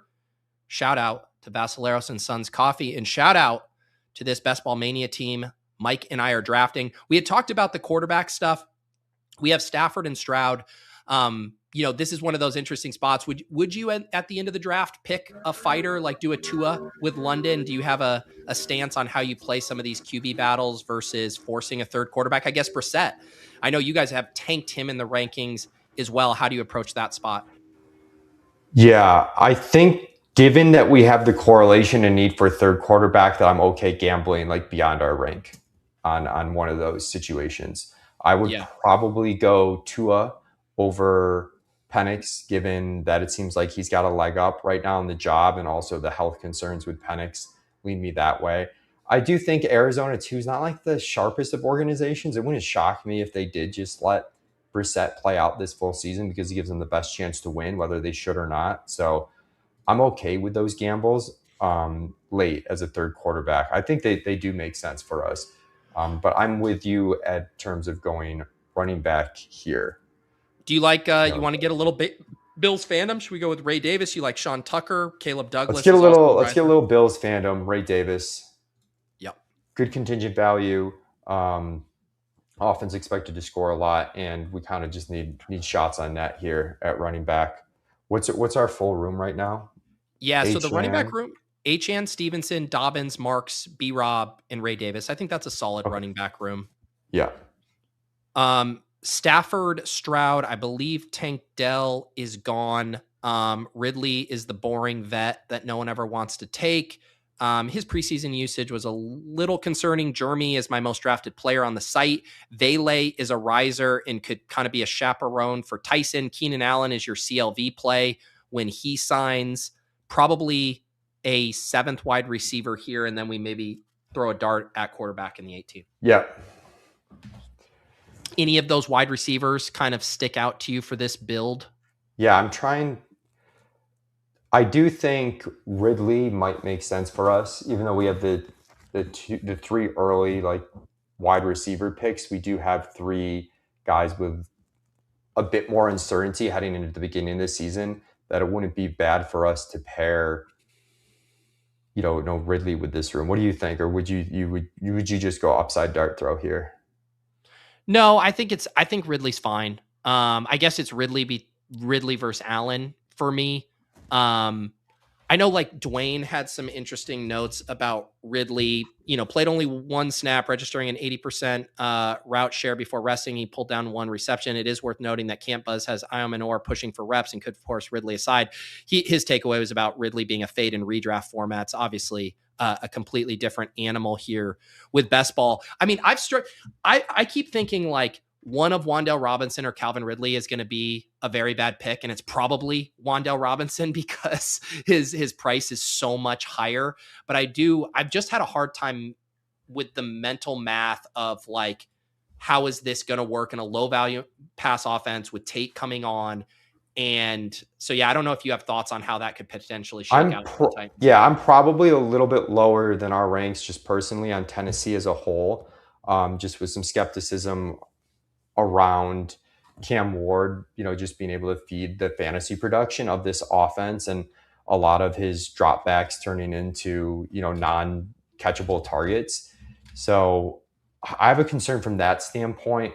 I do think an early season routes play in round 17, though, works on certain builds. And I feel like with us having Tyson with some injury concerns, McMillan's got a minor injury, we might want a guy that's just getting routes for us out of the gate. And that's why you're drafting Calvin Ridley. You're not drafting him for like any big second half upside or anything. You're drafting him because guys that see the field are more valuable sometimes in best ball formats than we give credit for. If Alec really pushes him and he doesn't get those routes, it's going to look really bad. But a lot of these guys have those risks. In a different build, like let's say we took Tyson fully healthy, I might be more lobbying for an upside throw that the routes were even more uncertain on. So that's sort of my take for why Calvin Ridley fits here. But like I said, I'm probably going to see if we can lower the Tennessee offense a little bit as a whole. So we actually, both Tua and Brissett went, which I wasn't really expecting. I guess Brissett actually went before we took Ridley, and then Tua goes. So this could be a spot where you say, hey, do we just ride or die with Stafford and Stroud? Because Keenan and Vele are both still on the board, and I think makes sense for this team, as is Ted Hurst if you wanted to go for an upside swing at wide receiver along with McMillan. How do you think we play this last pick? Yeah, I think those were our last 2 quarterback options. I think it'd be we're not taking Carson back and dreaming on some end of season rapport with McBride. So Keenan for the vet, Vele for the bridge with Tyson, Hurst for cheap Tampa Bay bet expansion. I go Vele. Let's do Vele. I think Levitan and I just took Vele as well. You know, him being free with the Tyson stuff. I mean, it's an interesting way to play it, right? And it does kind of shore things up where you could certainly see Vele having some usable weeks if Tyson isn't contributing early. Yeah, and we're making a bet on Kellen Moore in this offense overall. They're going to play at a super up tempo. We've got Achane and Tyson. I do like the combo of Vele buying us time on Tyson, but then also as the third wide receiver in that offense, maybe running into some usable weeks even after hopefully Tyson runs, makes himself a very clear week-to-week starter. The reviews are in. Keep the Chiefs says this team looks like y'all took the whole off season off. Only half this crew did. Yeah, that's right. Here's the team. Let's see if they are being harsh or if they are being fair. Puka Nacua. Actually, let me do it from a team level standpoint. Stafford and Stroud at quarterback. Travis Achane, Rhamondre Stevenson, J.K. Dobbins, Woody Marks, Brian Robinson, Ray Davis, Puka Nacua, Drake London, Devontae Adams, Jordan Tyson, Jaden Higgins, Jalen McMillan, Calvin Ridley, and Devon Vele, Trey McBride, and George Kittle at tight end. Decent amount of week 17 correlation here as well. Atlanta, New Orleans, Denver, New England, Tampa Bay, Los Angeles. What do you think of this squad? Is the chat being rough on us, or do we deserve this criticism? I'm gonna give it a B-. We'll go B- here. What do you think? What grade would you give us? Yeah, no, I think structurally it's fine. Like I don't get. I think you're completely right. It's like you don't, people were saying take Shadur Sanders and get your third QB or whatever. I don't think you force it. I think you play Stafford and Stroud as healthy and being pretty big hits. I think structurally the team is rock solid. I think we spent accordingly. I don't have like my favorite player targets. I don't draft a lot of Woody Marks. I'm not a huge McMillan guy. I mean, I love our tight end room, McBride, Kittle. I think it's a cromulent team. I think this is a team that advances, that pisses people off when it advances. That's what it is. Yeah, I like that. I do think the 2020 hindsight, I would have maybe liked to go Knicks and going on the Denver offense, knowing that I liked Pat Bryant later, and then just hoping Kittle came back. And if he didn't, I'm pretty high homer pick on Dalton Kincaid that we could have, figured out that tight end too, especially with already having McBride there and hopefully counting on him for a vast majority of weeks. Might have flipped that and gambled on Kittle coming back as opposed to gambling on one of those quarterbacks coming back is the one thing I think I might have changed. I'm with you. I think that was the only spot where we were torn and we were both excited about Kittle, but I do think Knicks there, because then we still probably get the Stroud value coming back and you have that nice 3 quarterback build, and then you flip one of the other of these wide receiver picks to that second or third tight end or whatever. So I think that would have been the move there. Also, I am about to blow Big Sploosh's mind. He goes, this team has like 4 of the same guys as the last team with Levitan. Now, hear me out. Both Mike Leone and Adam Levitan work at this site called Establish the Run. And both of them work and contribute to rankings that we've used to draft these past 2 teams.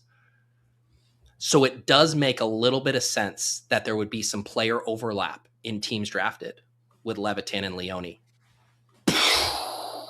Sorry for being a dick, Big Sploosh, but yeah, that's probably why. Any other thoughts on this squad, Leone? Is there a secret? You gave the soundbite to Davis about Terrence Ferguson. Can you give Best Ball Breakfast, who is the second highest EV selection in your super secret proprietary Best Ball sim? Well, the Cardinals are up there a little bit more than people realize just with the very favorable playoff schedule. That was something that stuck out when I was like adding in the playoff schedule weighting. Yeah. I'm trying to pull up the team total stuff now. But the Cardinals for weeks 15 to 17, home versus the Jets, at New Orleans, home versus the Raiders. Pretty favorable schedule, 3 dome games. For Davis, I did factor in dome versus outdoor weather. I know he's scared of that northeast weather for these playoff weeks. So it was factored in for the old Terrence Ferguson EV.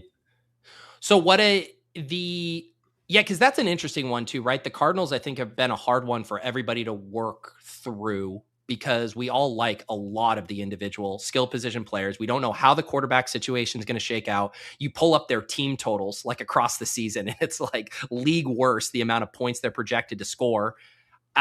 You don't know what the changing of the guard is from Brissett to a Beck, what that would mean from a pass attempt standpoint. Michael Wilson, is it Michael Wilson or Marvin Harrison? Like, they might be one of the trickiest offenses to really figure out how to play it. Yeah, and part of the reason they're tricky, though, is you do have a little bit of upside. Like, you have talented players there. You have Jeremiah Love, rookie running back. That's the clear 101 in dynasty drafts. You've got the clear number 2 in dynasty drafts at tight end in Trey McBride.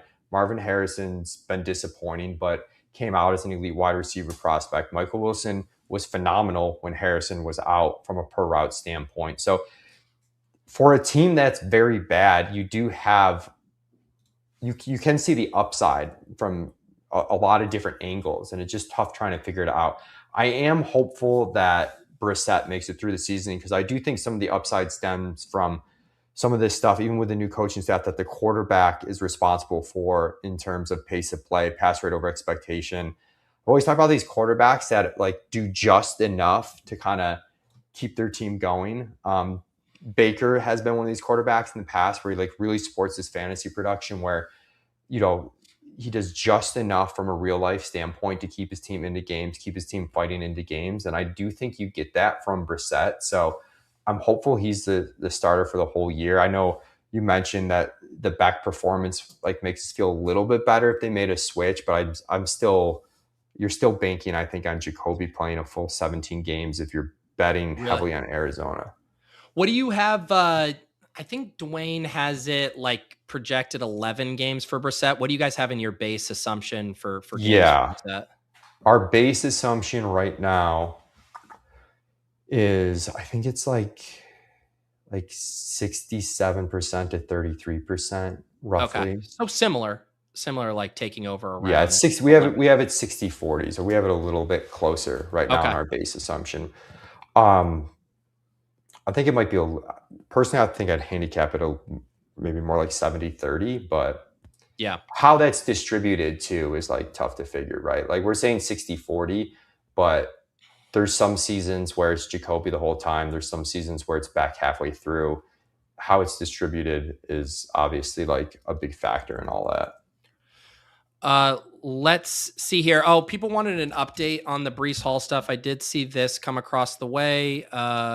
Jets beat reporter Rich Cimini. Breece Hall has a strained groin per Glenn. I don't think it was a big deal, says Glenn, adding that Hall will be evaluated. So not a big deal. We'll see what actually comes down the pipeline, but Braelon Allen Bulls, of which there were many during the first draft, maybe just wait for a second there. Wow, I thought they all disappeared after last year. No, they were back. They were back in force about 2 hours ago as I was drafting my first team. And there you go. And now people literally were getting Breece with Amon-Ra St. Brown and Justin Jefferson during this draft, which that doesn't seem fair to me. Yeah, Breece almost made it in the man versus machine debate. And then we ended up kind of with a very similar ranking as we both adjusted, I think, like in opposite ways. We're a little bit above market on Breece. At first, I was like pretty concerned about this offense overall and some of the utilization stuff with Breece last year. But if you dig into kind of some of the advanced rushing metrics and whatnot, he looks like he's back, like fully, like from explosiveness standpoint, some of the evasion stuff. So I was pretty excited when I dug into that. Made me feel a bit better about our Breece stance. One of the, I feel like the biggest riddles for fantasy this year, and I guess maybe it's changing a little bit with, like Omar Cooper bearishness, Sadiq being injured, but, the bad teams, let's say, we talked about the Cardinals, but the ones with cheaper pieces, the Browns, the Titans, the Jets come to mind. And it's like, there's very good individual values on a lot of those players. Like they get overly punished because people don't want to draft players on bad teams. The question though is like, that I wrestle with is I want to correlate. So like once I start taking Garrett Wilson, I want Omar Cooper, I want Sadiq, I want Geno. But if you do too much of that, are you just, really lowering the ceiling of your team? How do you balance that idea of individual values relative to correlating in these best ball tournaments? Yeah, I think it's okay to kind of treat it on a draft by draft basis, like understanding where your correlation bets are early and like how many outs you have. So if I have a lot of correlation outs, obviously when you're taking Garrett Wilson at the 3-4 turn, you only have so much information, but you do have some idea if you've taken stackable wide receivers or not at that point. And that probably makes Garrett Wilson more favorable in situations where you're feeling better about your correlation and just how it develops. Like you might reach a point in the draft where you're like, okay, we've got to bet on the Jets and take advantage of some of these other guys. We got to add A.D. Mitchell here and hope that this offense, Geno supports these pass catchers a lot more than we're expecting. So I don't have, I feel like, as many mid-tier values as last year that I was like, Olave, for instance, last year. Olave and Judy were the two last year where I was like, and we saw them go opposite directions in terms of how they paid off. These two values that I thought people were really punishing in drafts and like double counting in terms of being concerned about quarterback play and whatnot. I feel like I don't have as many of those this year at like that mid-tier point in the draft at like round 6, 7 values. Yep. I'm sure you get this question all the time. Any plans to update the manifesto with more data? I think people always talk about it too with the draft capital thing within the solver too, as far as kind of would new data, update that. What are thoughts on where we're at with BBM data? So the goal for me is to next offseason do some sort of manifesto update.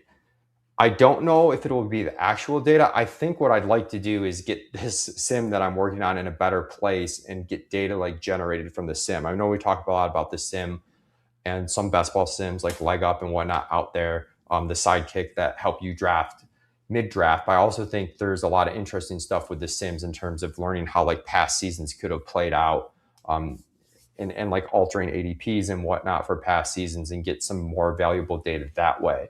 As instead of just splitting it binary, we're like, oh, we're only looking at actual past historical data or we're looking at sim data for the future. You can use this sim data on past seasons to generate some really interesting facets. Because we always talk about like, I don't know, there were some Travis Kelce seasons where he went nuts and it's like, oh, the data tells you should take an elite tight end. And it's like, well, obviously, Kelce smashed, but we can rerun those seasons now with like some portion of them where he didn't smash and sort of see what the data looks like. So I'm hoping to kind of have like a manifesto, but instead of using purely actual data, like implement some of the sim data. We did that with the finals for one aspect of the manifesto before, but I want to do it for like all the segments.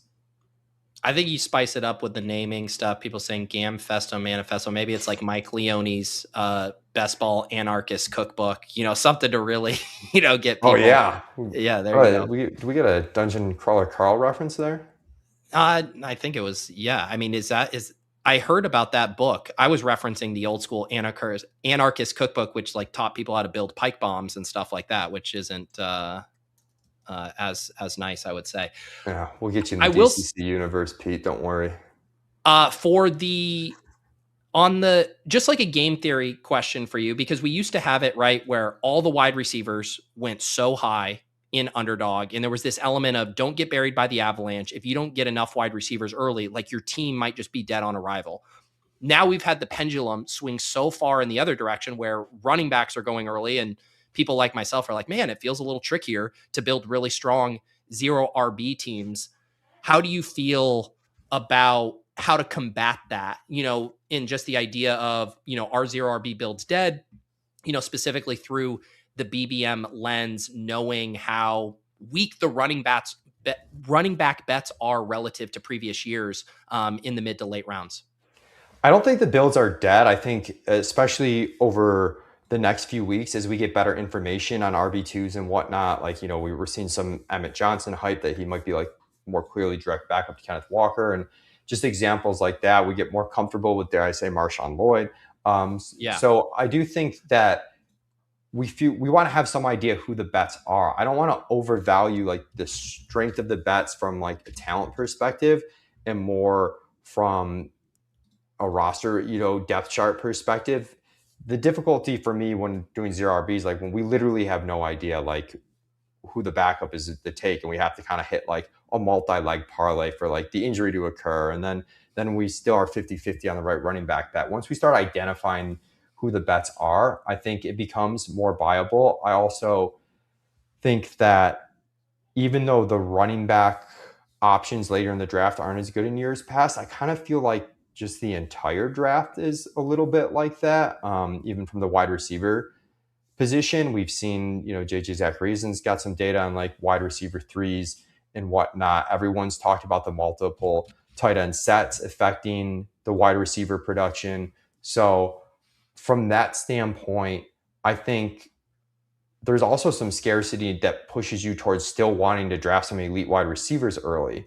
So I'm still okay with the zero RB builds. I still think you can make them work. And I also like to zoom out and not like, I don't want to be like, I want to take into account the current year's landscape, ADPs and players, obviously, but I also don't want to discount that we understand these longer term macro trends, and we don't want to be like overfit on like exactly what we think is going to happen this season. Like there's still some concepts for zero RB.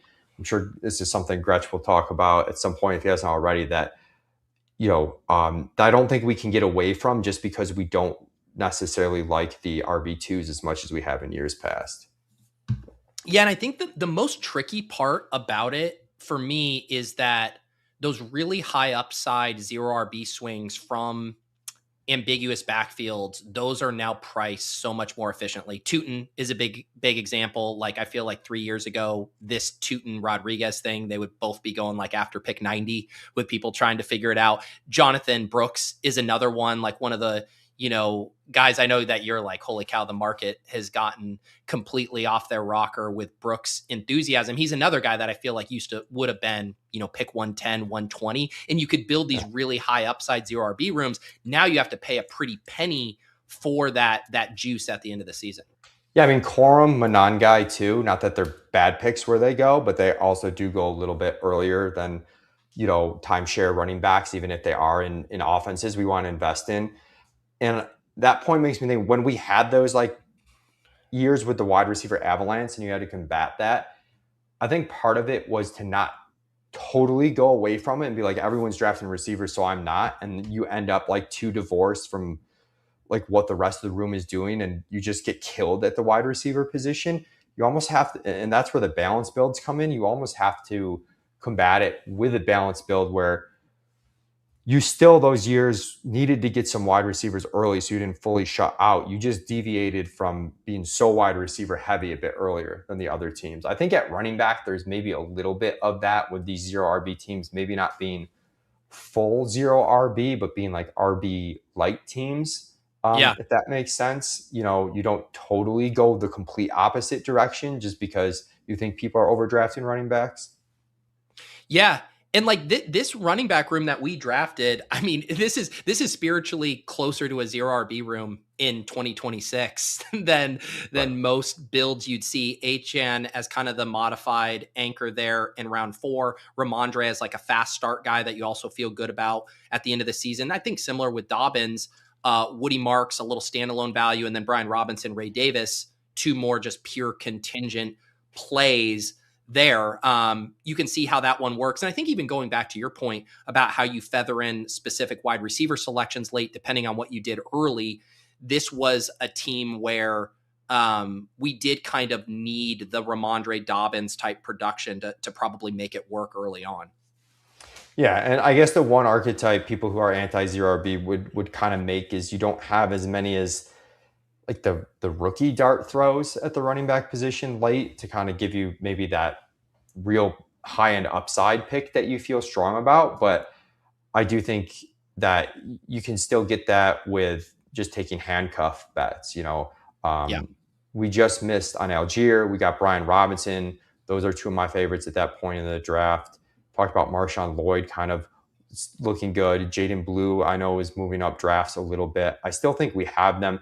I guess Jonah Coleman is one of the few. I know we're behind market, but he does kind of fit that rookie running back late that might have some upside that we're uncertain. Emmett Johnson. You also get Seth McGowan maybe wins the RB2 job for the Colts. Yeah. Chance Giddens doesn't make the team. So I do still think that even though it's not as strong as in years past, it's not like completely devoid of players that fit varying archetypes to make it work.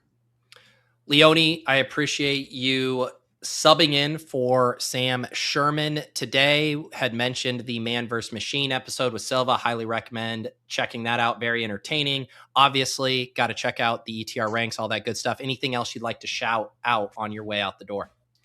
I'm just super excited for the season to get here. You know, part of the reason why I haven't been drafting a lot of best ball teams, I've been working on a ton of DFS stuff. So once we get in season, be able to share some of that. And I'm just like really excited. I think our projections have always been strong, but I think they're going to be even stronger, our projections in our sims this year for DFS. So very much looking forward to that. Beautiful. All right, Leone, I will catch you around the online water cooler, my banker, my quant, Mike Leone, the machine. We'll catch you next time. Yeah, thanks for having me as always. All right, welcoming to the stage a man who I will not forget to play his intro. Scuba Kerrane, Patty Millions, Peacock Pat Kerrane on the ones and twos. Are you kidding me? Kadarius Toney? 98 yards to the fucking house against Carolina in week 10. All right, Pat Kerrane, welcome back to Best Ball Breakfast. How are we doing today? Doing good. You guys hearing background noise? There's like a little mini construction project happening in the house. No, so far so good. Okay, And good, Leone, good. someone was mowing, his neighbor's lawn was getting mowed during it, so I think you're going to look good in comparison to that. Nice. All right. All right, here's the deal. We are drafting a big dog team here with Kerrane. Now, I owed Pat a big dog team because we did a ship chasing draft last year at our meetup in Florida. In the winner of the Underdog sponsored invitational, got a big dog draft on stream with me. It just so happens that Pat won that. And so now it is time to cash that in. If I can actually get in this draft with the location error, I might have to do the fake deposit trick again today. But once I could get in, we will do this. But are you excited to draft a big dog draft here? I am. Yeah. This works out well. You know, we were already doing a stream, so we just do a big dog. Yeah, I drafted one with Levitan. He owed me one I did one on stream with him earlier this summer. And he was on the sticks. Oh, their deposit trick, dude. It works every time. It works every time. It's great. Wait, actually, no. Oh my God, that was almost bad. I accidentally entered a BBM. I almost entered a BBM. You trying to multi-table on a big dog? That would have been stressful. All right, 6 more for a big dog here. But yeah, how many big dogs are you up to? Because I know you and Shady and Sack are always sitting in these. I've done, I think like 15-ish. Let me see. Okay.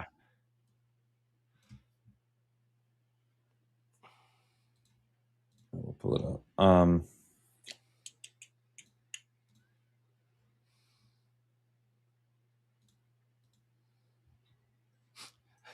Yeah, it was not an utter big dog. I've done 15. Yeah. Okay. 15's a good number here. And I mean, we were mentioning this earlier. This is on pace to fill relatively soon. It's almost at 80% full, and it can really pick up at the end just because there's so fewer drafts with 2160 here. So if you want your big dogs, you're going to have to get these in here in the next, week, I would say. I think you're right. Yeah. Anything that you think about differently in the big dog? Obviously the 2 of 12 structure, but then it's 1 of 6, 10-seat final. I mean, the sidekick's already pretty running back heavy, even in BBM. Have you noticed it doing anything else or compensating even more for this structure? The structure is factored in. I guess for the big dog, I haven't seen like a ton of, it's not as big of a shift as you'll see going to like the eliminator or weekly winners or stuff like that. So, I mean, I think the big thing, you do have the smaller final. So you can kind of get, like, when we look at the 1,000+ final on DK, the final picks get a little bit, you get a little more off the board there. So I think you can get a little tighter in terms of like the best picks late, maybe a little. But, I think it's it's not like a massive shift. All right. We are in this one. Thank you to Shady and Sack for sitting this one out. Appreciate you guys. That's nice. We do have Justin Mack in here, our guy dreaming of Sundays, a ship chaser from the one hole. BP, a DFS grinder there at 1-6. Dr. Evil, another ship chaser here. So we are going to battle it out in this big dog. We have the 1-5. Pat, how do you feel about the 1-5? Already seeing, does CMC flip JSN in the big dog here at 1-5? Which is interesting with his tightness stuff, where Right. there was a report that might just be kind of tactical, but you never love to see that. You don't, it's such a weird one, right? Because it's like, we're still, I mean, weeks and weeks away from the season starting. On the other Right. hand, we know how this played out. Was it 2 years ago or was it last year when we had It was 2 years ago. Yeah. which was devastating. Last year we got the he was on the injury report to start the season, but then was actually fine. 2 years ago we got the linger. It's not a big deal. It's not a big deal. Oh, it is a big deal. Would that be a spot here you'd IKB and go JSN, or are you saying locking up the running back in this format is too valuable?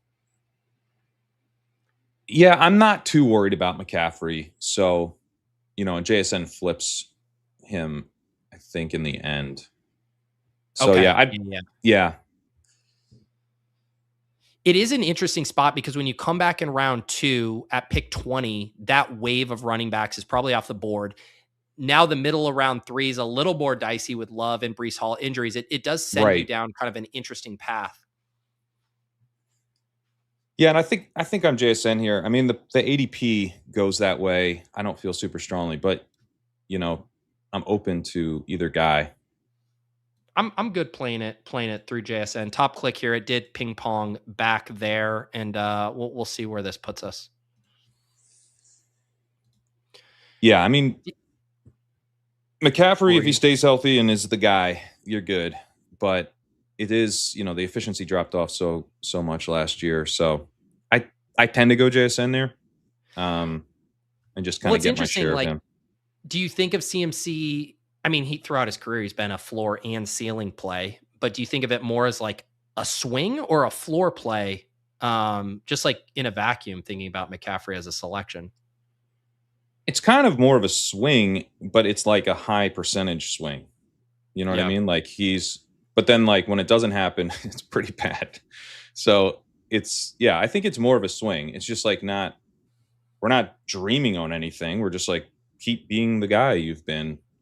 But it does, it comes with the really declining rushing efficiency, which is what we saw with Kamara. And then the receiving efficiency followed last year, big decline with Kamara. So it makes you a little nervous, but I have my share of McCaffrey. I have my share of JSN. It's more I'm not fading him, but it's not a guy that I'm making a big stand on either. Yeah. And he is we talked it through with some of the other format specific stuff where, we're looking at the weekly winners data and he doesn't look quite as attractive there from a true, 35 ball spike week perspective and that Jonathan Taylor, but then in the eliminator, that floor with what he does as a receiver is so attractive. Eliminator, I think, he's clearly pretty strong. You expect him to be good. If he's not good out of the gate, it's not like he's going to be better later, So it makes it a little easier in that sense. And then the floor week to week, is pretty high as long as he's what we're hoping. All right. We do get one interesting pull up here, and that Drake London goes at 16 to the Jefferson drafter. Otherwise, business as usual in round 2 with these running backs off the board. Genty, Barkley, Henry, Chase Brown. AJ Brown goes here as well. So, Pat, we will have a crack at Achane or Hampton, or you get really spicy with Bowers, but it does flip to Achane, Hampton for now. Yeah, I'd be intrigued by Bowers too. We could have a little fun. Achane. I wrote up all right. Pass on Achane. Yeah, I think we do. I think we do Achane. Because it does feel like a little bit of a gift here, just ADP wise, format wise. He falls to pick 20. I feel like that really supercharges the JSN start. Yeah, and I haven't started doing the writing yet on the Legendary Upside article, but I've started really kind of digging into it and was pleasantly surprised with the Achane stuff, where like I do think they're gonna use him a ton. You know, you have this workhorse role. Like, what else are they gonna do? They might be like really run heavy. They might not be an offense that throws the running back as much as we like, but I think he can still get there. Like he can be a legendary back, I think, just on them upping the workload and throwing to him enough. And maybe it's not like the CMC type path, but maybe more like a Dalvin Cook kind of like efficient runner, gets enough receiving. I came away. Obviously, if he was going like the late first, I'd be like, ugh. But from the late second, I think there's still pretty significant upside with Achane. And I just read the Matt Irby article this morning about the Apex score, and he came away very bullish on DeVon Achane and kind of the discount we're getting because of the team level concerns. Let's look at this pick at 3-5 here. By ADP, it's Rashee Rice, Devontae Smith, Breece Hall, Trey McBride. Rashee Rice goes. I'm guessing this is going to flip us to McBride here, which I am completely good with. Or if you want the running back, Breece Hall is second. No, I'd option. be McBride. Yeah. I mean, this is one of the things that makes taking Achane easier is you get McBride falling all the way back. I like Bowers more, but I like McBride too. This is a nice start.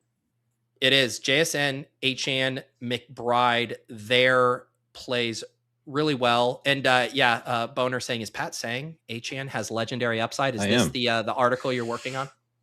I was kind of skeptical, like with Achane's just outlook as far as like I don't really have a ton of faith in what the offense is going to look like at all. They don't really have receivers.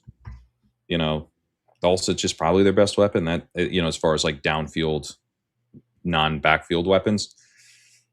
But man, I think his rushing efficiency probably be okay, and I think he's just going to be such a focal point that I do think he has legendary upside. It's not as like high probability of a bet as some of the other guys, but I think he can get there. Coming out of preseason week 1 in the internal leg up rankings projections chat, have you guys made any big shifts, any notable things that caught your eye over the weekend? I mean, some of the big stuff has been injury related. We've had to, put in some risk of guys not playing in week 1, potentially starting a little slower. So that's been some of the bigger stuff. And then some of the snap count stuff does factor in. We came down a bit on Omar Cooper, who we've taken a ton of. Yeah. It's not at the end of the day, like he's a first round pick who's behind Isaiah Williams to start and costs very, very little. So I think you're probably like, I'm feeling okay about the Omar Cooper bet still, but I think he'll drop on this, and it's fair to, want a little more of a discount for now, a role that doesn't look super locked in. He is on the Jets ultimately, but Jacoby Lane, I took Jacoby Lane over him this morning. Scattaboo here. Yeah, I'd be down. Yeah, Scattaboo, by ADP, it's Scattaboo, Burden, McLaurin, Montgomery Swift. Does kick like Scattaboo? Let's do it. Yeah, I'm good with that. Yeah, I was talking about him with Levitan too. People were mentioning in the chat that Tyrone Tracy got Jackson Dart lit up in pass protection. Oh my God. That one was, if that's like it's not unfair to say that he got him lit up. Like he whiffs on the block. I haven't seen this yet. It's I actually dramatic. Need to pull this up. Here we go. Oh, dude. Oh, wow. Yeah. That's okay. That makes me feel better about the Scattaboo click. Yeah, it was pretty rough, man. So we go JSN, Achane, McBride, Scattaboo. Nice start there. I mean, the Scattaboo stuff, it's primarily just injury concerns that I think is ultimately keeping him in this range, as opposed to being more like a late 3rd round pick. So it does feel like you're getting a little discount on a year 2 profile for a guy who has a path to goal line carries and catching passes. That's kind of rare, I feel like. I think part of it is that they're going to kind of make him earn it back again. Like last year, he was a backup and then had to earn the role. It's not going to be that, but I think he's not going to like start as a workhorse, and you're kind of betting that he becomes one again, which I think he will as long as he's healthy enough. There's some risk with him because he wasn't a particularly good athlete to begin with and then had a serious injury. So, maybe he's not like 100% back to what he was last year would be the risk. But if he is, like, whatever they're doing with Tyrone Tracy is not a particular, it's not a serious concern. Because he's just way better than him. As long as he's able to get back there. Evans goes, that's a bummer. Yeah, Evans would have been a nice. So then we're in the Judkins, Bucky, Hendo range here, or James. I might be Bucky here. Just IKB. I have a lean to Bucky. Yeah. Let's do it. There you go. I've been kind of warming to Bucky more and more. Yeah. That was another one that, Irby in his article with the Apex score came out positively on both Irving and Gainwell, just with what their efficiency metrics point to being able to do here. I think that the Judkins bet too, the bet you're making is the volume, right? Like that's what you're excited about. On teams where you do have two early running backs, like, do you want to take a bit of a bigger swing? Whereas Judkins maybe as like an anchor RB or the start of a zero RB build to just know that you're getting some of those touches. I don't know if that's being too precise with how you think about him, but that's certainly where my brain goes. Yeah, I get that. I think too, for me with Bucky, I just the more I think about the bet at this price, it's like I've got a good offense. I've got a good offensive line, actually better than he was behind last year because of all the injuries. And then he was injured when the line was getting better. And the Gainwell stuff,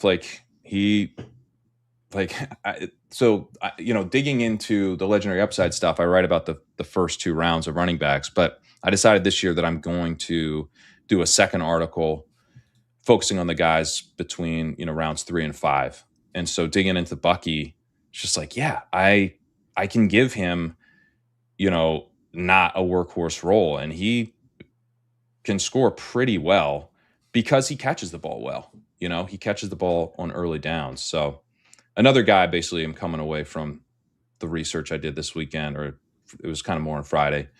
But yeah, I was like, I think Bucky might be even someone we're going to get a little more bullish on. This is how rich Justin is. He says, about to make lunch for the toddler, so might be missing picks. Sorry if I auto snipe you, Pete. There you go. Able to auto the big dog. Congratulations, J-Mac here.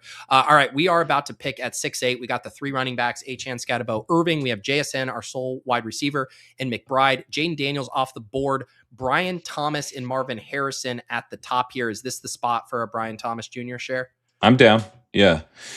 Daniels would have been I'm fun, light on but him, so this is a good hedge here. Me but too. Yeah, where he's tricky. I just haven't been taking him in the early 6th. I like those other guys better there.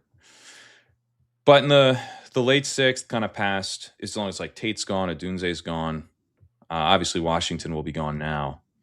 So I'm good with him kind of once the tier breaks.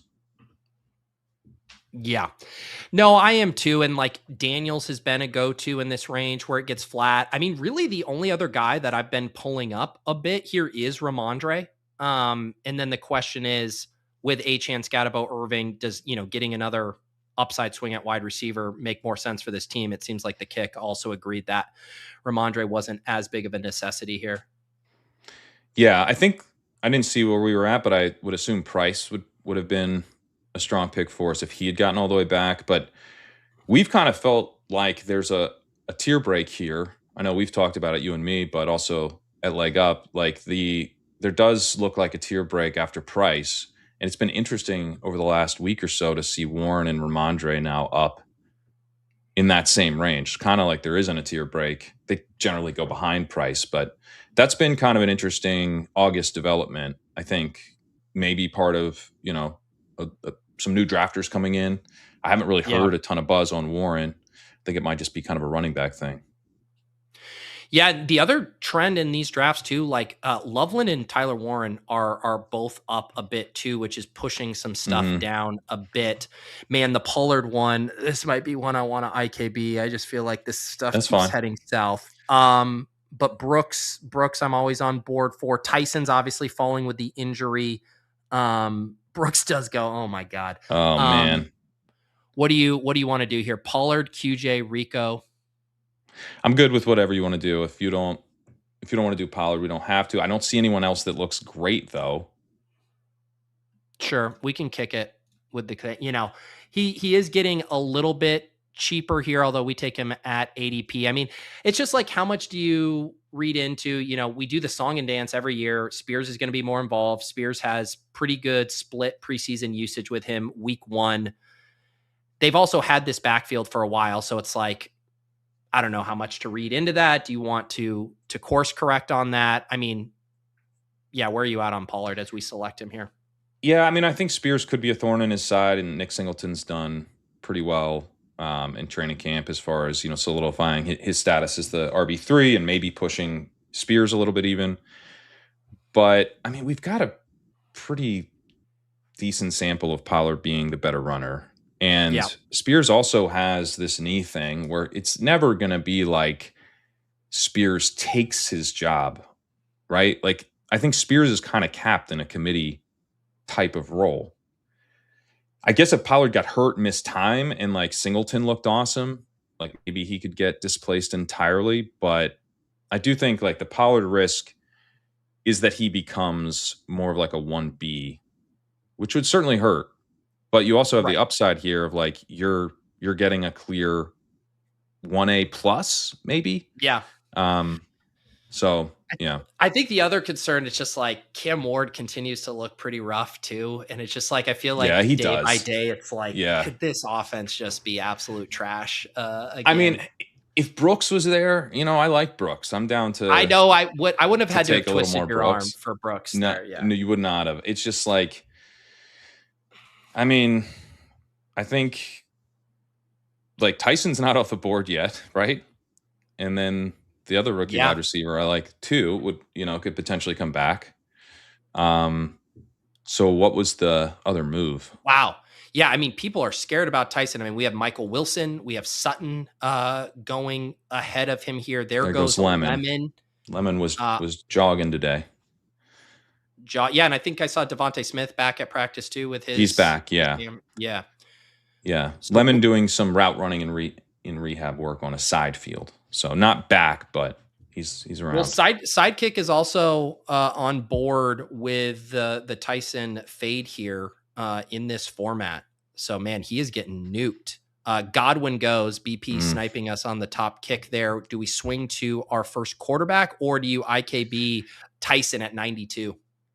I trust what we have in for Tyson. So I think we take the quarterback, especially in a high stakes draft. Like, I'd rather not torch it.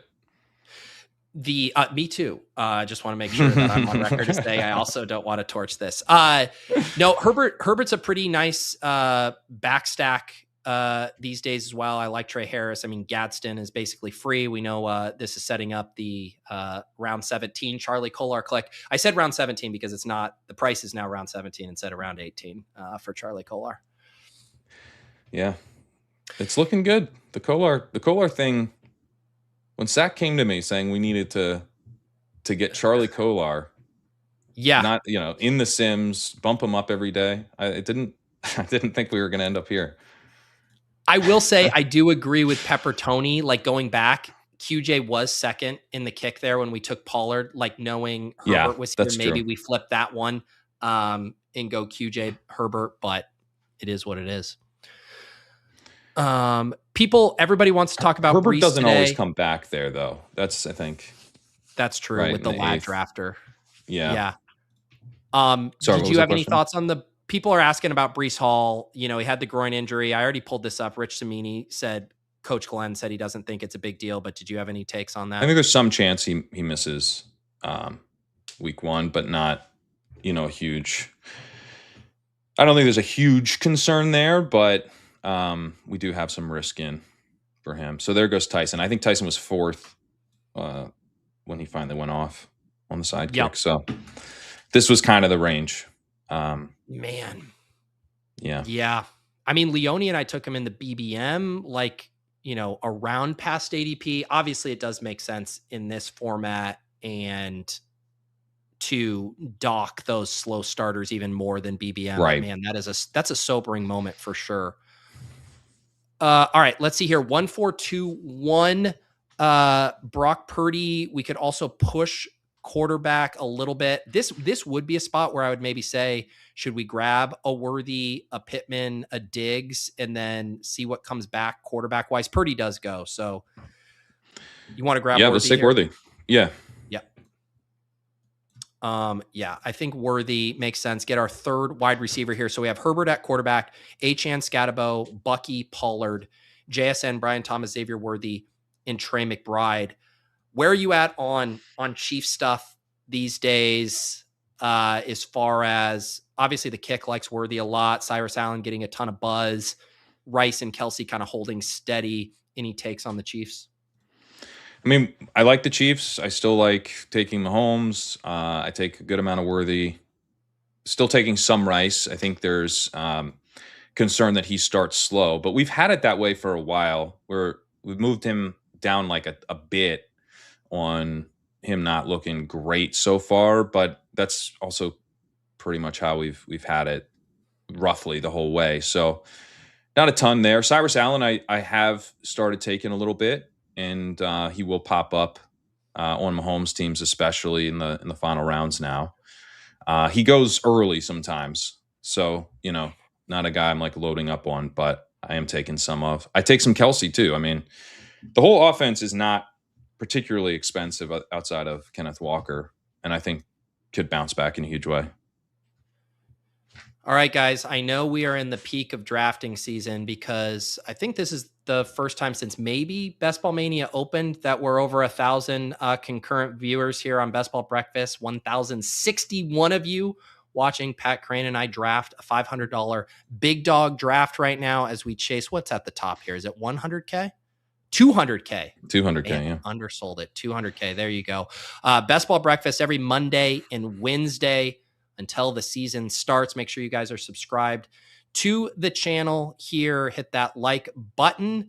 We have lots of drafting still to do.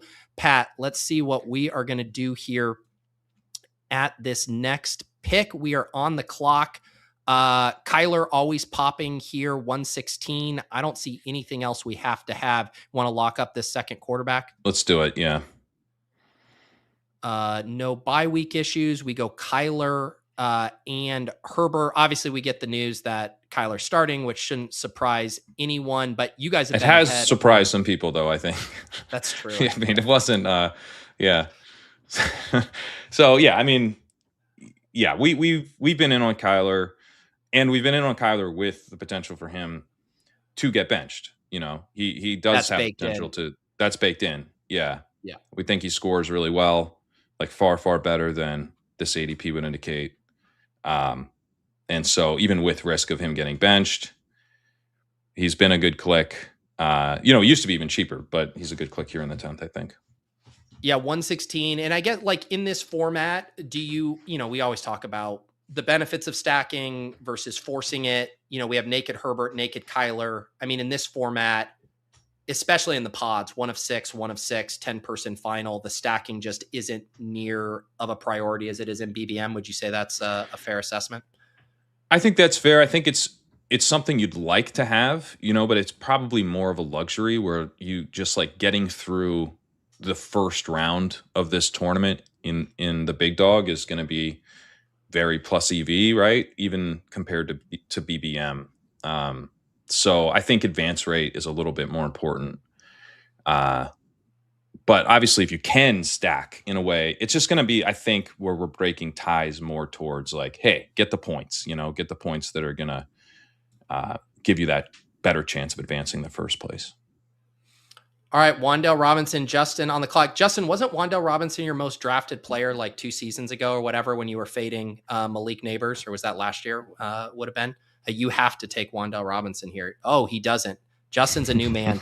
Wan'Dale Robinson, Jacoby Myers, Shakir. We need one of these eliminator ass picks. You want to go with Wan'Dale Robinson? Sure. I mean, these are. I was just talking with Leone about how I'm afraid one of Wan'Dale Robinson or Ridley is going to look as an awful pick, and it's probably Wan'Dale Robinson because his price is a lot more expensive than Ridley. But I mean, if we're going to do this Titans thing with Pollard, then we probably need Wan'Dale Robinson to work out as well. Yeah.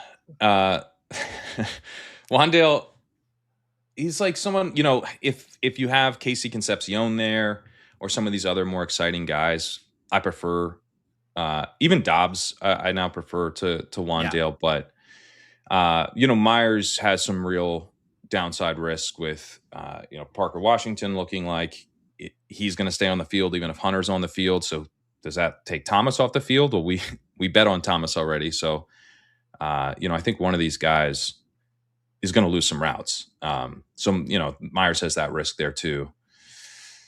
But yeah, it's more about is there anyone more exciting than Wan'Dale there? No, it was versions of that same. But I guess you could argue Higgins is more exciting of a swing. Yeah. But also when we only have 3 wide receivers, JSN, Thomas, Worthy, it definitely makes sense why you're trying to bank some targets there. Let's do a quick recap of the team so far. We started with JSN, come back, grab Achane and McBride rounds 2 and 3, double tapped running backs in 4 and 5 with Scatabo and Irving, slurped up the slightest of Dipperinos on Brian Thomas in the 6th. I wouldn't even call it eating our vegetables with Pollard in the 7th. It was more like plugging our noses. Justin Herbert in the 8th, Xavier Worthy in the 9th. And don't let me think that I didn't see the person who said that Xavier Worthy is just Chiefs Brennan Thompson. What a take that is. Kyler Murray. He's just a big Brennan Thompson bull, that guy. That's right. And Wan'Dale Robinson at 125 as we enter the 12th round here. Some other price checks on the running backs. Woody Marks goes 133. Tracy goes 134. Keaton Mitchell, no Chargers. Keaton Mitchell stack for us. He goes 112 in this draft. Man. Wait, after we pick, I want to see who that was over. Yeah. Jake Ferguson goes. I mean, BP is on the kick because he keeps sniping us every time. Shaheed here, if we want to get I think Shaheed is good here. Yeah. And it gives us the chance to maybe get the cheap double stack on Darnold coming back. Right. Which is fun. That'd be a fun way where, Herbert and Kyler are maybe the dudes you need, but we have a Seattle thing. With or without Darnold, we now have a Seattle thing, but it could be a fun double. Yes. There we go. We get Shaheed there at 140. I have noticed in the kick, Algiers really starting to pop for you guys, right? Well, yeah. So he's definitely looking like he's going to have standalone value and probably too much. They seem the Nathaniel Hackett hire, I think, may have been telling ultimately. Then Love gets banged up in preseason. That could open the door for more Algier work to begin the year. So, I'm writing up Bijan, or digging into Bijan, I should say. His goal line work significantly declined last year in a way that I still find shocking, and it's because they were giving it to Algier. They finally stopped, but if they're doing that with Bijan, I think Hackett could talk himself into doing that with Algier too, especially if Love isn't fully healthy to begin the year. Sure. I hope not, but you kind of do want to have that in your portfolio, really dumb usage in Arizona that just gives Algier both standalone and contingent value. These are the new prices on the backup running backs. Algier 141, Lloyd 142, Bigsby 143, Spears 145. Obviously a little format specific, but the running backs with a pulse flying off the shelf. We'll see what this is an interesting spot here with Hunter popping at the top, but we could IKB the Darnold double here. How do you want to play this spot? I'm fine if you want to go Darnold. I don't think Hunter will come back. No, yeah, I'm fine either way. I have a decent amount of Hunter. Okay. Let's play the Darnold thing. I mean, we don't have to have a third QB in this build, but I mean, with the Shaheed and JSN stuff, I could tell you don't wanted the mind double. You know, the double makes the team more fun. it does. You see how we take this thing down. You can see it in your mind's eye. I also think, like, I mean, I'm still a Hunter bull, but I also know that the best picks in the draft now, you know, rounds 16, 17, 18 are still all the wide receivers. You know, Keenan's still free. You know, Vele has been popped. There's all the rookie wide receivers. So I kind of like breaking the tie there. It was kind of like how we talked about before. I think it was a couple of weeks ago, even about the Kyler selection specifically, of making your luxury pick a little earlier, knowing what's available later in the draft. Right. Yeah. That's an interesting way to think about Kyler, especially if, I mean, in some ways, you kind of want Kyler to like nuke and then go away and then yield to Darnold blowing up, you know? Right, with the advance rate dynamics. Yeah. Let's see. Stroud was another guy that was kind of popping there. He always looks like a strong value. He goes 151. Jones 152. So there were some good quarterback values. I mean, getting Darnold, Stroud, Jones just picks before Cam Ward definitely looks nice. Yeah, and the value has kind of dried up at running back. Yes. I mean, look, like Ja'Cory Krosky-Merritt went in the 8th here. You know, it makes you feel better about the Pollard pick, which for sure did feel gross at the time. And the Quentin Johnston Herbert thing, you're like, oh, that would have been a fun stack. But actually not having to pull up these running backs as they do get pulled up pretty much across the board, I'm happy that we didn't have to do that. So Keaton went 112. Yeah. It's Ahead of pricey. Rodriguez, ahead of Jones. Yes. The one thing, it's Pollard. Like, I think structurally it was the right pick. I'm just like torn with, like, do I like Rico and Harvey, you know, better than Pollard at this point? How much of it is just being anchored to that ADP versus how much is it that he is worth that price? Yeah, I hear you. Pollard's made me nervous the entire time he's been in Tennessee. So I do get that. So we're about to pick here at 14-8. Chig at the top. He's been sliding just a smidge, and this is a big smidge here. This is a big, yes. Yeah, I was like, I got him in my first draft like 10 picks past ADP, but this is a full 20 picks. So this will be a smash if BP doesn't take him. He does. He does. Jacoby top Lane guy there. I have no idea. Jacoby Lane. Let's do it. Yeah, and this is the new price. He's ahead of Cooper now. So, yeah, he looks like. I mean, he's had an awesome camp. I think he's going to be a starter right away. He was an early declare receiver. He was reasonably efficient in one season. He was pretty productive in another. And you know, he's playing alongside Makai Lemon, so maybe he would have been like a bigger force had he not been playing alongside a first-round receiver. You know, it's not like he's that expensive either. I mean, comparing him to guys like Jaden Higgins from last year, you know, it's still reasonable, even though he's moved up a lot. Yes. Yeah, people asking, you know, Brady asking how's leg up viewing Dolphins pass catchers in this format. Caleb Douglas. We've come up on Douglas. At 187. Yeah, I would say Douglas is the way we're going to play the wide receivers for the time being. Obviously, the Chris Bell news has been positive today, but I think with Douglas, you have the potential for him to, you know, score pretty well out of the gate, especially by rookie standards. With Bell, I do have some concern about, you know, what we get. He doesn't play in his first training camp, you know, with the injury still, even though the recovery timeline now looks better than we hoped, or better than we expected. We have 2 stack options available at tight end. Hawkinson and AJ Barner both bubbling up here. Do you have a preference? Probably Hawk, but not strong if you prefer Barner. I don't have a strong feeling. Let's grab Hawkinson here. Jawan Jennings. Did Jawan Jennings go?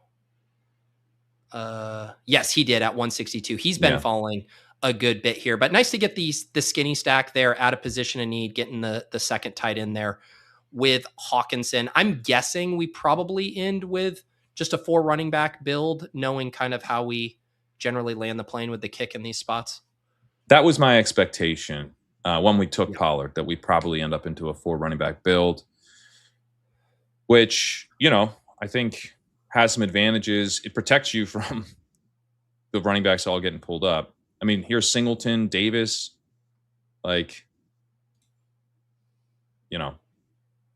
Yeah, I was going to say I was talking to Levitan about a few spots that seem pretty decent now for feeling like we have more clarity on RB2 status. I mentioned Mike Washington on the Raiders, Emmett Johnson kind of looking good. He looks good. Yeah. Yeah. Because that's part of why I assume too, the kick, and everybody's been kind of tentative with some of these late round running backs, is just knowing their position on the depth chart. But it does seem like we're starting to get some clarity on a couple of these rookies. I think so. I think the Washington stuff, he looks pretty locked in. And then Emmett Johnson is a guy we're going to look at today, potentially raising more. So yeah, he looks pretty good for the RB2 job there. And he can catch the ball, Emmett Johnson. I mean, he's like a versatile type of back. It really is. I mean, Dwayne wrote it up too and just said, we still got to keep a little bit of tabs on Brashard Smith, if they view him as the kind of the Samaje Perine who comes in that very specialized third down role. But if you get the clean Emmett Johnson handcuff, man, that is a nice bet to make. I agree. Yeah. I agree. All right. Barner still falling here. I would certainly be on board getting that second stack and the third tight end here. It looks like the kick likes it as well. Yeah. Yeah. Trey McBride, Hawkinson, Barner at tight end, and then we get the triple stack with Darnold, the skinny with Kyler, and then we'll probably just rock the naked Justin Herbert, which is fine. I wanted to see the price check on Trey Harris. He's the other guy I would have been interested in. He goes 157. So, I mean, we didn't really ever have a chance at him. If he came back to us at 164, that would have been interesting. I agree. So where did he go? He went 157. Oh, I see. Wow. The 12 hole. Yeah. Yeah. Before we took Lane. Yeah. So 3, 4, 6, 3. We're good on quarterback. Could see us. I assume we'll be kind of wide receiver tight ends from here on out.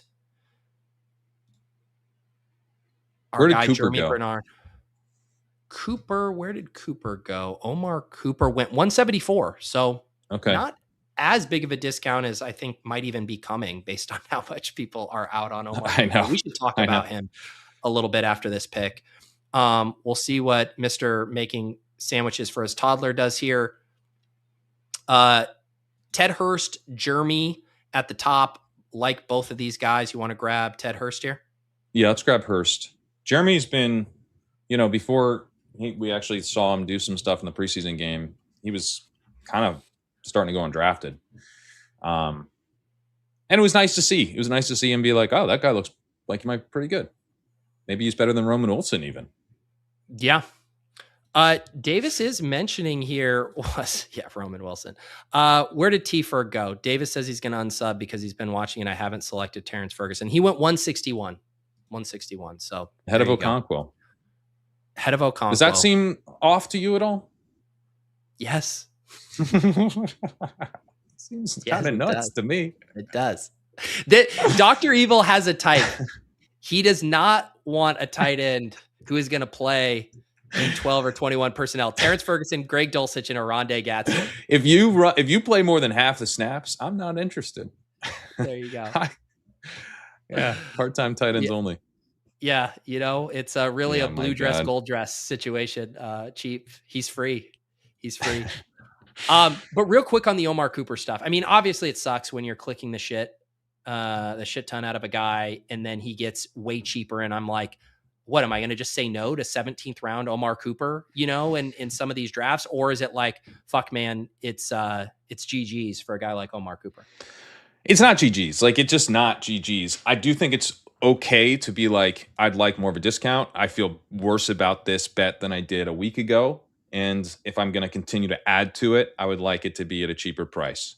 But also be like, it's not GG's for a guy to be behind Isaiah Williams to start the season as a first round rookie, I'm pretty sure they're going to get a look at him at some point. And he's been at the whole time at prices where he scores really well in the 1 week in one of the final 3 weeks, and you're going to be super stoked to have him. So yeah, I mean, it's not ideal, and I would like more of a discount.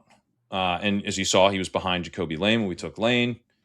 He wasn't top guy when we took Hawkinson. So we are asking for that discount. I think we're going to get it. I think he's going to keep falling. But, while I'm disappointed in the run out as far as the preseason stuff goes, and Williams looking in camp apparently quite good.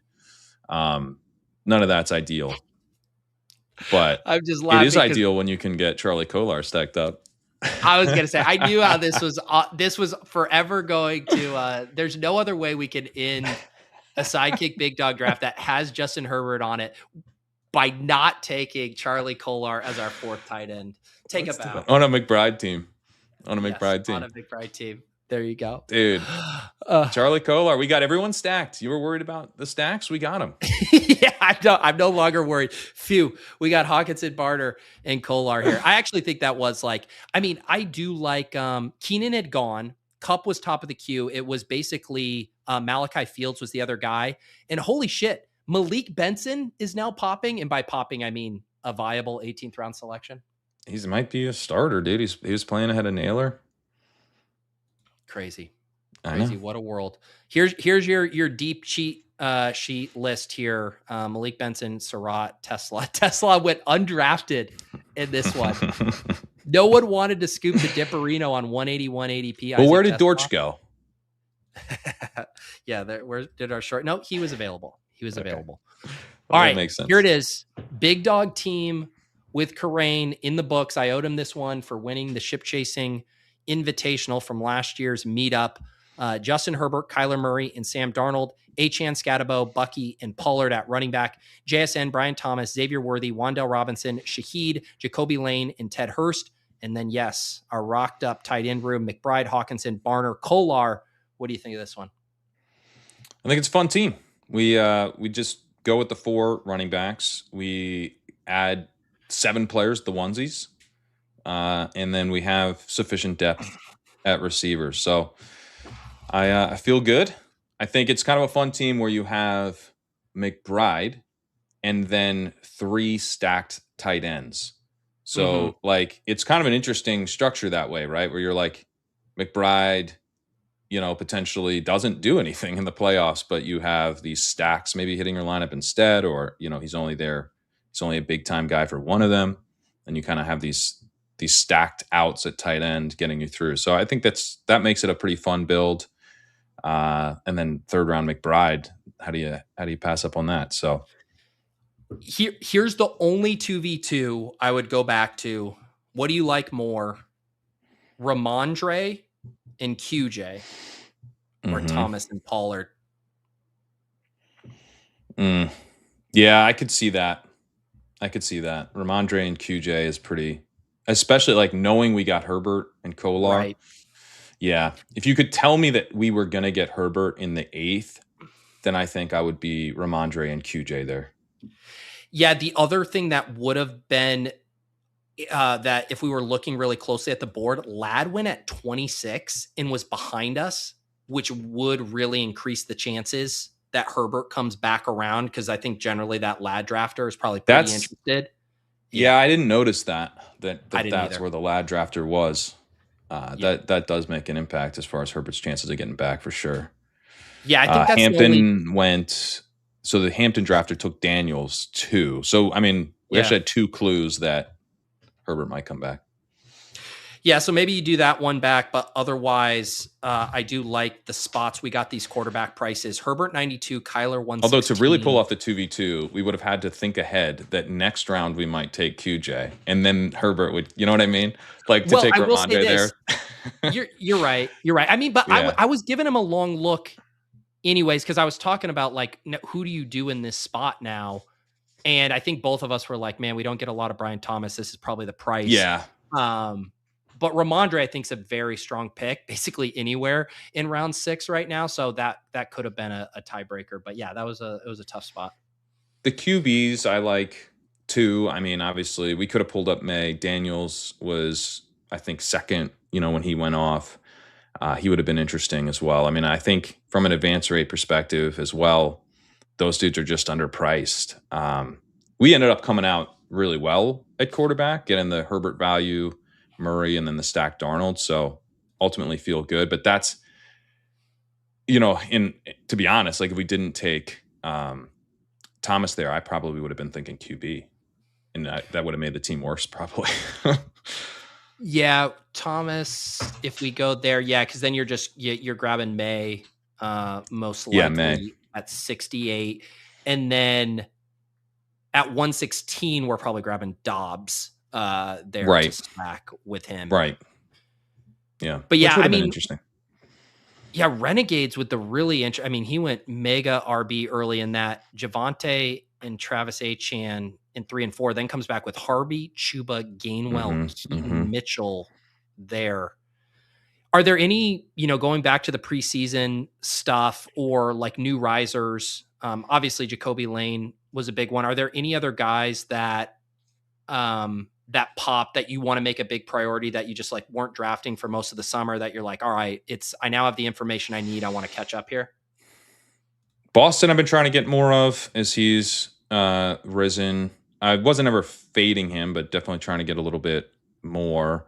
Pat Bryant, another riser that I'm buying. I've been trying to get a little more AD Mitchell as part of this stuff with Cooper. Like I think he's in a little bit of a better spot.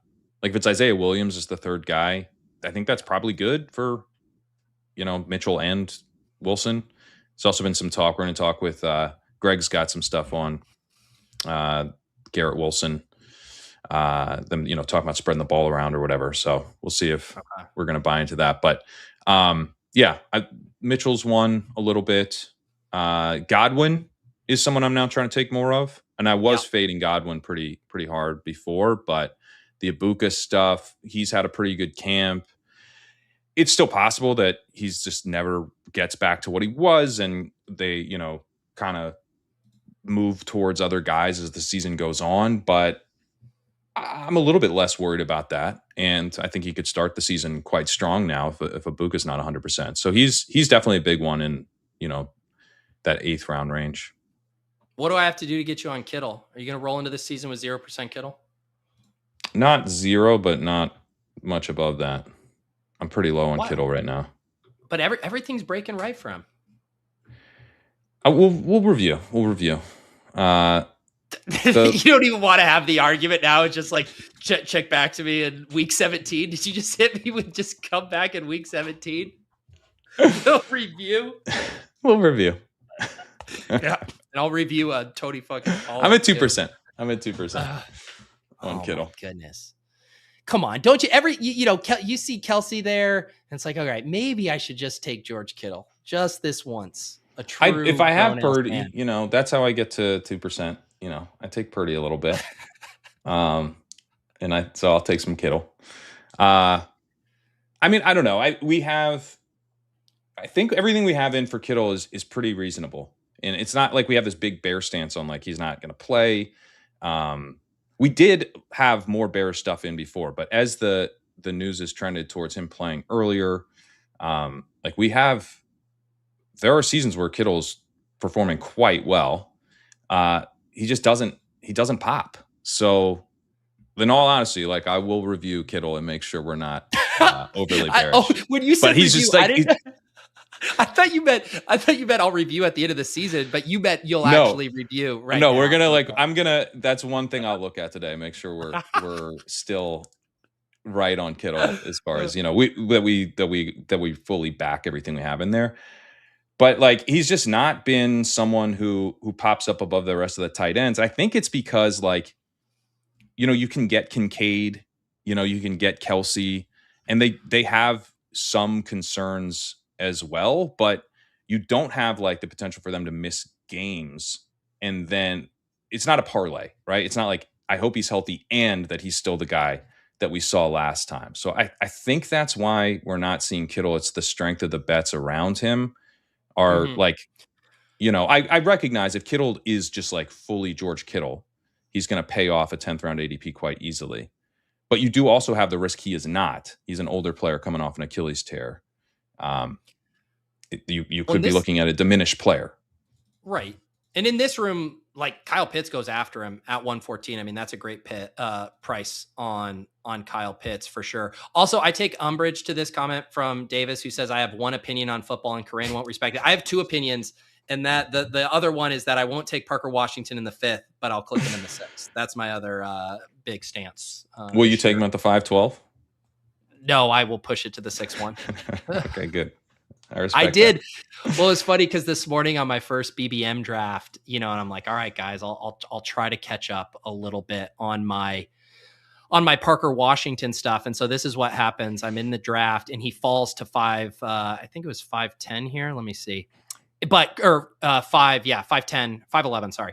And Christian Watson's still on the board. And I've said I'm not taking Parker Washington over Christian Watson. So I held true to my beliefs and I took Christian Watson. But then the 12 hole goes Roman Carnell Tate and Parker Washington comes back. And so I said, here you go. This is for the Parker Washington bros. I've been taking some 602 Parker Washington, but I'm with you. I'm not taking him over Christian Watson. So that's how I would have played it too. You got rewarded. There we go. So yeah, I've been getting my slow drafts. I've been clicking 6-round Parker Washington in the eliminators. Yeah. I've been catching up a little bit there. He feels like a good eliminator ass pick too, right? Like get off to more of the faster start until someone gets hurt and Travis Hunter becomes what we all envision him becoming. Did the eliminator fill? We had a friend in town this weekend, and so I was not drafting. Hang on. I think it's full, dude. Yes, eliminator and big eliminator both filled. Yeah, that's wild. So much for saving. I didn't max it. I was looking to max it. I didn't realize. Dude, look at this. Fill that quickly. Badge Bros Brawl 95%. Weekly winners 91%. Wow. Even the big dog 78%. Mastiff chugging along. Puppy's going to be filled by the end of the week. That's at 83%. Pitbull is at 80%. I mean, and we still have a little over 3 weeks of drafting until the first game. Yeah. I mean, yeah, it's pretty wild. We should get some pretty good time box contests as well, which will look so different probably with some of the late August information that we'll have. Totally.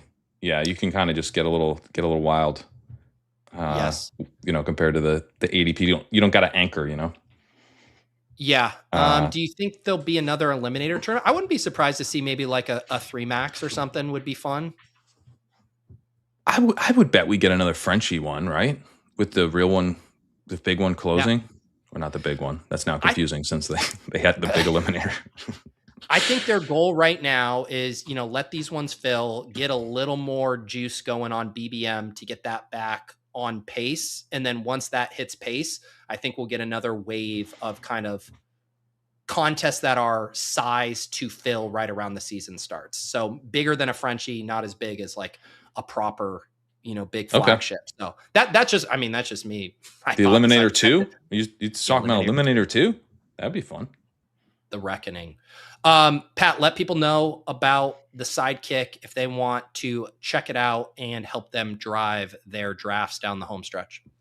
Yeah. So legendaryupside.com/sidekick. As you saw, we have sim-driven recommendations for BBM, high stakes drafts, whatever you're in, weekly winners. We will support, the eliminator stuff if they relaunch that, as we have all summer.